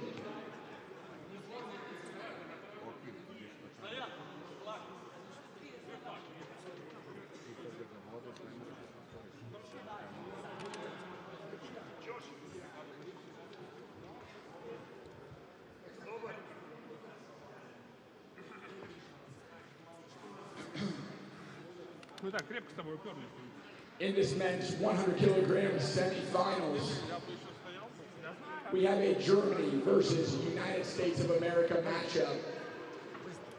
First to the stage, representing Germany. Give it up for Rafiq Latifi.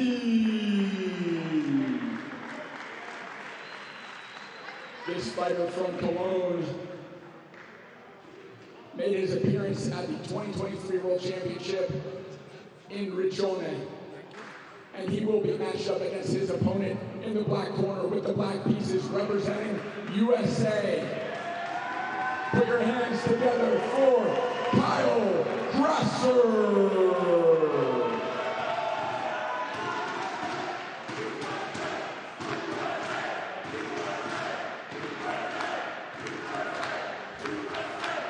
The USA corner chanting the country in support of Kyle. Kyle advancing to this round by way of technical knockout against Russia, earning the name the Body Shot Lawyer. And already the bell has rung and we are underway with an E4 opening over to Carl and Lena. Thank you, Matt. Stage 6B5. Oh.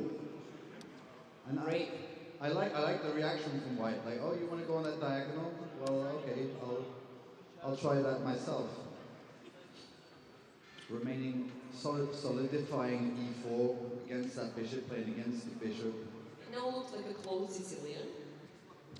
Yes, it seems to have transposed.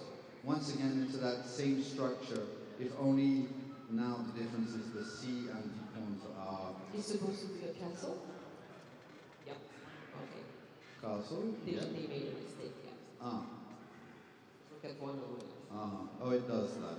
It has a mind of its own. Absolutely agree.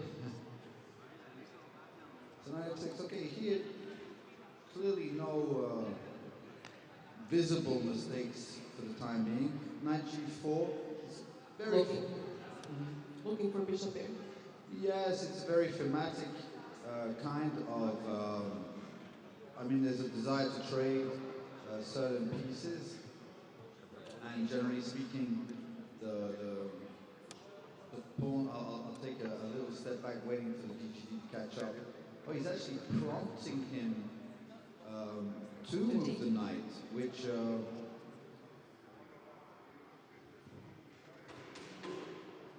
let's see what he does. So he does. I mean, obviously he came for that bishop. I didn't think you would need to be prompted to take it, though. I believe that Black is kind of happy to get the bishop pair for one, the dark square bishop. His own dark square bishop now is the only one controlling the dark squares. And he will try to attack right now, but again, king is in the center of the table, which is not so good, but we will see. There is no danger so far. A very aggressive attempt by Black. It's yeah, a little presumptuous, to be honest. As you said, not thinking too much of king's safety.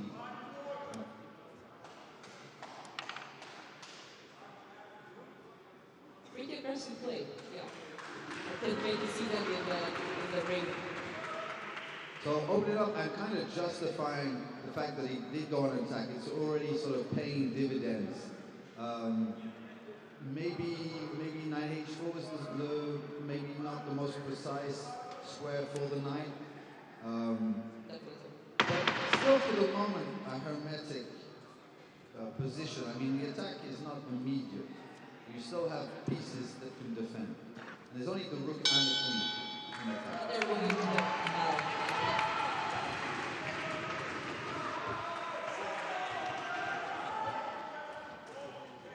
And they're getting ready to... Into the ring we go. And this fighter from Cologne, an experienced professional fighter, former world champion from 2023, Riccione, up against a debut American. In his corner is Coach Deno and his partner, another professional fighter. And in the American corner, Jermaine Howlett and international master Alexander Velikanov.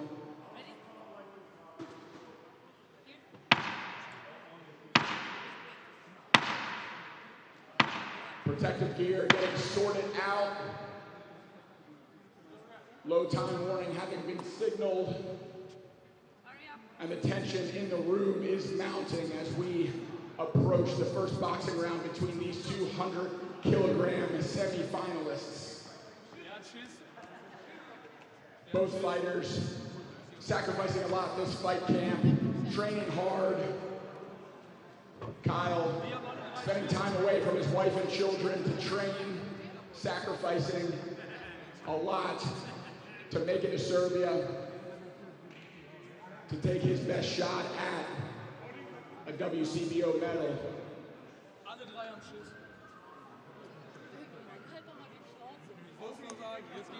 Mouthpieces in, cups situated, gloves on. We are seconds out from this first boxing round.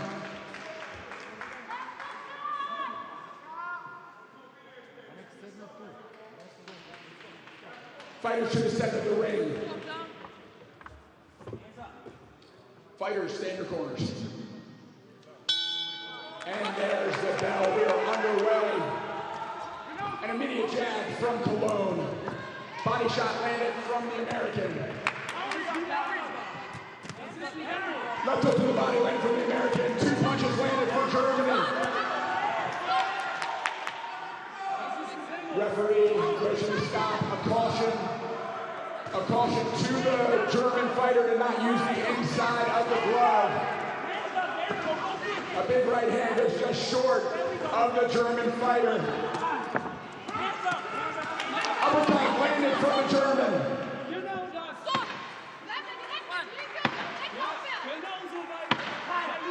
A stoppage awarded confusingly.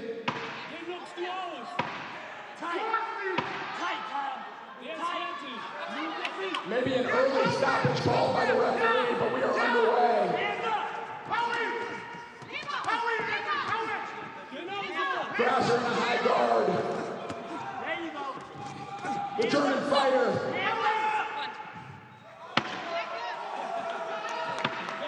Second stoppage being called by the Serbian referee.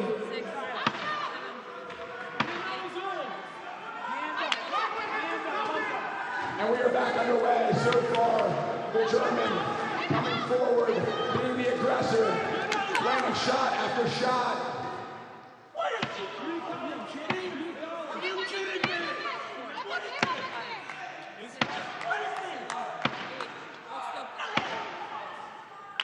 That is a free stoppage rule called by the referee. Way premature in this fight. But that is it. It's over before it begins. They can't even have a real boxing round.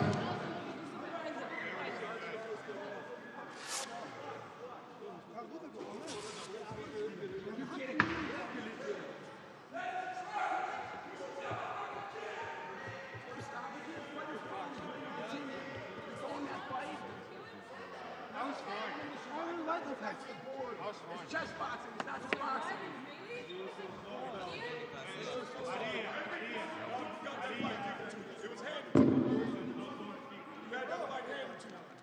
Okay, let's call it. The refs made the decision. Not everything is always perfect.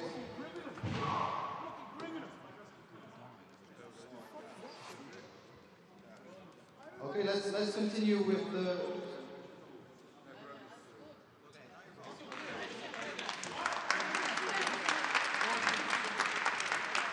Rubingh did dominate the boxing, there was no doubt about it, and the winner in the German corner, Rubingh.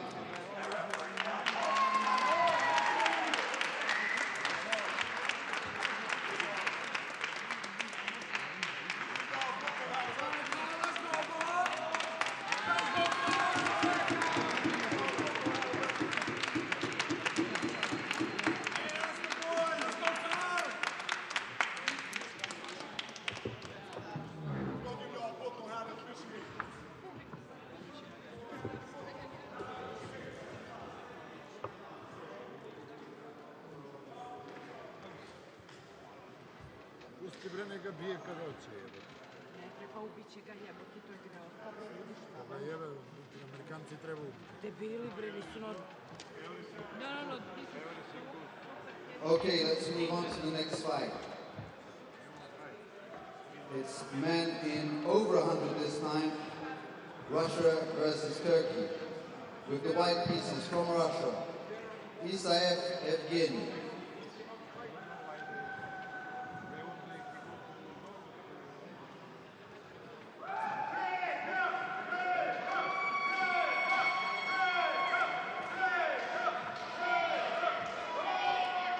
And with the black pieces,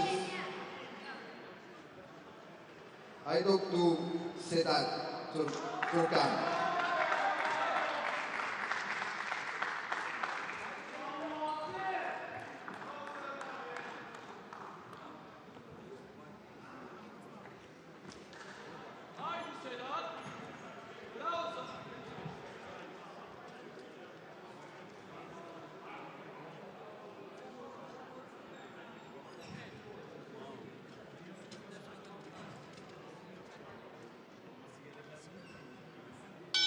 They're getting ready for the game and the match started. We have C4 for the first time today, I guess. This will be a strategic game. D6, D6 looks pretty stable so far. They came prepared. Very solid, determined kind of defense. Not really going into a main theory, but rather just going on basic principles, but giving white space. Yeah, it looks peaceful now. But giving white space, giving center, it's really good. Strong center. And this is something well known in chess opening system. But now he's playing so sharp. Well, now that before's been played, we can say knight on the rim is dim. Yep. You know, this is basic That stuff. knight is done. Yes. And of course, we understand the intention behind it is indeed to grab the knight. He doesn't actually have to do it immediately. The knight doesn't have a square on the board. So, bishop d3. So the bishop, for the moment, is the so-called bad bishop. These days, once again, we're kind of careful with these appellations. Simply the pawn structure could change or something to that effect. And there's still some kind of latent power from being from behind the board, still looking at the king. As long as the structure isn't fixed. Now it's a little bit more fixed. Of course, the bishop seems a little bit worse now, but nothing stops it from emerging later on in the game. It's good to learn, audience, that knights are very good in the blockade systems, and when it's up in position, bishop here is killing. And now it's blocked, and like piece up, that should be enough for Russian player. We're always afraid of the Russian school. They have really tough chess school. Yeah, I mean, they are selected with a piece more, I reckon. Well, you know, he's just going to take his time. I don't think he's going to rush it. There's no need for him, particularly to maybe rush on the clock, but not rush the position. Just continue to improve each piece as it comes. Looks simple, but it's actually not. You need knowledge to make a position like this one. But here, for example, what White is doing, he's favored by the fact that the square on d7 is taken by the knight. Otherwise, this type of exchange would not be quite so clear if the knight had an easy route to the square. Here, I mean, I think even then, probably White would have done it. But here it's just like a really straightforward case for White, especially with the piece up. If he looks pretty short, he's going to win a chess game. But let's see in the room. Yeah. Let's see what happens in the boxing. Headphones.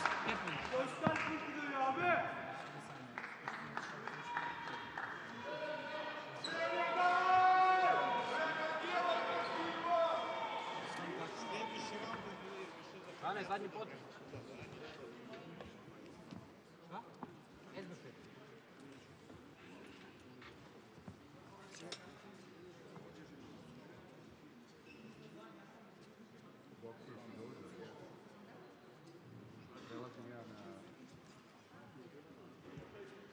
They're lacing up. Of course, it's Velcro, so there's no laces.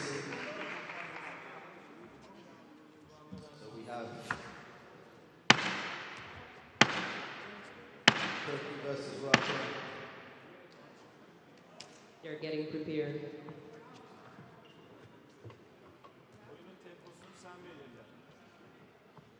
They have the drawing card. Of course, if you came without your drawing card, you'll have to put one on and you'll have a penalty.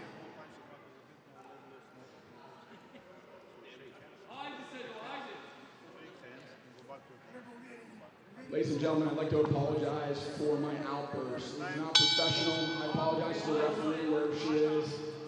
And we are underway with this boxing round between Turkey and Russia. A big loop to the body landed for Russia.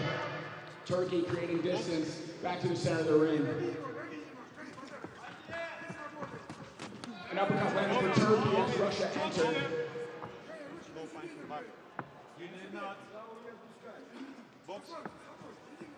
We do have a regular versus regular stance. Both men, a lot of power in these punches. Good hip rotation so far. Nothing quite landing clean yet. Both men still feeling each other out in the center of the ring. We do see a hint of the Soviet style of boxing. The Russian light on his feet, bouncing in and out, using that right hand coming from different angles. Left hook lands for Turkey. Right hand counter for Russia. Right hook to the body lands for Russia. A jab cross lands on the chin of Turkey, Russia. Smelling blood coming forward. A hit out of the exchange late, giving a caution by Valera. Valera making sure that the Turkish fighter understands the warning. Jab lands for Russia, Turkey evading the second shot.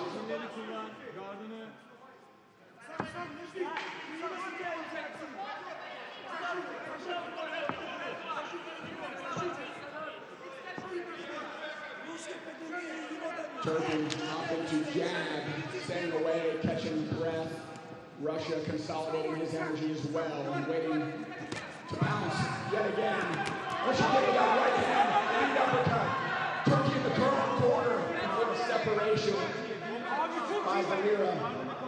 Our Latvian referee in charge. Jab your body, right hand upstairs, parried by the Turkish fighter. Turkey opting to fight with his hands down now, inviting more shots from the Russians. Jab your body lands for Turkey. Russia storming forward. Uppercut lands for Turkey on the entry.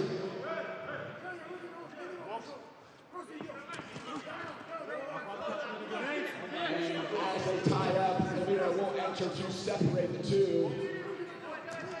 Big right hand lands for Russia. Russia smelling blood at the end of the round, looking to end this fight right now, and instead dancing and showboating as the round ends.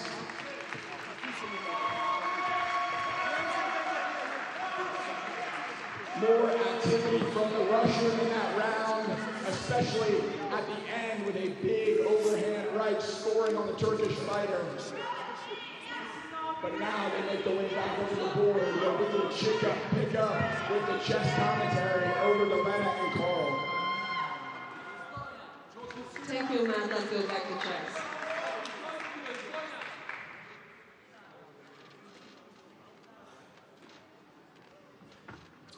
Back to the chessboard, and basically, where we had left off was that White had a piece up. Now he's actually starting to slowly implement a plan entering the black camp. He's already got the knight for his pawn b5. This is risky. Bishop h3. If you saw that move, yeah, that was a sacrifice. For me, it was for nothing. Yeah. He takes f3 and then king h3. That was just, all in tactic. He tried to win, yeah. But okay, this is a lovely square for now. Generally, you know you're doing well if you can actually do that. There's no intermezzos, obviously, it's a check, you have to take the queen back, but here that bishop was attacked, now it's on check, so there was no time for anything, and this is just wiping off the rest of the pieces. Winning position, and one more rule to be learned here is that if you're stronger in material, you need just to simplify the cheap pieces, and it's easy win for white. Well, the thing is, Evgeny was doing very well also in the ring, so Furkan doesn't really have a place to go now. It's like resisting. It's a dead end. But yeah.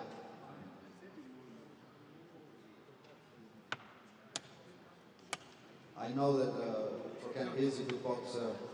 I think maybe not his usual weight category. Maybe he didn't have time to train. No, he's in. Shachmat, white wins. Dobio Benny. And he's resigning. Congratulations. That's what we need to see. We need to see more hugs, guys. Somebody wins, somebody loses.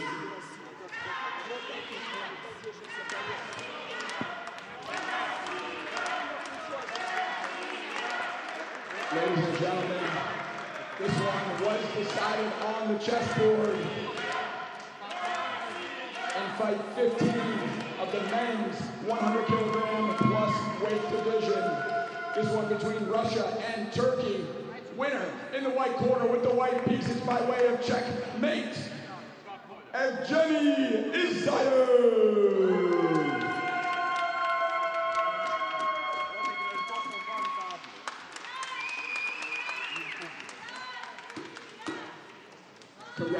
goes to Russia on the victory and well fought by Turkey.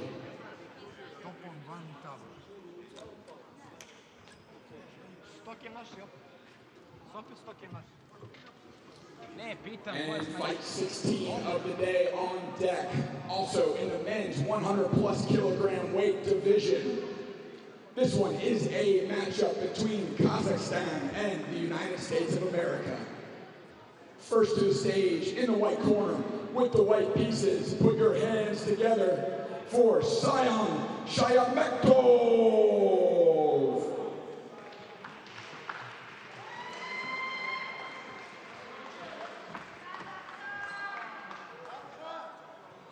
And his opponent, representing the United States of America in the black corner with the black pieces, FIDE Master James Canty III.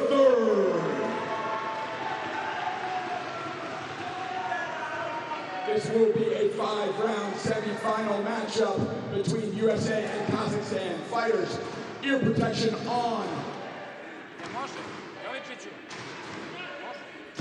Chess arbiter ready, timekeeper ready. We are seconds out from the beginning of the first chess round on the bell. And we are underway. Now, Sion, a defending world champion from Kazakhstan last year in Armenia, an experienced boxer, a skilled chess player, is taking on a debut chess boxer in James Canty III. James, a well-known chess streamer and fitness enthusiast, picked up boxing about 2 years ago and trained exclusively for this world championship to become a world champion. Over to our chess commentators. Amazing introduction for players. Thank you, Matt. Yeah, we know Canty is a pretty strong player.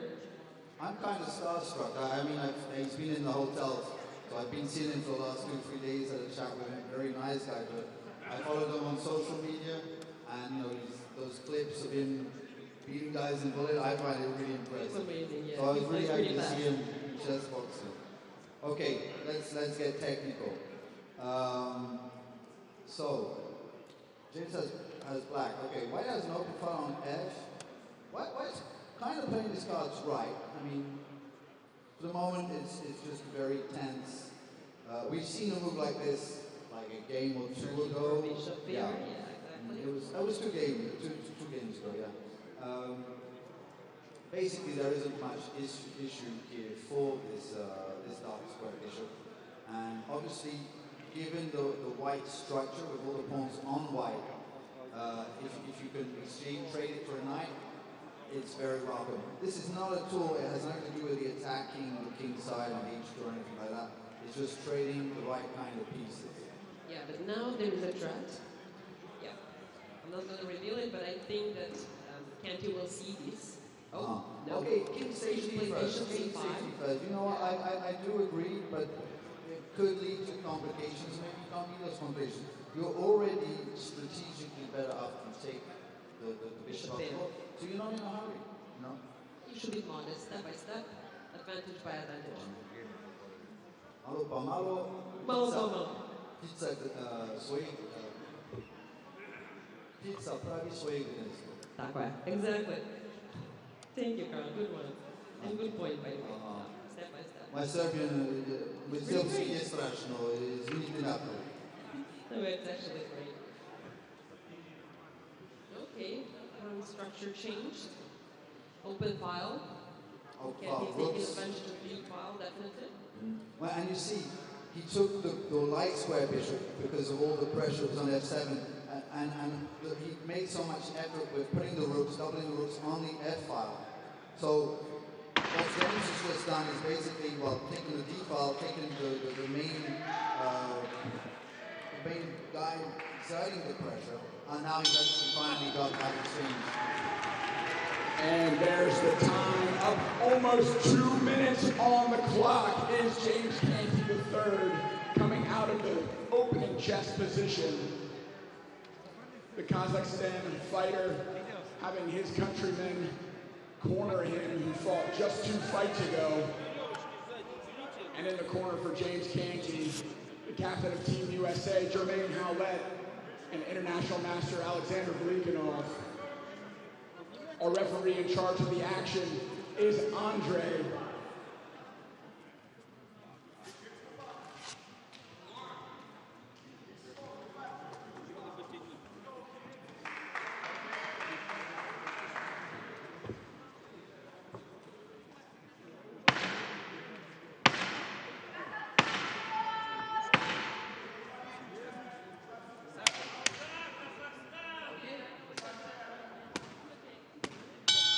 And there's the bell, we're underway.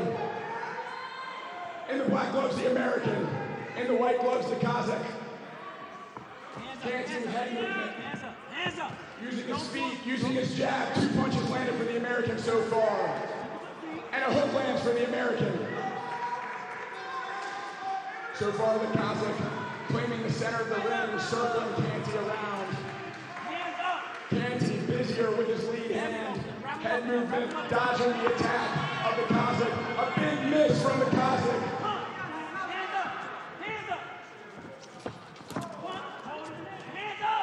And more attacks, not finding their mark from the Kazakh. Each attempt from the Kazakh not finding its mark so far. And Canty drops him! Canty with a shot! It's ruled a stumble by the Russian referee when a punch put down the Kazakh. Hands up! Hands up! Grab him, hold him and turn him, Canty. Hold him and turn him. Hold him and turn him. Grab him and turn him. Canty back to space. Hands up, hands up. There we go. Hands up, jab to the body. Hard jab to the body. There we go. He holds him, grab him, he holds him. Hands up! Hands up, hands up.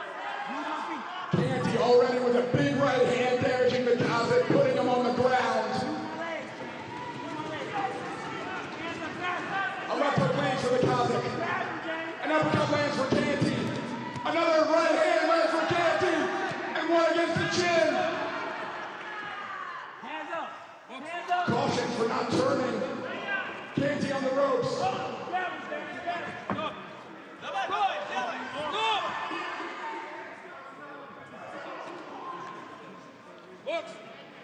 Another caution from the Russian referee.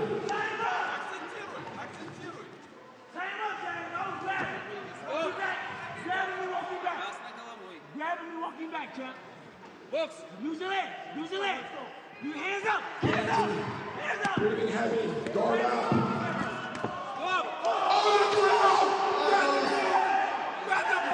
Calm down. Calm down, please. Matt, not your place. American team's here.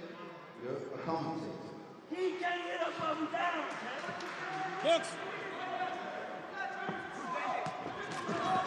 Canty out the corner, circling. Use your leg. Move. Move. Hands up. Move your feet. Move your feet. USA champs filling the arena. Move your feet. Move your feet. Move your feet. Move your feet. A big right hand lands for the American.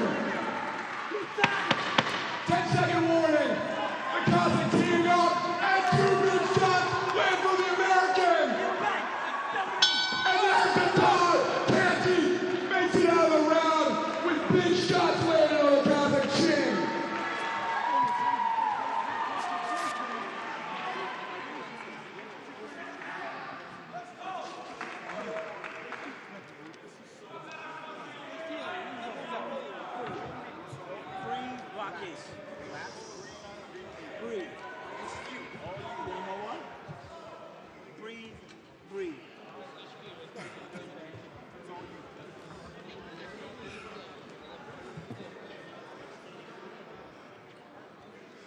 Guys are ready for the game. A lot of emotions running high. And we're back to the board. Now, what's going to be most important is the time. So James has only spent... 10 seconds. So it is a 4.5 minute. Does it start with 4.5 minutes? Exactly, It's 4.5 not- minutes. So he's only spent 40 seconds. And it's a 3-minute round. I'm guessing he's going to... Now he's got enough advantage in his being an exchange up to trade the simplified things and play a lot of easy moves. He has a lot of support here. means a lot of, means a lot for players to have that kind of support. So an open file for the rook. It's just difficult for the Kazakh to find, easy moves. And basically what James is doing is creating threats which are forcing white to simplify, which is not something that he does want to do. Now there's a majority on the king side. He's just going to apply that type of pressure too. But on the other side, it's not easy to win this game really quickly. You need time to convert this advantage. And that is maybe a chance for Sayan.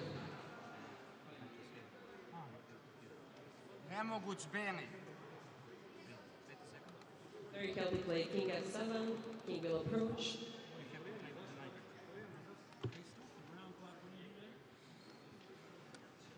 We in Serbia say bez kralja ne valja, which means without king, you don't want to play a game, yeah? Živo kralj. Without the king. Exactly.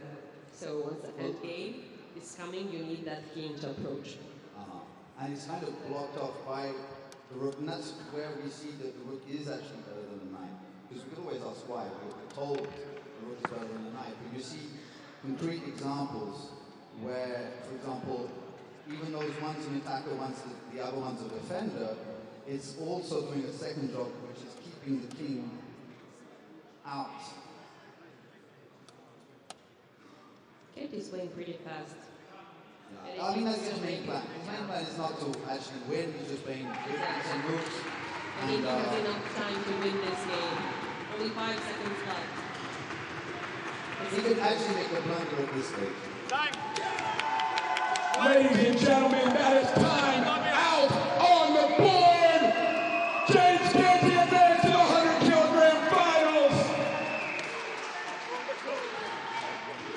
Overcoming the Kazakh fighter, putting him on the canvas, and advancing to the finals is James Canty III.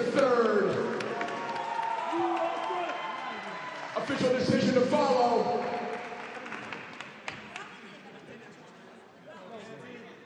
In the 16th fight of the third day of the 7th Chessboxing World Championship in Lasnica, Serbia. This men's 100-plus kilogram weight division semifinal comes down to time out on the chessboard in favor of the black corner with the black pieces, FIDE Master James Canty III.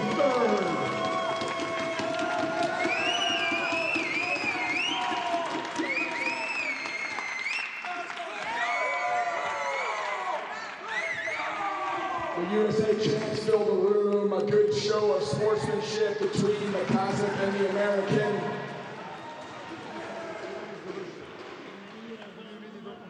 And we are in for a treat for the final matchup between these two super heavyweights. That final will be James Canty III against the winner of the last fight, Evgeny Isayev from Russia. And moving right along with the programming, we are shifting into fight number 17. This is in the junior men 59-kilogram weight class. It will be a matchup between Russia and Georgia.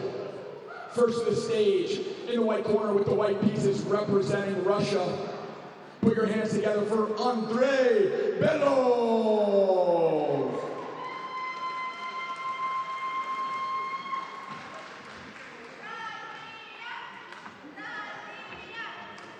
And his opponent, representing Georgia, on his way to the stage in the black corner with the black pieces.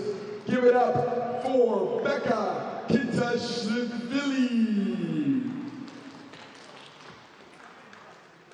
This will be a 5-round match. I am going to be taking a break from commentary for a reset and handing it over to Lena and Carl.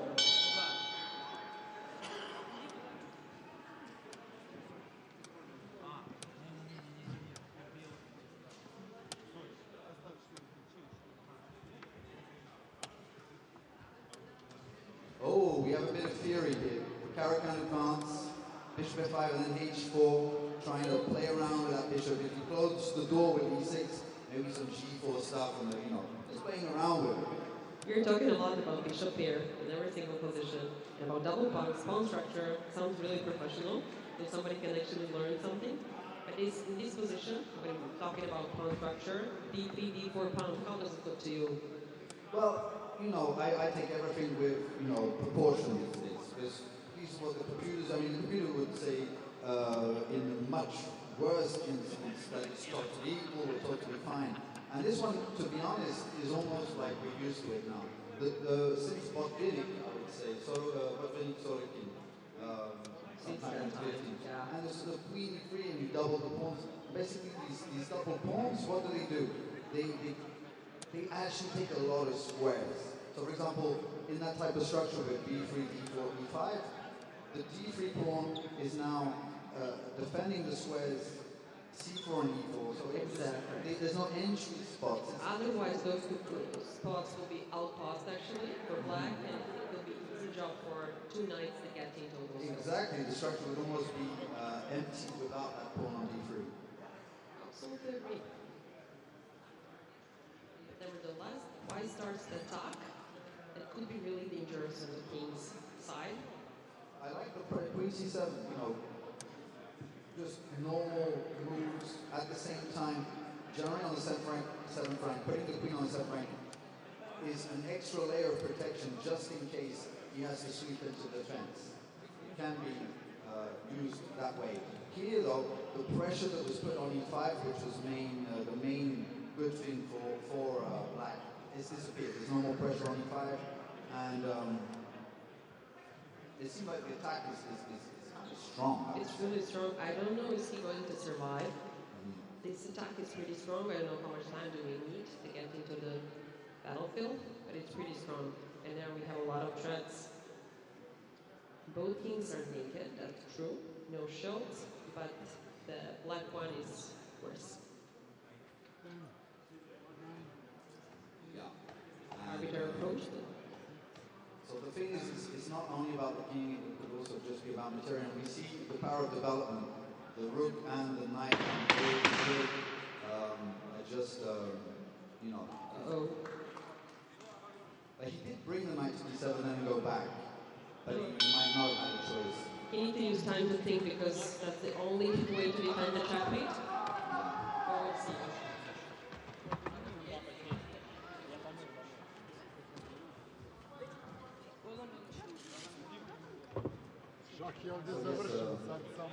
Very young Georgian delegation. I haven't actually seen any adults with them, so it seems to be traveling alone. Maybe one is 18 and the other is just tagged along. But they look prepared. And it's also really nice with the juniors because we see some of the adult fighters being in the corner and being, in a different kind of role. Not just cornering, being protective of their fighters.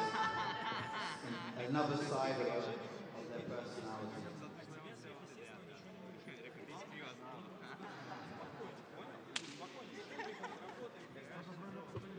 The Russian fighter is ready for action.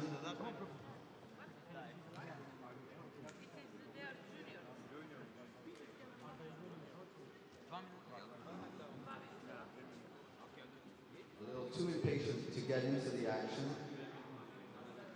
This will be interesting.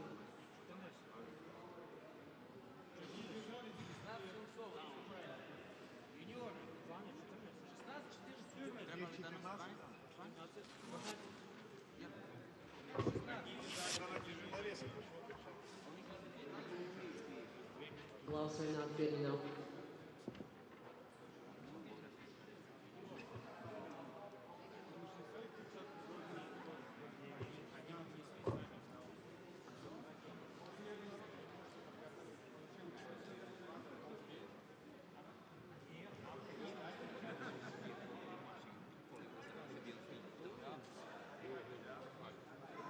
Not exactly sure what the problem seems to be.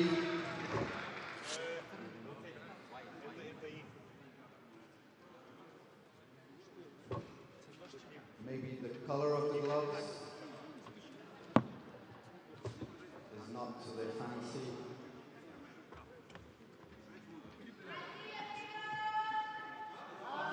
Referee Goran Pukovac is handling the situation right now. Very good referee here.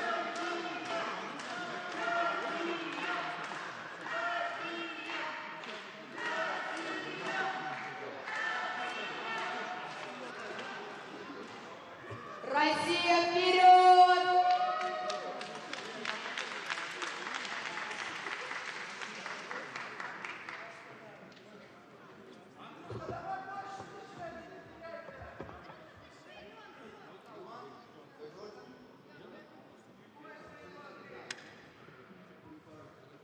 Let's go, back up!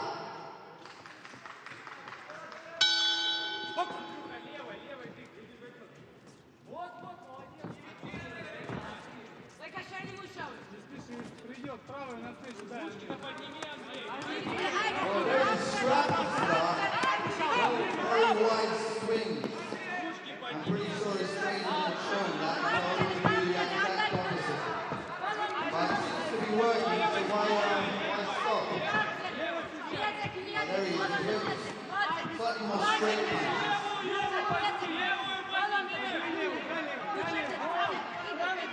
Well, the Georgian has that sense of urgency about him because of the chess.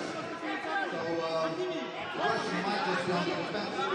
Or maybe the Georgian is a better boxer, who knows?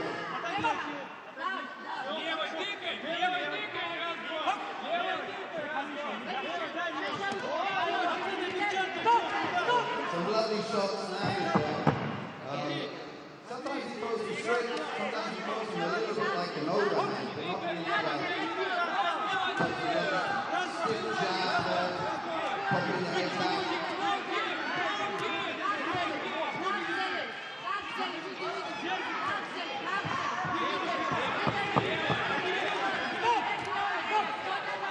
And the gum shield's out, the gum shield.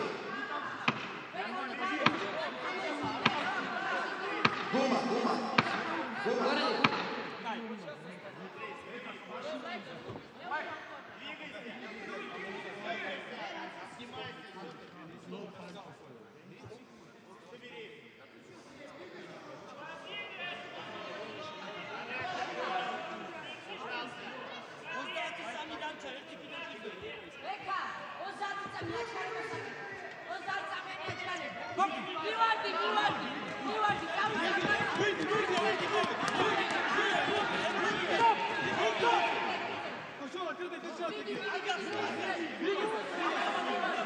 That's something that happens quite often when you're throwing hooks.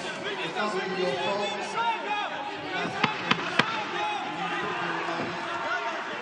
Very scrappy, very one-sided at the moment.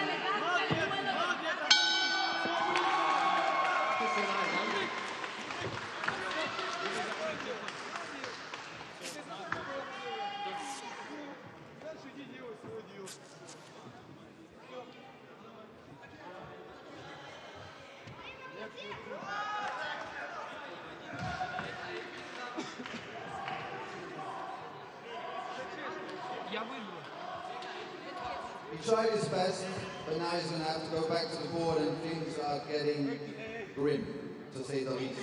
Exactly. He tried aggressive style and aggressive tactic.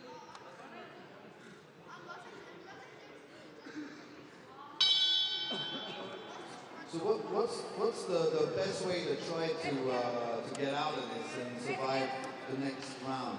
I think there is no way. There is no way. This is it. Actually, it's 3 different types of checkmates. It's a kind of interesting position. But okay, that's this is the third one for me. Yes. Yeah. Or it could be the first. And this is it. Russian guy Adribelov won the match for checkmate. Congratulations. He survived the fight and he won the match. Checkmate. Checkmate, white.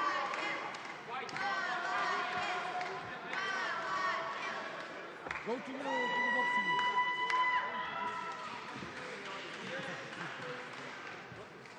Brate, 2%.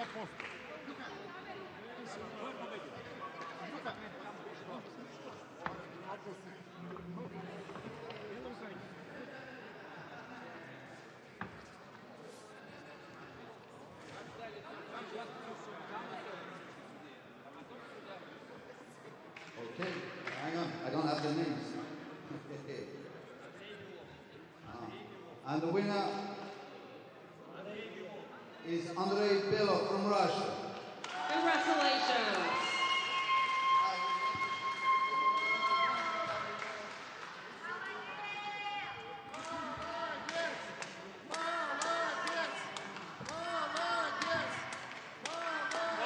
Okay, the next fight in under 59.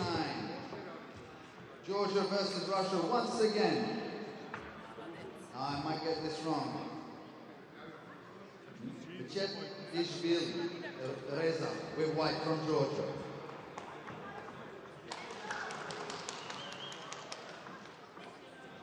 And with the black pieces from Russia, Zubarev Ivan.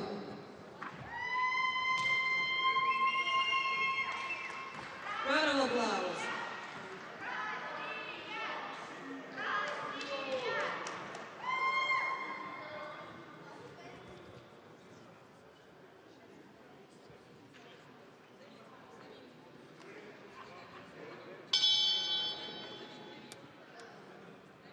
The game started. We don't have DGT ready yet, isn't it, Yablana? Well, obviously, in Let's go in the middle of the match. Sure. I think we're getting an image. But Sergey Ivanov against Ren. There we go. We're heading for. We have tough situation. So they both keep in a good pace. No, we have it back. Thank you, DGT guys. What a guys. It's always when you get up there that they put the image. Yeah, I wanted to go up on the stage, but he doesn't give me permission to do so. It's like magic almost. Okay, so it's a typical Sicilian type of structure with this backward pawn on d6. Supposedly a weakness, but of course it's okay. It's long term, and one of the plans might be later to get rid of it. For the moment, there's no pieces going to the square in front of it, so the d5 square. So bishop e6, just in case that happens one day, you might be able to show up. But e6 is just the natural. It's true in especially tough type structures. You rarely see the bishop going to b7. I mean, you do, but much more often the bishop is going to You change the plan. And I see that knight on d2 is suffering. That is not the position for knight. It's better to be on c3. And as you said, the d5 square is pretty weak, and we need to target it. And maybe he can do some maneuver. I mean, the knight on d2, it might have even been better if it was on a3, like in the Chessboxing. Oh, that would be amazing. Well, the thing is, it's like, it looks like it's on the side, but now it'll actually go c2, e3, etc. I think that he has this in mind. By playing rook e1, he's trying to maneuver knight to better square. This could be the way that the cat falls back on its feet. So the knight coming out, and there was a big threat that wasn't seen, so there was a blunder there. This is a huge blunder. Queen is down for only knight, which is not enough, definitely. So Ivan Zubarev has a huge advantage. And we have a similar situation like a few minutes ago where Georgia Gaikin needs to be aggressive in the battlefield. But in Georgia, I know that certain countries of the Caucasus region, they do take chess very seriously. Some have it in school. Obviously, Russia does too. But I think the Georgians are particularly well known for their women's team. Yeah? Exactly, and as a third right, when you're born, you get as a present from government a chess board. So, yeah, that is a chess country, definitely. That is a chess country. Skakač C5 je po... Jak govorili, pa skakač B5.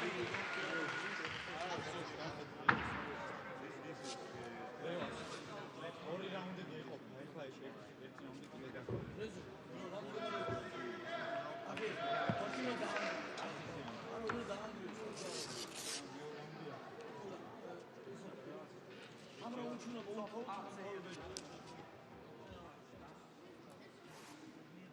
Beka se uzatsa bir daha. Kumon kavga yıkar mı onu kavga mı? Uzatsa bir daha kaçırdı mı o? Ne olur şunu da yapıyorum. Taşı yıkıldı bu ortada.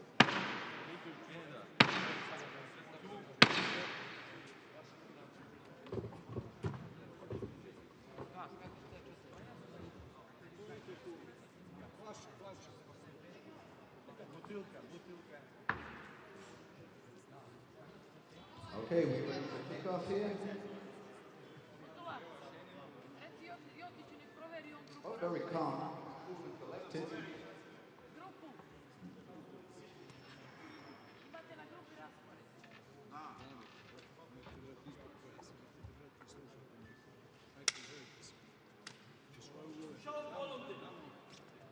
Back to their corners before they run. They're really into the action. It is normal that your nerves want to make you come forward.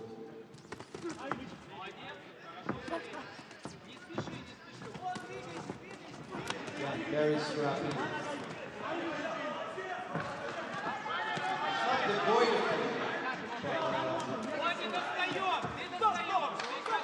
At the end of the day, they don't optimize the power. There's too much to handle and they miss half the shots. They would do better if they absolutely have to boxing to cool it and just pick their spots.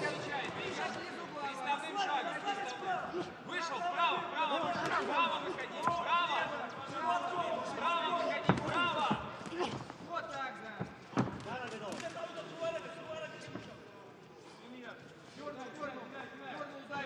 Вправо уходи, вправо, вправо, вправо закрути. Вправо, Вань, не влево, вправо.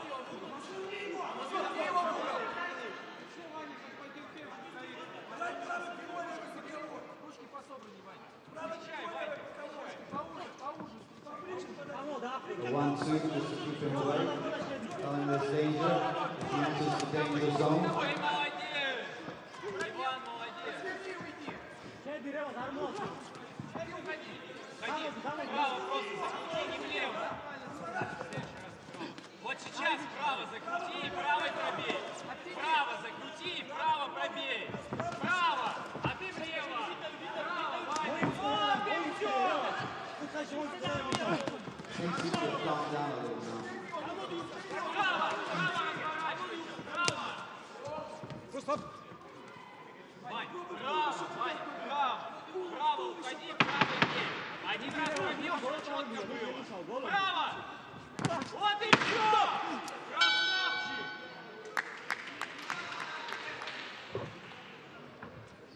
Well, they had their strap to cut it out of them. They had to go back to the chessboard and not feel too bad about themselves.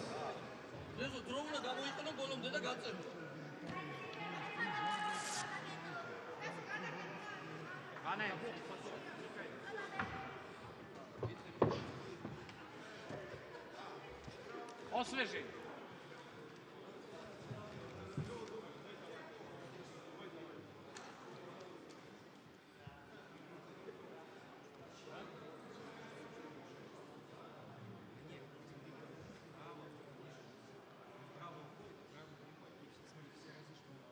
I think that they are ready. We have very experienced arbiter Petar on our team.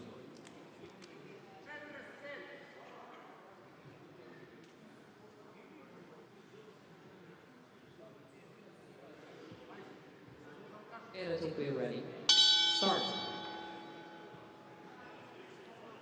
Okay, so where did we leave off? It seems like a whole bunch of pawns at this. Yeah, but queen down, you remember? Oh, it was queen down. How come with queen down you managed to get so many pawns after the fact? It looks dangerous. Visually speaking, if you forget about the queen, you almost want to prefer white, yeah? But the composition came afterwards. It wasn't, like who has the queen more than Как B6. if not in We reality. forgot about that, but yeah, we still don't see the position. If you do go, I'm sure it will be back. Yeah. Because the threat is stronger than the execution. I just need one step and everything. Okay, when we talk about about timing, 2:23 for one player, 2:45 for the other, which is pretty same, not a big deal. I do like how White's pieces are placed. I think it's not working. Ah. I'm going to use my opportunity to be there. Yes. I'll talk about time. Yeah, you just go with the time, I'll go with the position. Still looks dangerous because pawns are moving too fast. And I'd love you to see it because the queen is down, but looks pretty passive. It's okay, okay. There is a chance. Now we have position back, but that's not it. That's not it, you can see. It's pretty tough. So, rook and two pieces and two pieces. There is a full queen. It's a full queen, but look at pawns. The pawns You never know.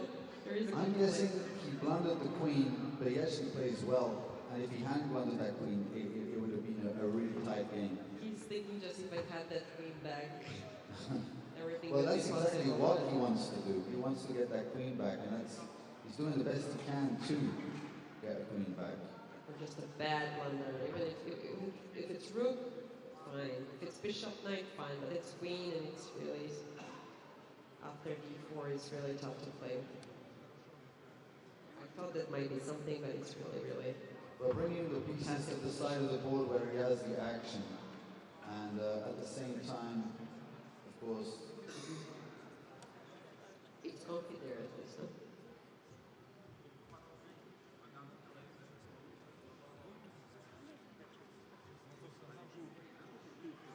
He needs to think. I was about to ask you what would be your plan to play here as white, but it's really, no, I it's think really that, dead end. Black's move. Maybe a4, a5, a6. Well, the thing is, As long as you can. when it comes to the minor pieces, white doesn't have the light square bishop. So somehow, him maneuvering now with the light square bishop on the light square, it's not the queen so much doing the difference, it's the bishop. They survive the chess round. Jači udari, ne čujem ništa, molim. Jači. Kako jači, znači jedino da ga odvali. A jedi go. Kaže da udaram jače, ne čujem ništa. Vidi na setove nije ovo. Ne vidiš.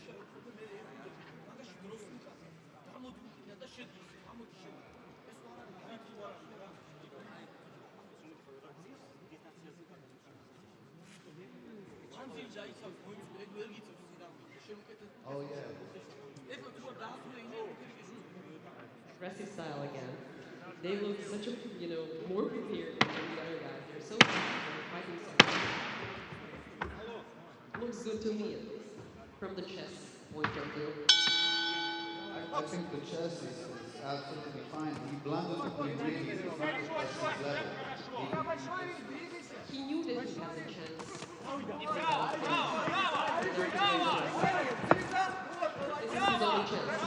Well, it's fun. With the queen down, he still managed to get a second round of boxing. I mean, he didn't get anything else. I cannot say the same for my chess tournament. If I lose my queen, I cannot make it up.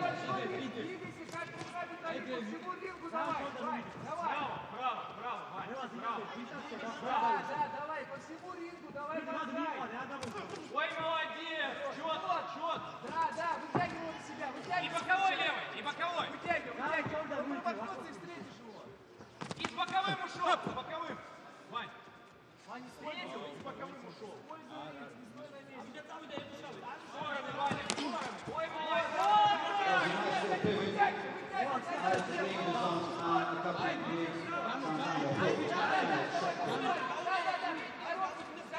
Holding on to the lead hand, but not able to get the power into the shots. Ваня, повытягивай его.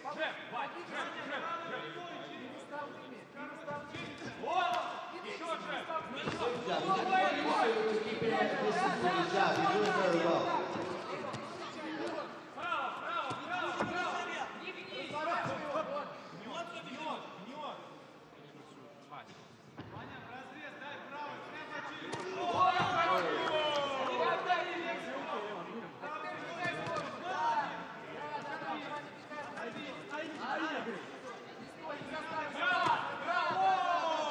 bit of an open glove there. But the headgear doesn't seem to. Georgian would do better to take a step back.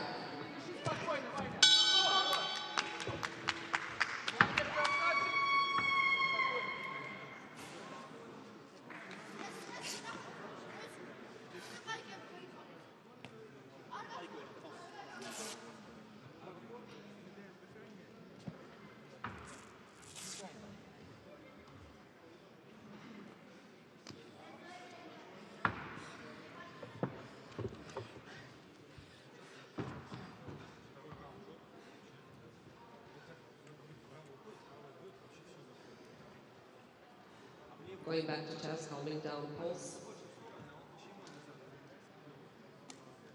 It still doesn't work in calm, just so you know.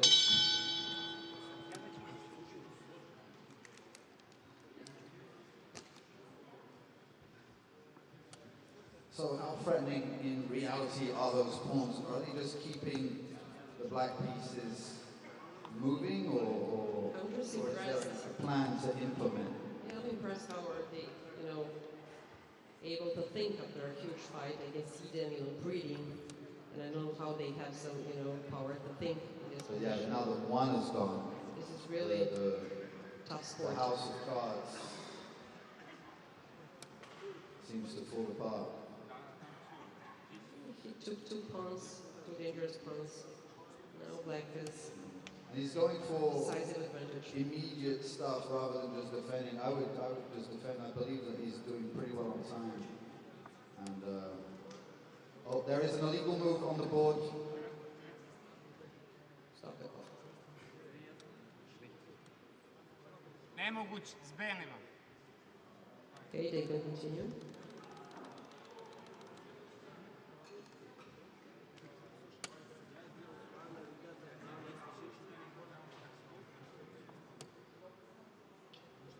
Oh, that was, well, true.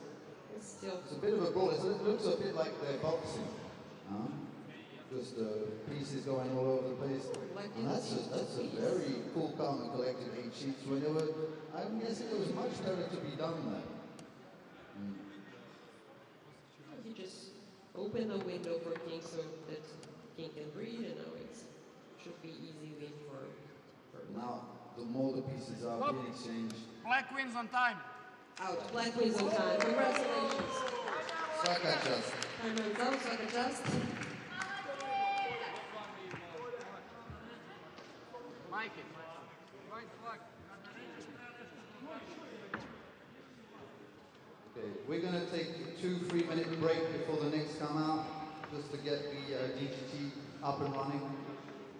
2-3 minutes, yeah. Pausa cigarette.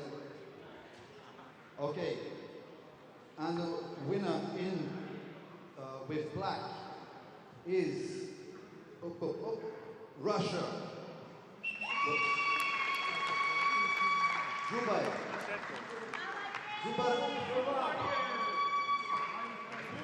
Bravo. Sad ponovo. Вообще и в боксе выиграл. Jel vidi?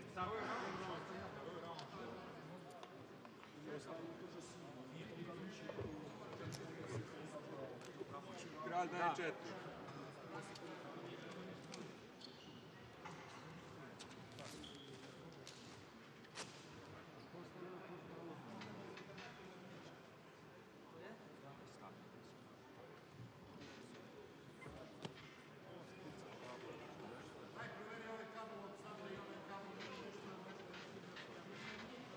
Da, divlja s vremenom.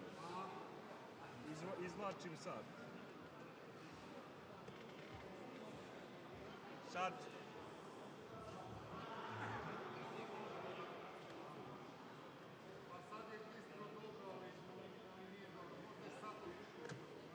Evo ga, rješenje problema. Dobro, jebeš sad, šta? Ajde. Nećemo uopšte, ajde, može. Dobro, menit ćemo ga posle. Dobro, aj sad gledaj malo tablo, jel vidi tipa E4? Jel vidi E4?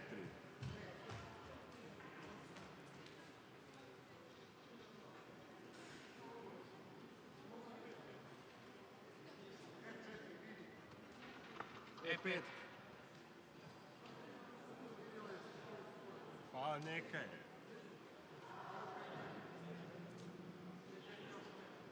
E5 ne vidim. Neki problem sa crnim.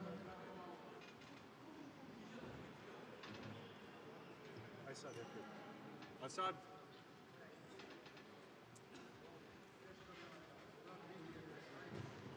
Ajde. Dama. Da.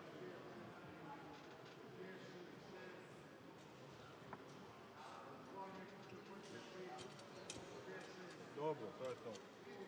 Može? Može. We're ready. Ready. Može. We're ready. You ready? Ready? I am. Yeah, we are. We are. Mismo. I was born ready. Nek bude tamo do mene. Voilà. Okay, the next fight. We have to call him out. Let's go. Who is it?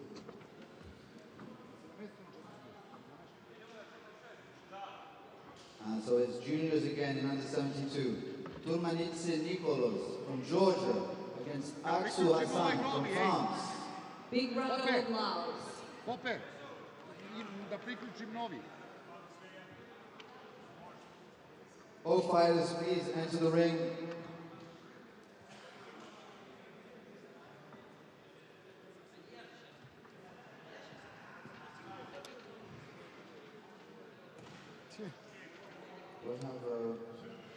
I have a list.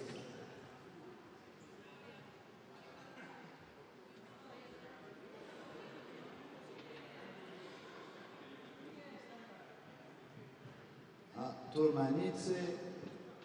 Nicolas, you are entering the ring now, yes. Et Hassan, veuillez rentrer dans le ring. Monsieur Hassan.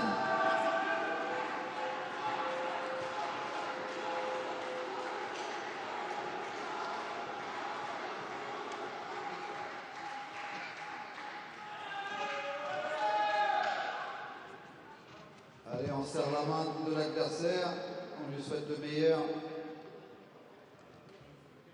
Et c'est parti.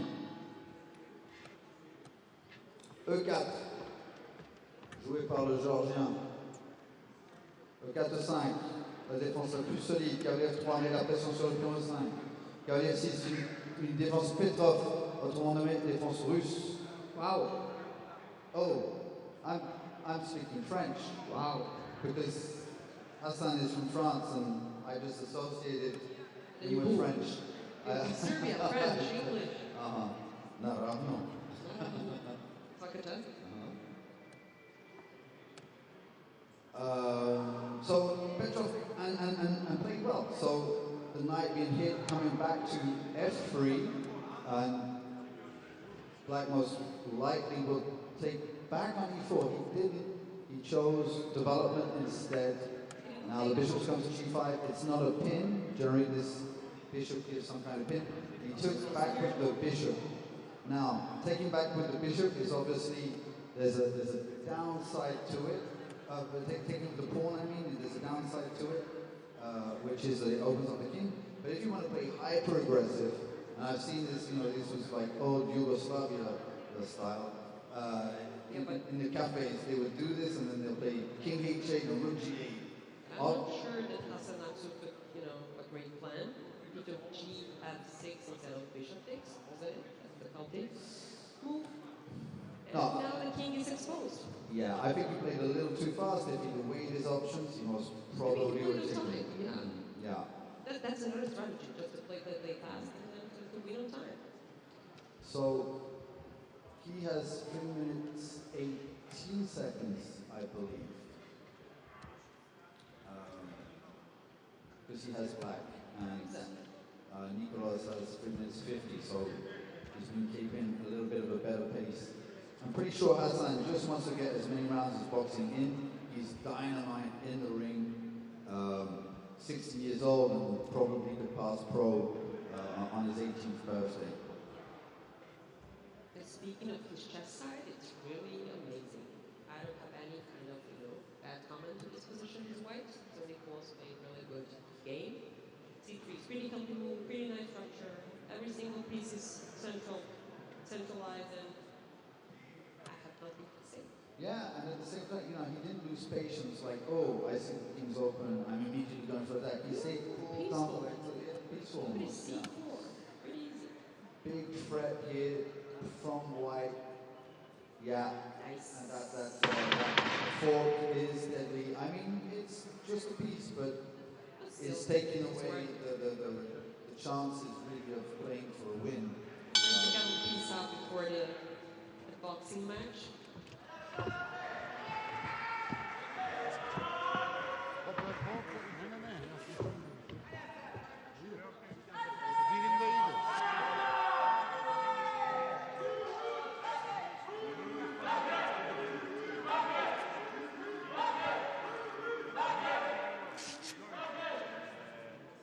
Oui, baguette. Une nouveauté signée Martin.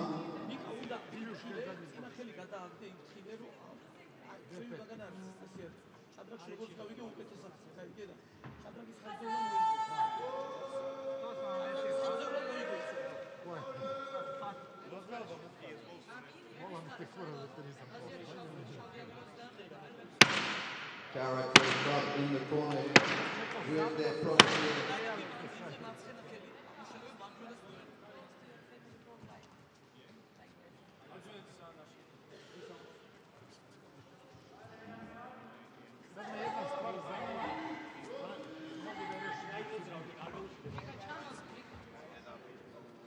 Hassan yesterday in the light was up against another Jordan.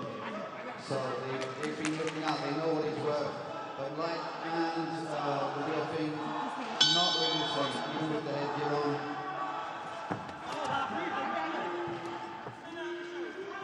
Very light on his feet. Able to move at will. Finding the southpaw, so a nice backward hand, left hand. Always having the last word. I think that's each exchange. You start the exchange and you finish the exchange.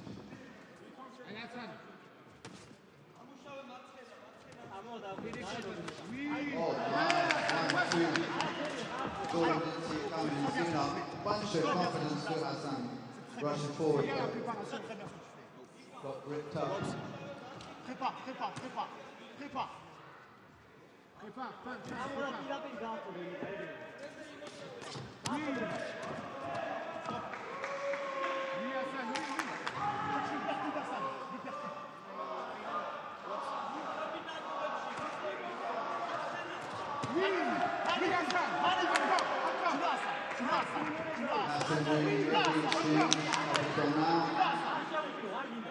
Leaving very little room for the opponent to express himself in the ring.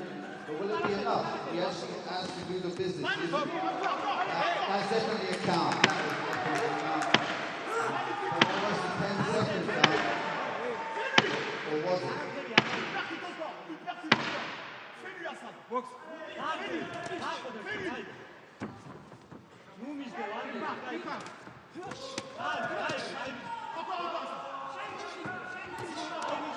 I think he's throwing a little too hard. He's trying too much. Take this time a little more.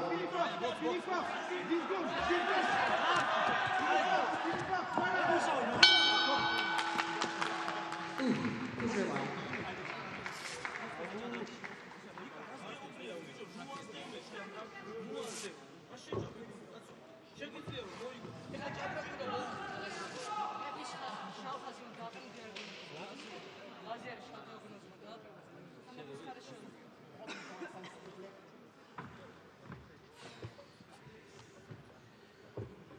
Intense boxing match. He's focusing now to find defensive move here as a black. Well, something's going to leave the board very soon. It's just a question of which one you want it to be. In one sense, he doesn't have the headgear. Yep. no time. No. Faulty head times too. I'm not sure how good his English is. So yeah, he basically has to choose which piece he wants to prefer. Hassan is taking this time to focus and think. Pero, šta da mu radim, mora nove da donesu. Trebali su svejedno da imaju rezerve. Šta? Šta, on hoće da ga popravlja, evo to se raspravlja. Non, il est en train d'attendre en fait to French again. Right, I have to stop doing that. I can do that in Serbian. But it sounds pretty good. Možemo da probamo. Možemo da probamo, s'il vous plaît.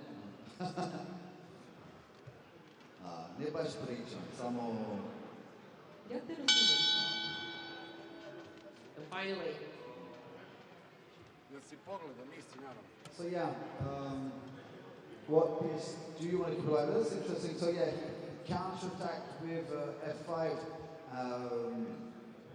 Why try to take one piece when E4 would have been en prise? So he just takes the piece out and the fork remains.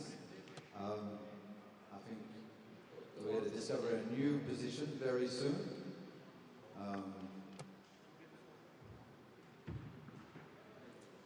I like these mysteries. And this it's looks like, better for friends. No, but you see one position and you see it 5 moves later and you have to imagine. You know, you have to what happened in between. Exactly. You know that Marshall McLuhan only used to read the right pages of the books he considered serious. Really? And he let his mind do all the rest to fill in the gaps of the left pages. Marshall McLuhan, very smart man. Very intelligent guy. Mm-hmm. Wow. But we're doing the same thing right now. This is it. Now it seems to, yeah. Should we go up? Yeah, probably. Take a little stroll. See what's happening. Bring news home. Black is lower on time. 148 and also lower in position. Now there is a whole rook up and a couple of pawns.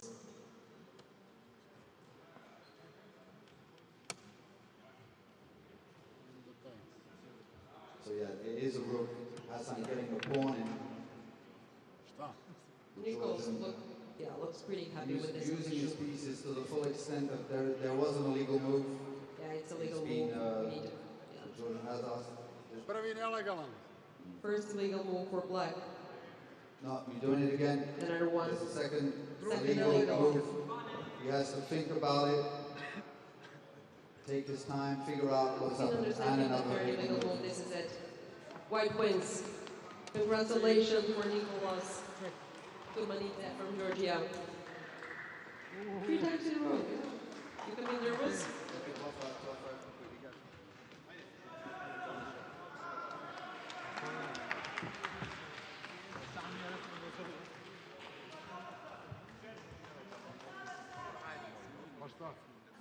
A ti jedan nisi video, gledaš u parku. Moraš da hitno u neku školu šaku.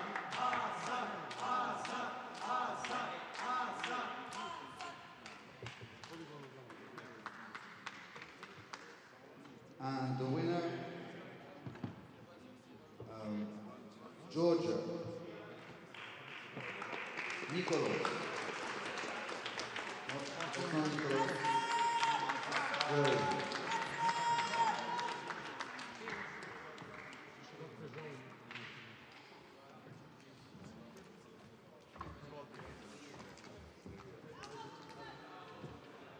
Okay, the last fight in the juniors before we go back to the men. The seniors, I mean, well, whatever you want to call them. Okay, Georgia against Germany this time. So another Nicolas Meshkia from Georgia with white pieces. This is under 72.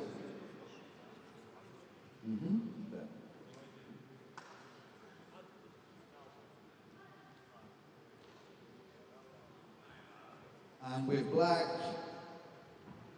Ravager Lassi from Germany.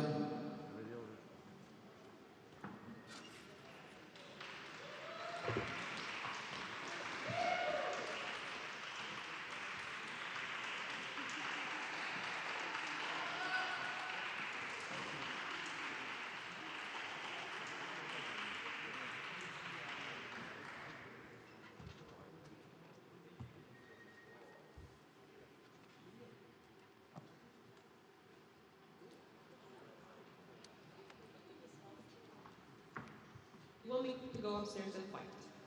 Yeah, I'm ready. Yeah, let's go.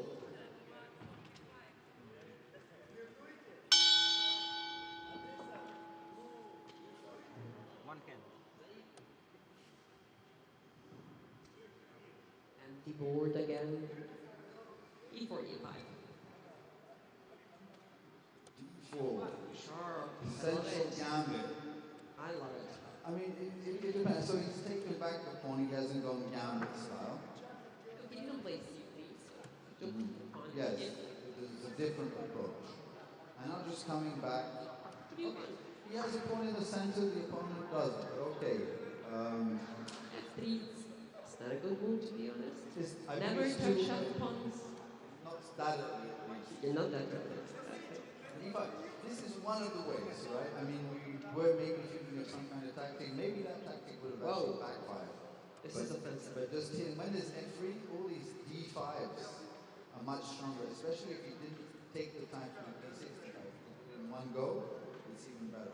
But this bishop D6 is leaving me wonder. Ah, this is weird. an oddity. Yeah, I was with them until Blunder by blunder. and now exchanging queens.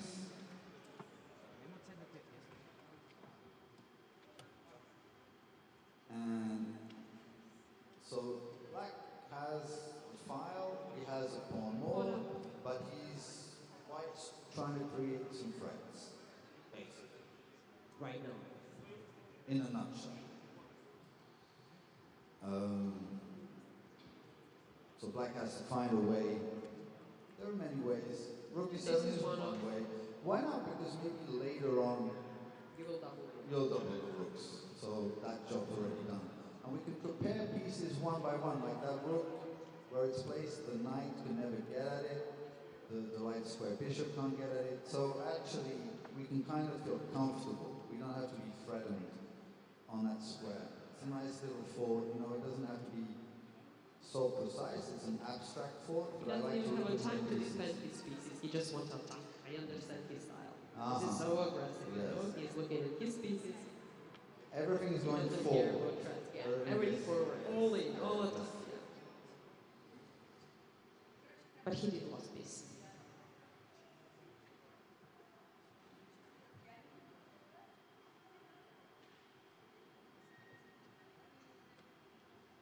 I think, in my opinion, chess is not going to decide in this particular match. I'm more interested in the box. This is like in the boxing.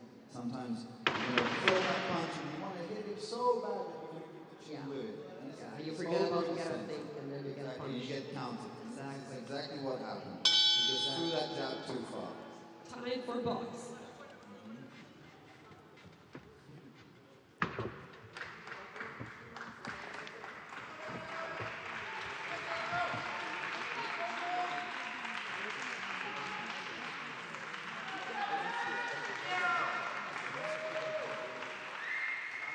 Așa una și uite, și-a dat și ține poziție, că sta acolo de unde și să fie.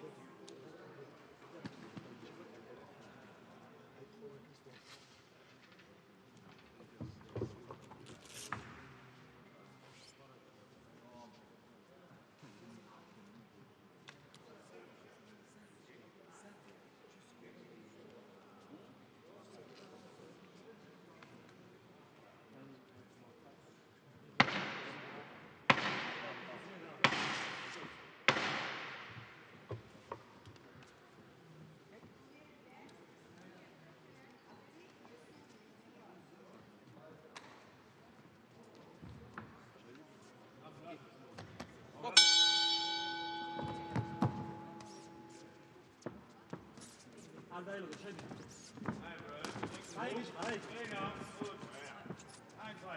little bit of a change of scenery since the last fight, they were all scraps. And this time, favoring technique, has been a lot of head movement, not blocking punches.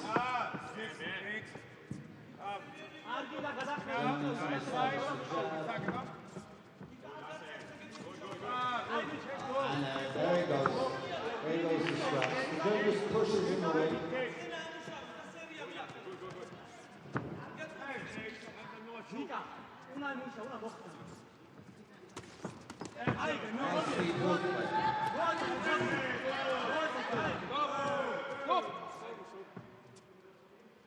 That was just a reflex.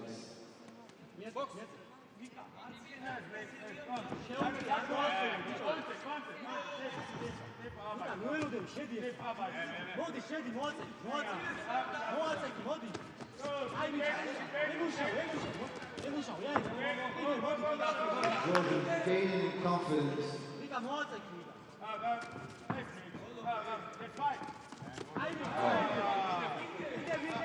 These long flurries. If Shami gets too close, he should try and control that flurry. And maybe do 3 or 4 different step back and start again. Trips up almost on the other shoe. That's a nice right hand. And he just ends in a count.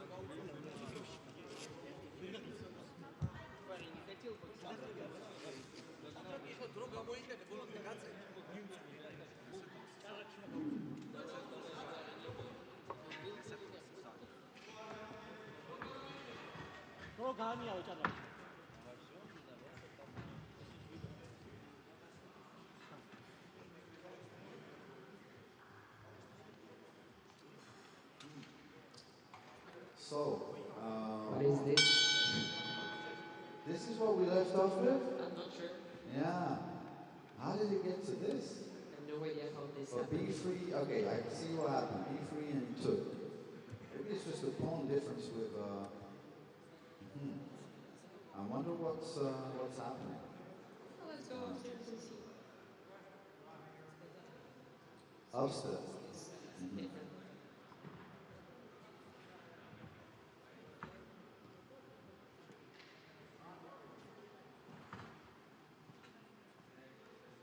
Things evolve much. Oh, we have an image yet again, but I'm afraid if we go down the stairs. Okay. Blocking out direct attacks. A little too obvious from white. Now he has a lot to deal with. Not only the bishop that's just been attacked and is now taken. New to me. Taking back the pawn. But this is what happens from local thinking. He's also, I don't think he'll understand the Iepe. Well, I can't really say what he hasn't done. Oh, like he's thinking. Yeah, Okay. and yeah, he hand pressed the clock, and now it's too late.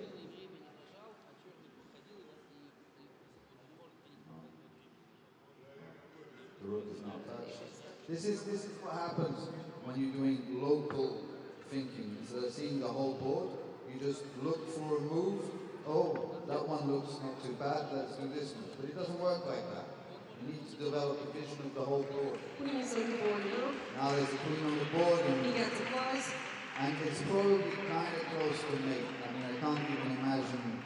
I see a pretty fast. I mean, We can see. I don't want to say the number of moves, but definitely this is where. He's gonna wait. Oh, there's an illegal move. That's one. First illegal move.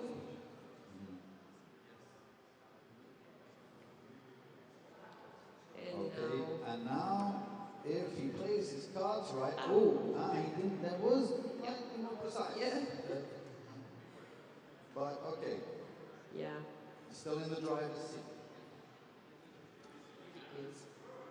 Видишь, опять он сейчас проходил. But now King escaped and he gets a chance. This was a checkmate one move before, but now, yeah, Yes. it isn't.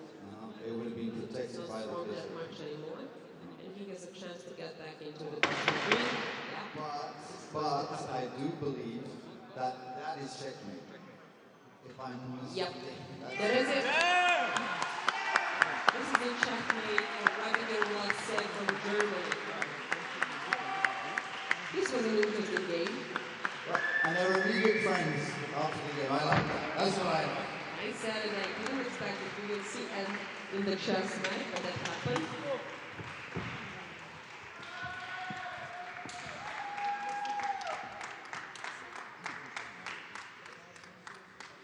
Oh, yeah.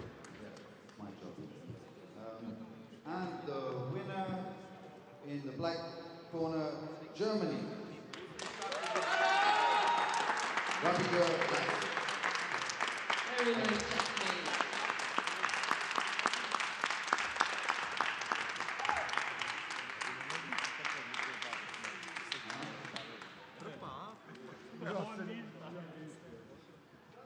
I believe we are moving towards the men under 65.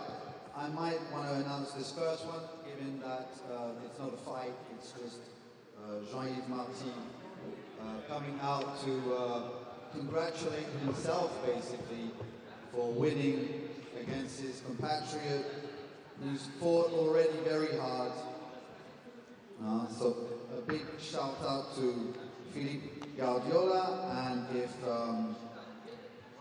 Jean-Yves Marty can come to the ring and jump up with genuine enthusiasm.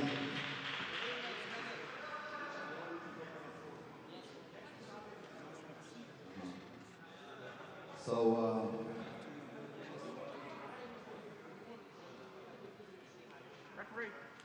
okay. Andrei, if you might, you can congratulate him. Tell him he's very good. Хорошо, Jean-Yves Marty. He wins. Bravo. Congratulations. Bravo. But congratulations also to his opponent who could fight after two very, very hard fought fights. And he has two black eyes, and you know, he's done his job. Ladies and gentlemen, we are getting back to the chess boxing classic action in the men's division. First up in fight 22 of the day, this semifinal matchup will be between Russia and Germany. First to the stage, representing Russia. Put your hands together for Ilsur Ishakov.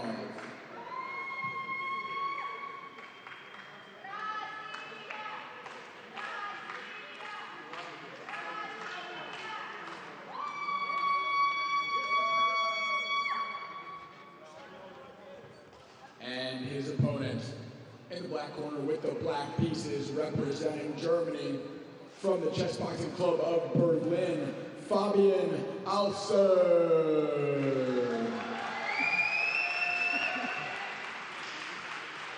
This will be a scheduled 5-round bout alternating chess and boxing until checkmate or knockout. Best of luck to both fighters. Oh, this fight's going to be dynamite. I know both chess boxers. They've been in the community for a while now. Fabian Alser, I believe, is undefeated, as is Ilsur.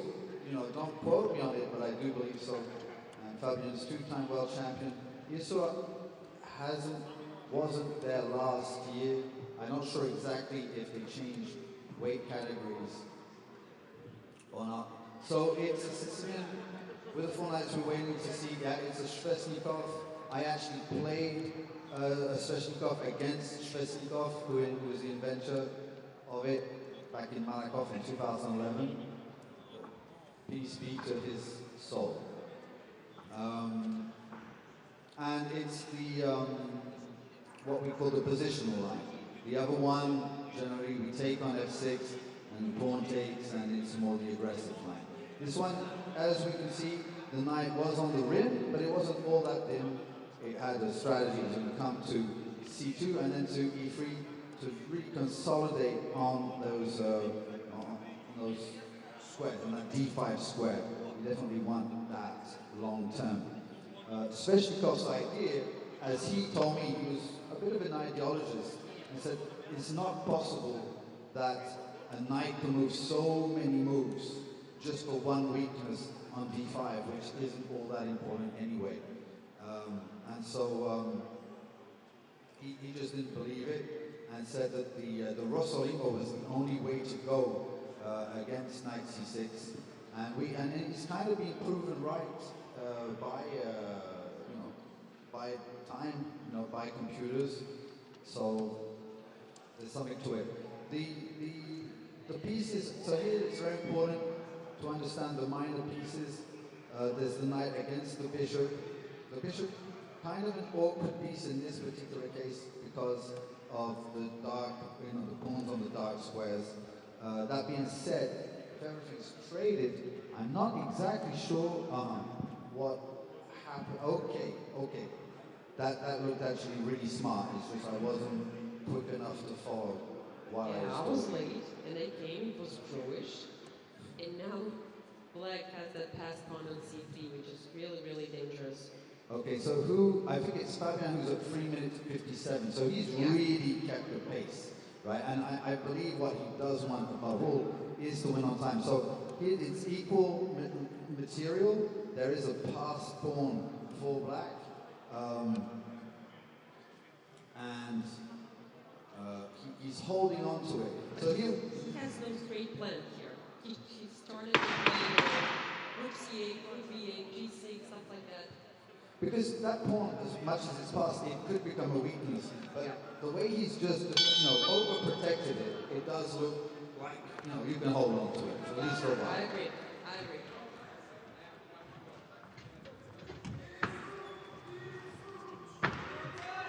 And there's the bell. Both fighters to their corners. This 65 kilogram semifinals is about to see its first boxing rounds. In the corner of the Russian fighter is Anatoly Shushkin. And cornering Germany is the head boxing coach for Chessboxing Berlin. Fabian overcoming a FIDE master in the previous round to make it to the semifinals. A hard road to get here and still further to travel.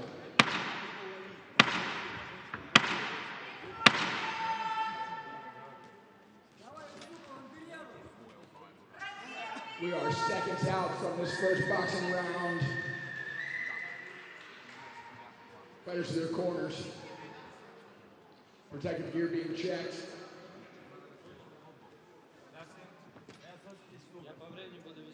Fighters to touch gloves. Final instructions. Timekeeper ready. No low blows, no punching in the back, and listen to me, okay? Time the gloves. Seconds out. Chess box. Fabian in a more square stance as the Russian demonstrates his Soviet style. A nice 1-2 lands right off the bat. Big left hand, right hand follow up.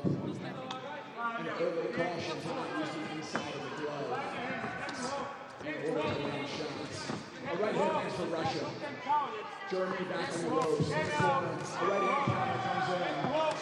Right hand over the top of the lead shoulder of the German. Another right hand for the Russian. Russian with very clean boxing so far. Germany trying to establish a jab. A right counter catches the chin of the Russian, but he is undeterred. Jab not around for the Russian. Return to the chin of Berlin.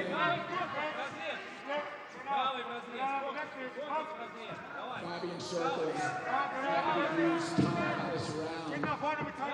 Ergashev controlling the center of the ring and chasing Fabian. Overhand right lands on Fabian's cheek. Another right hand left hook combo. Fabian tough. Continuing to circle to the left. Using a lot of energy to do so. And Urkashev just walking him down. Right cross to the stomach of the German fighter. Another right and a left to the head. The Russian seemingly leaning at will here.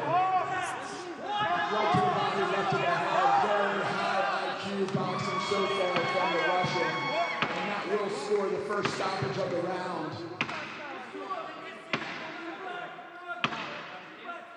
Ilsur dominating the boxing. This fight will continue. Правый разрез, левый боковой. Только что нокдаун так сделал. And the German in the corner circling back to space after Ilsur teeing off on the body again. German landing a jab. Правый разрез, левый боковой, давай. The Russian pulls just short. 3 shots down for Russia. And a fourth with him on the ropes. Second count.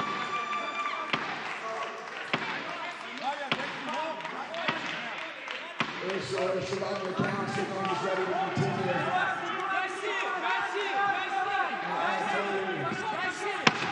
Fighter exactly what to do to finish this fight right now. 10 seconds to go. Fabian hanging in there. Fabian with a jab. A big right hand to the chin. And there's the time. Fabian enduring an onslaught from the Russian Ilsur to make it back to the board. Surviving the round. Living to fight another round. Yeah, I believe that was Fabian's biggest test up to now in chess boxing. He's always known how to weather the storm, and he managed to get through that round, but obviously he wants to finish things on the chessboard. The problem is the position isn't that easy to win. Now, Not easy at all. not at all, huh? Not at all. So maybe technically we could give a preference to that, but even it's not. What if it's draw? What if this position ends as a draw? Oh, you mean what would happen? Yep. It would go to the boxing school. Yeah, and then box will decide. Exactly. So basically Fabian has only one choice. And I think what he basically wants to do now is just play as fast as possible, run the time. Yeah. That's where he is the best place for now. The problem is White could probably find moves pretty fast. If he maybe playing too fast, he could make a mistake. That is a possibility. Yep. We saw 3 illegal moves in a row in the match before, so everything's possible. Just play fast and search for So, the yeah, so this was very slick by Fabian and also very well seen by it. So it was easy to grab that pawn with the rook, and then the rook comes down to A1. Because often we think, oh, take. You know, that's the first thing we think about. And in this particular case, but there has been a legal move by Black. Exactly. The king on H6, so the queens are going to get exchanged. I'm not sure how much White should actually exchange queens. And this is completely draw position. Well, no, the king is actually entering, and now it's not clear at all. Now This was fast.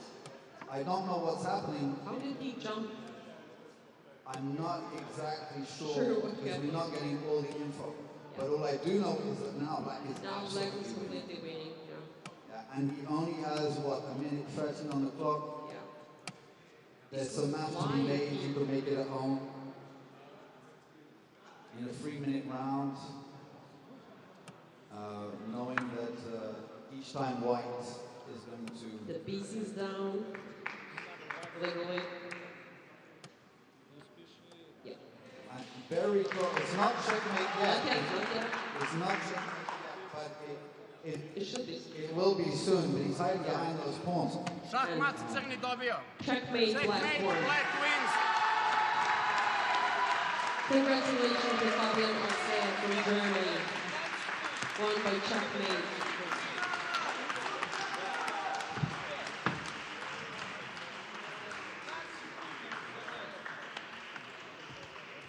That was fantastic chess boxing. Is Matt here to give the winner? Matt?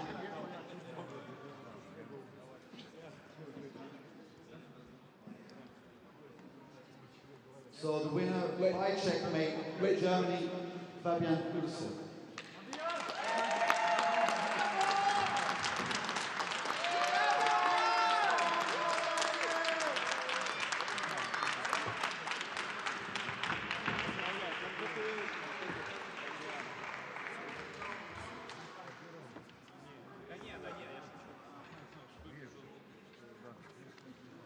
Congratulations to Germany, Fabian advancing to the finals.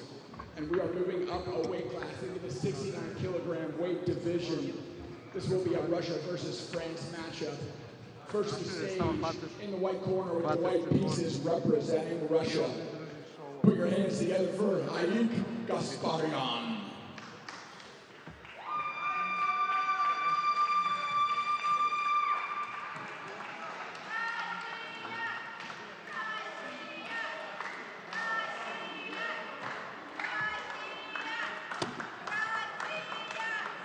And in the opposing corner, wielding the black pieces, making his way to the stage, representing France, Sabri Hamdi.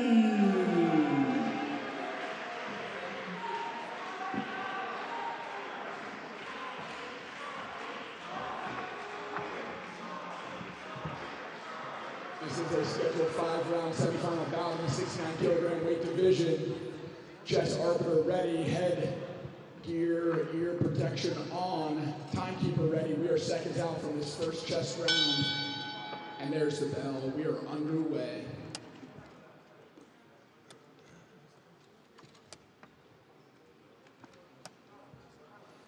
Is it kickoff? So I believe that that's a Caro-Kann, and there's been a take on. Well prepared. Caro is really popular opening right now. Oh, is that Sabri Hamdi? Okay, France against Russia. Derby. Yep. Gasparian. Gasparian. Sounds very Armenian. Chess player, like Kasparov. Kasparov and Gasparian, the composer. Maybe, yeah. It's a good combination. But anyway, this position is pretty solid. Looks like they're really prepared for this match. Yeah. It's hard to play here. It's completely equal. It's reverse Carlsbad, yeah? What is the weakest pawn all the time? F7, F2, F7, F2. It's true. It's true, and it's also Einheiser. He has to take a little bit of time out here just to figure out what the best continuation is. N7, F2. F7 is down. Maybe if he'd taken the night before, the one on E5, or would that have been too little too late? It's too late now. If you want to take 94 now, it's too late. No, now. One move before? One move before. When he started attacking, maybe bishop takes or something. Yeah, bishop takes. No, Otherwise, that's an illegal move, unfortunately. Illegal move number one. Sabri not on the best of forms. I've known him a much better form than this. And I think he just has to take the time to figure things out. Otherwise, he's going to be in a situation where every single decision is difficult. See, here, it's not as bad as it looks. At the end of the day, it's just a pawn down, and the F-out has been open. This is enough to survive. So you could just say, well, I sacrifice the F-pawn. Look at this, threats. But there are a lot of squares. Those light squares. And you see the light square bishop for black on D7 is nowhere. He took material again. Exchange up. Exchange up, but the pawn up, exchange up. Yeah. If I'm not mistaken. Maybe we can remain a bishop little here. hermetic, at least waiting for the next round. And then Look at how healthy he played. Rook A to D1. yes. But and now now not feasible anymore. This is nice. The trap is nice. I think I'm out of. No, I'm not outside.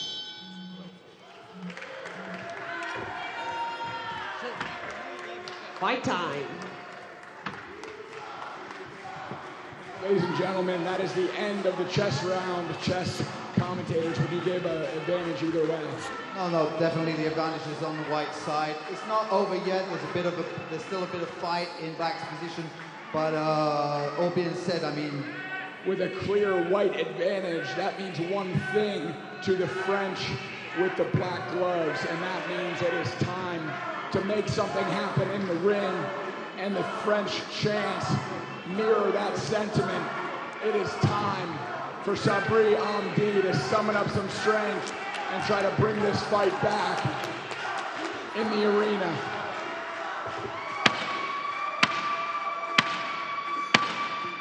A referee in charge from the Serbian Boxing Federation, checking the protective gear, getting our fighters set. 3 minutes of boxing starts right after these gloves touch. Fighters are cornered, timekeeper ready. We are seconds out. Chest box. Right into it is Sabri. Lead hook lands. In the clinch, the Russian throws 2 overhand rights and a headbutt from the Russian.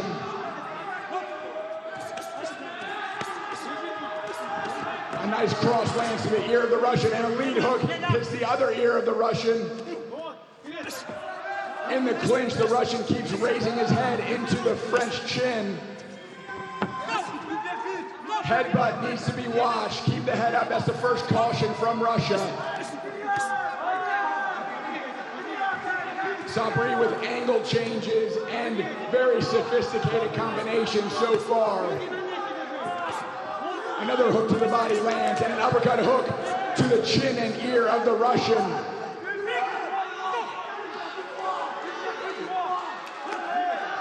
Sabri, cool, calm, and collected, landing at will, ripping hooks to the body. Sabri finding holes in the Russian defense. One left hook lands to the sternum. The effect starting to show on the Russian's face.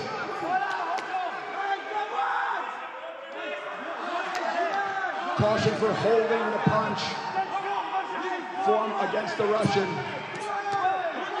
At will, Sabri is picking apart his Russian opponent.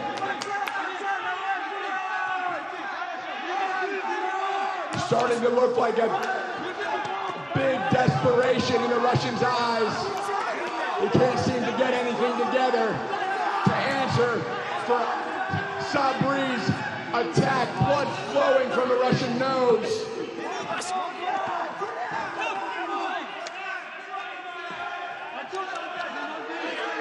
Warning for using the inside of the glove to the back of the head to France.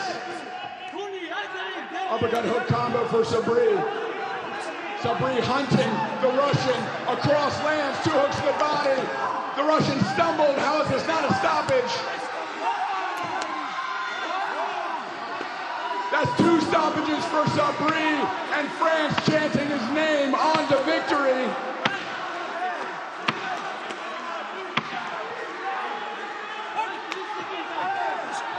Sabri teeing off, letting the Russian know who owns the boxing ring.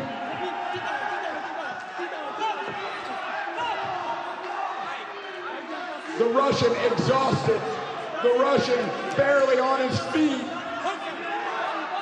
but with never give up on his back, he fights forward, trying to make something happen. Can he survive the 10 seconds? And there's the bell as Sabri stares down his Russian opponent, who is battered, confused about which corner to go to. They will go back to the board.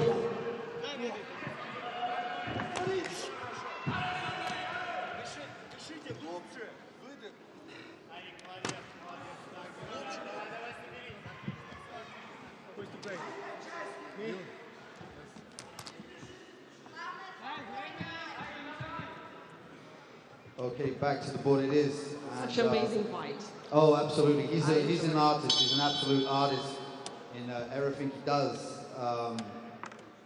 You need to be an artist as well at the chessboard? The chessboard.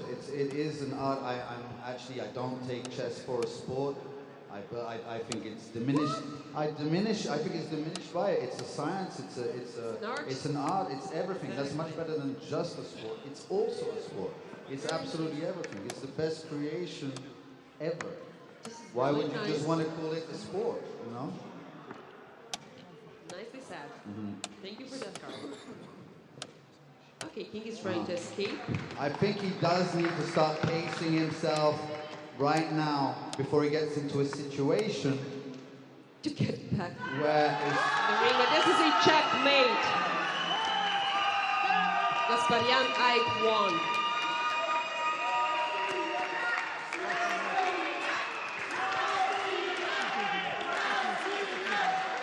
Ladies and gentlemen, surviving the boxing round after a complete battering. He makes it back to the board where he has an advantage, and he finishes the drill.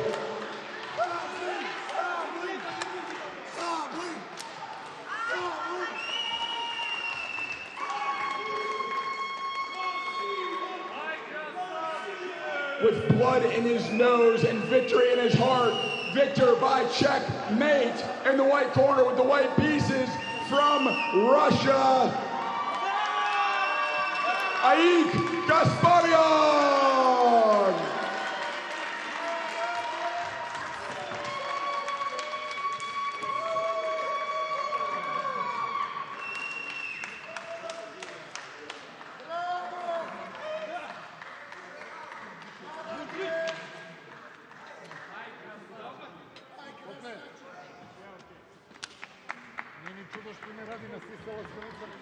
Fight number 24 of the day.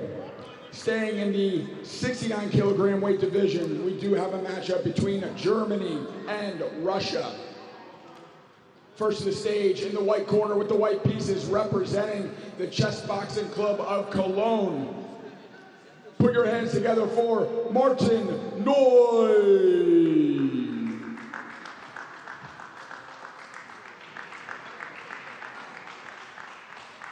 And his opponent, hailing from Russia, wielding the black pieces in the black corner.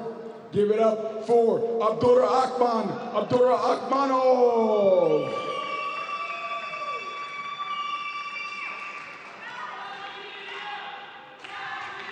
This will be an incredible matchup. Both men, very skilled chess players and great athletes in the ring.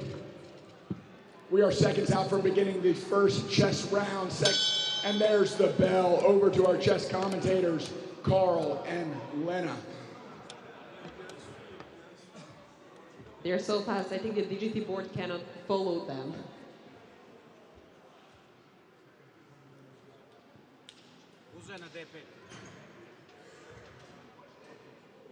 I need to check with the team, is everything okay on the chessboard? No? Okay, then we're gonna go up. Everything is always see them playing good, so but they are two fast. speed players. They are They're very, super very speed. fast. Yeah. And they're super professional. Abdurrahman is no slouch on the chessboard. He's a good boxer. Look at them And playing so also- fast. Now I'm lost in the position. Trying to count, but Extremely fast, not always taking this the is the time. fastest game we saw today. But probably the most experienced players here. They're calculating fast, they're moving fast, and the moves are pretty solid. Honestly, I can't follow. If I'm not actually the one playing the game, it would be difficult for me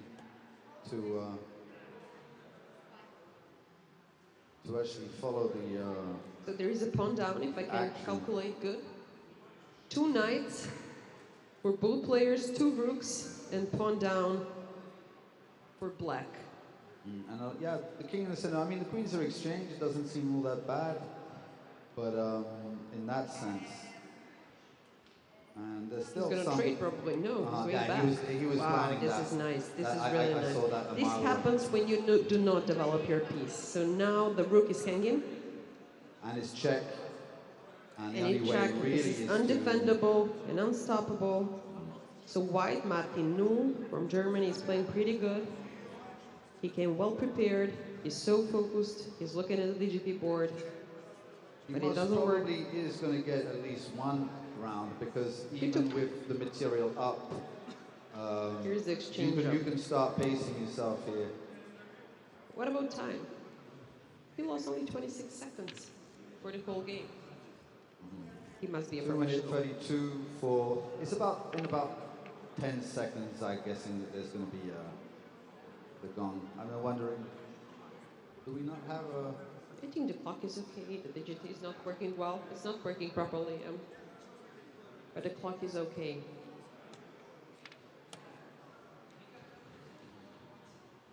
Look at the black rook. Because you didn't develop your knight, your rook will stay there like forever.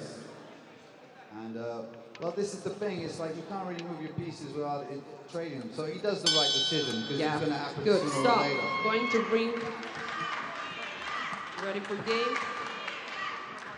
And this will be the first boxing round that Abdullah Akman will compete in for this World Championship. He is the only player so far who has won by checkmate in round one, avoiding any boxing. And Martin battling back after an ear injury in the last fight. Blood coming from the ear can be cause for stoppage. But the medical stoppage was reversed. Martin allowed to continue, making his way to the semifinals to represent the Chess Boxing Club of Cologne and his home country of Germany. This Russian-German semifinal matchup is seconds out. Both men to the center to touch gloves.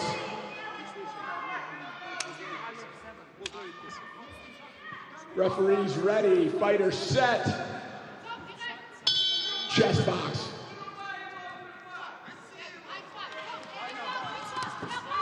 A 1-2 off the back for Cologne. A strong, stiff jab. Two big hooks land for the Russian. The Russian hunting. A wild first exchange.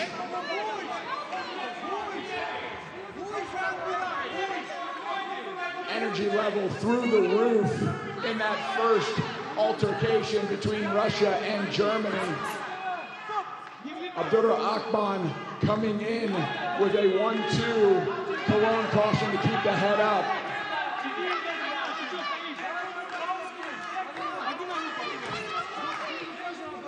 Martin, head movement into the clinch, biding his time, another stiff jab, but Abdullah Akman swinging and chasing is the drill and the pattern so far in this match.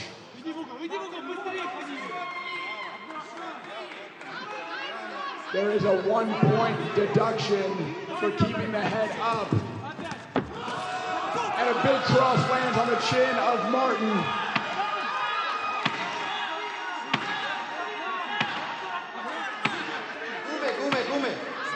The standing 8 count is resounding through the stadium.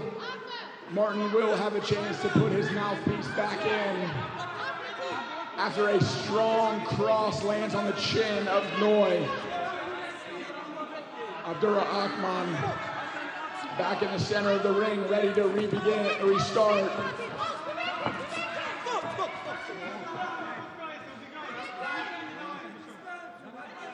Blood coming from the ear of Martin again.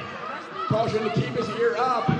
Another stiff jab lands for Martin. This is a wild, wild fight. Balance and technique taking a back seat to force and speed.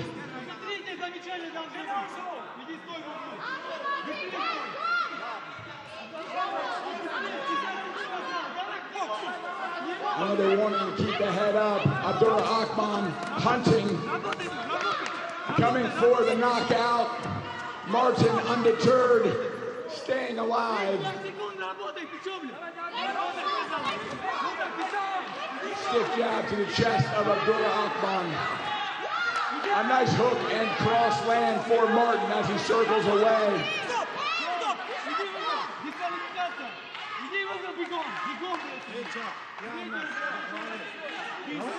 Ladies and gentlemen, that is a disqualification. The third warning to keep the head up after numerous cautions. This one will be called in favor of the Russian.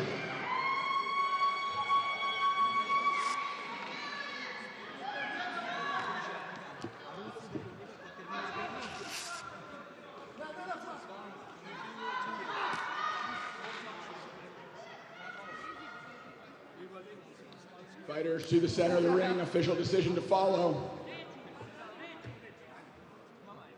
Winner by disqualification in the ring and advancing to the finals of the 69 kilogram weight division. In the black corner with the black pieces hailing from Russia, Abdurakhmanov.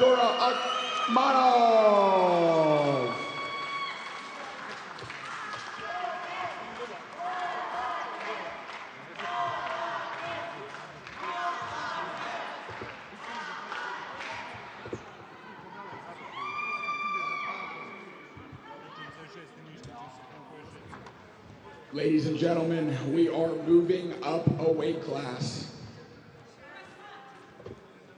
In the 74 kilogram semifinals, we have a France versus Russia matchup.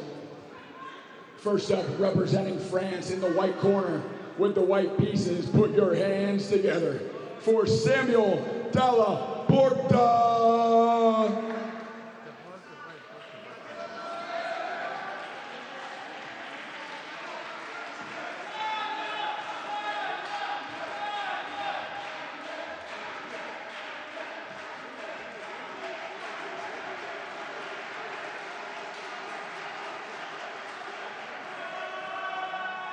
And his opponent, hailing from Russia in the black corner with the black pieces, Alexander Guchko.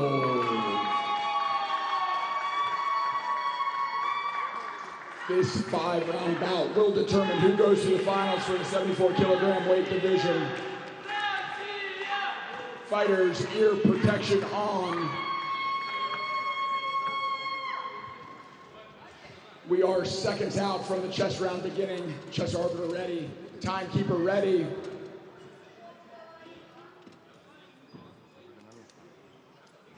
And chess box. Well, I know Sam a bit, Samuel. Very applied person to what he does. You'll see he's a very good athlete. More than a boxer, he just comes across as someone who's applied in what he's doing. I believe he's an engineer. Probably yes. Yeah. Good guess. So what is this opening? I'm just trying to figure out. So before E60, 45. From Catalan? Something Looks like like this? Catalan. Attacking... Again. I think again. we saw Catalan a few times. You feel like you sound disappointed. Yeah, Again? Yeah, I'm facing Catalan very much in my chess career, so I'm like, boring. Oh, yeah? Yeah, because I just played that. I want to see like more aggressive style, but this looks aggressive right now. This is definitely a certain approach, but I think, yeah, this is a real battle, though. Really difficult to tell quickly, you know, like cold evaluation, who's better, you know, like this. I can't actually tell. There's a lot of tension remaining in the center. That pawn on c3, we don't really know if it's like a long-term asset or just an immediate liability. So, yeah, actually, I kind of weirdly like this choice by white. I don't know why. The knight is kind of annoying, and maybe the light squares. Both knights were annoying, but now he's going back with knight c3. Maybe leaving that a3 pawn, and then he's going to go back to g, probably e3 and something like that. But he might have taken maybe with the rook, just kept everything alive, or would it have been a b5? It just got too complicated. I don't know. Knight g2. So at some point, we're gonna find a better square for it. It will come to the center somewhere or other. Yeah, but I agree with you that you like the white's position, at least before a3 hanging pawn, because knights can now jump on those squares. And look at this, ouch, fork. But okay, hang on. Let's take our time. Make sure we can. Everything is. There might be some way tactic? to, yes, I mean, there you go, for example.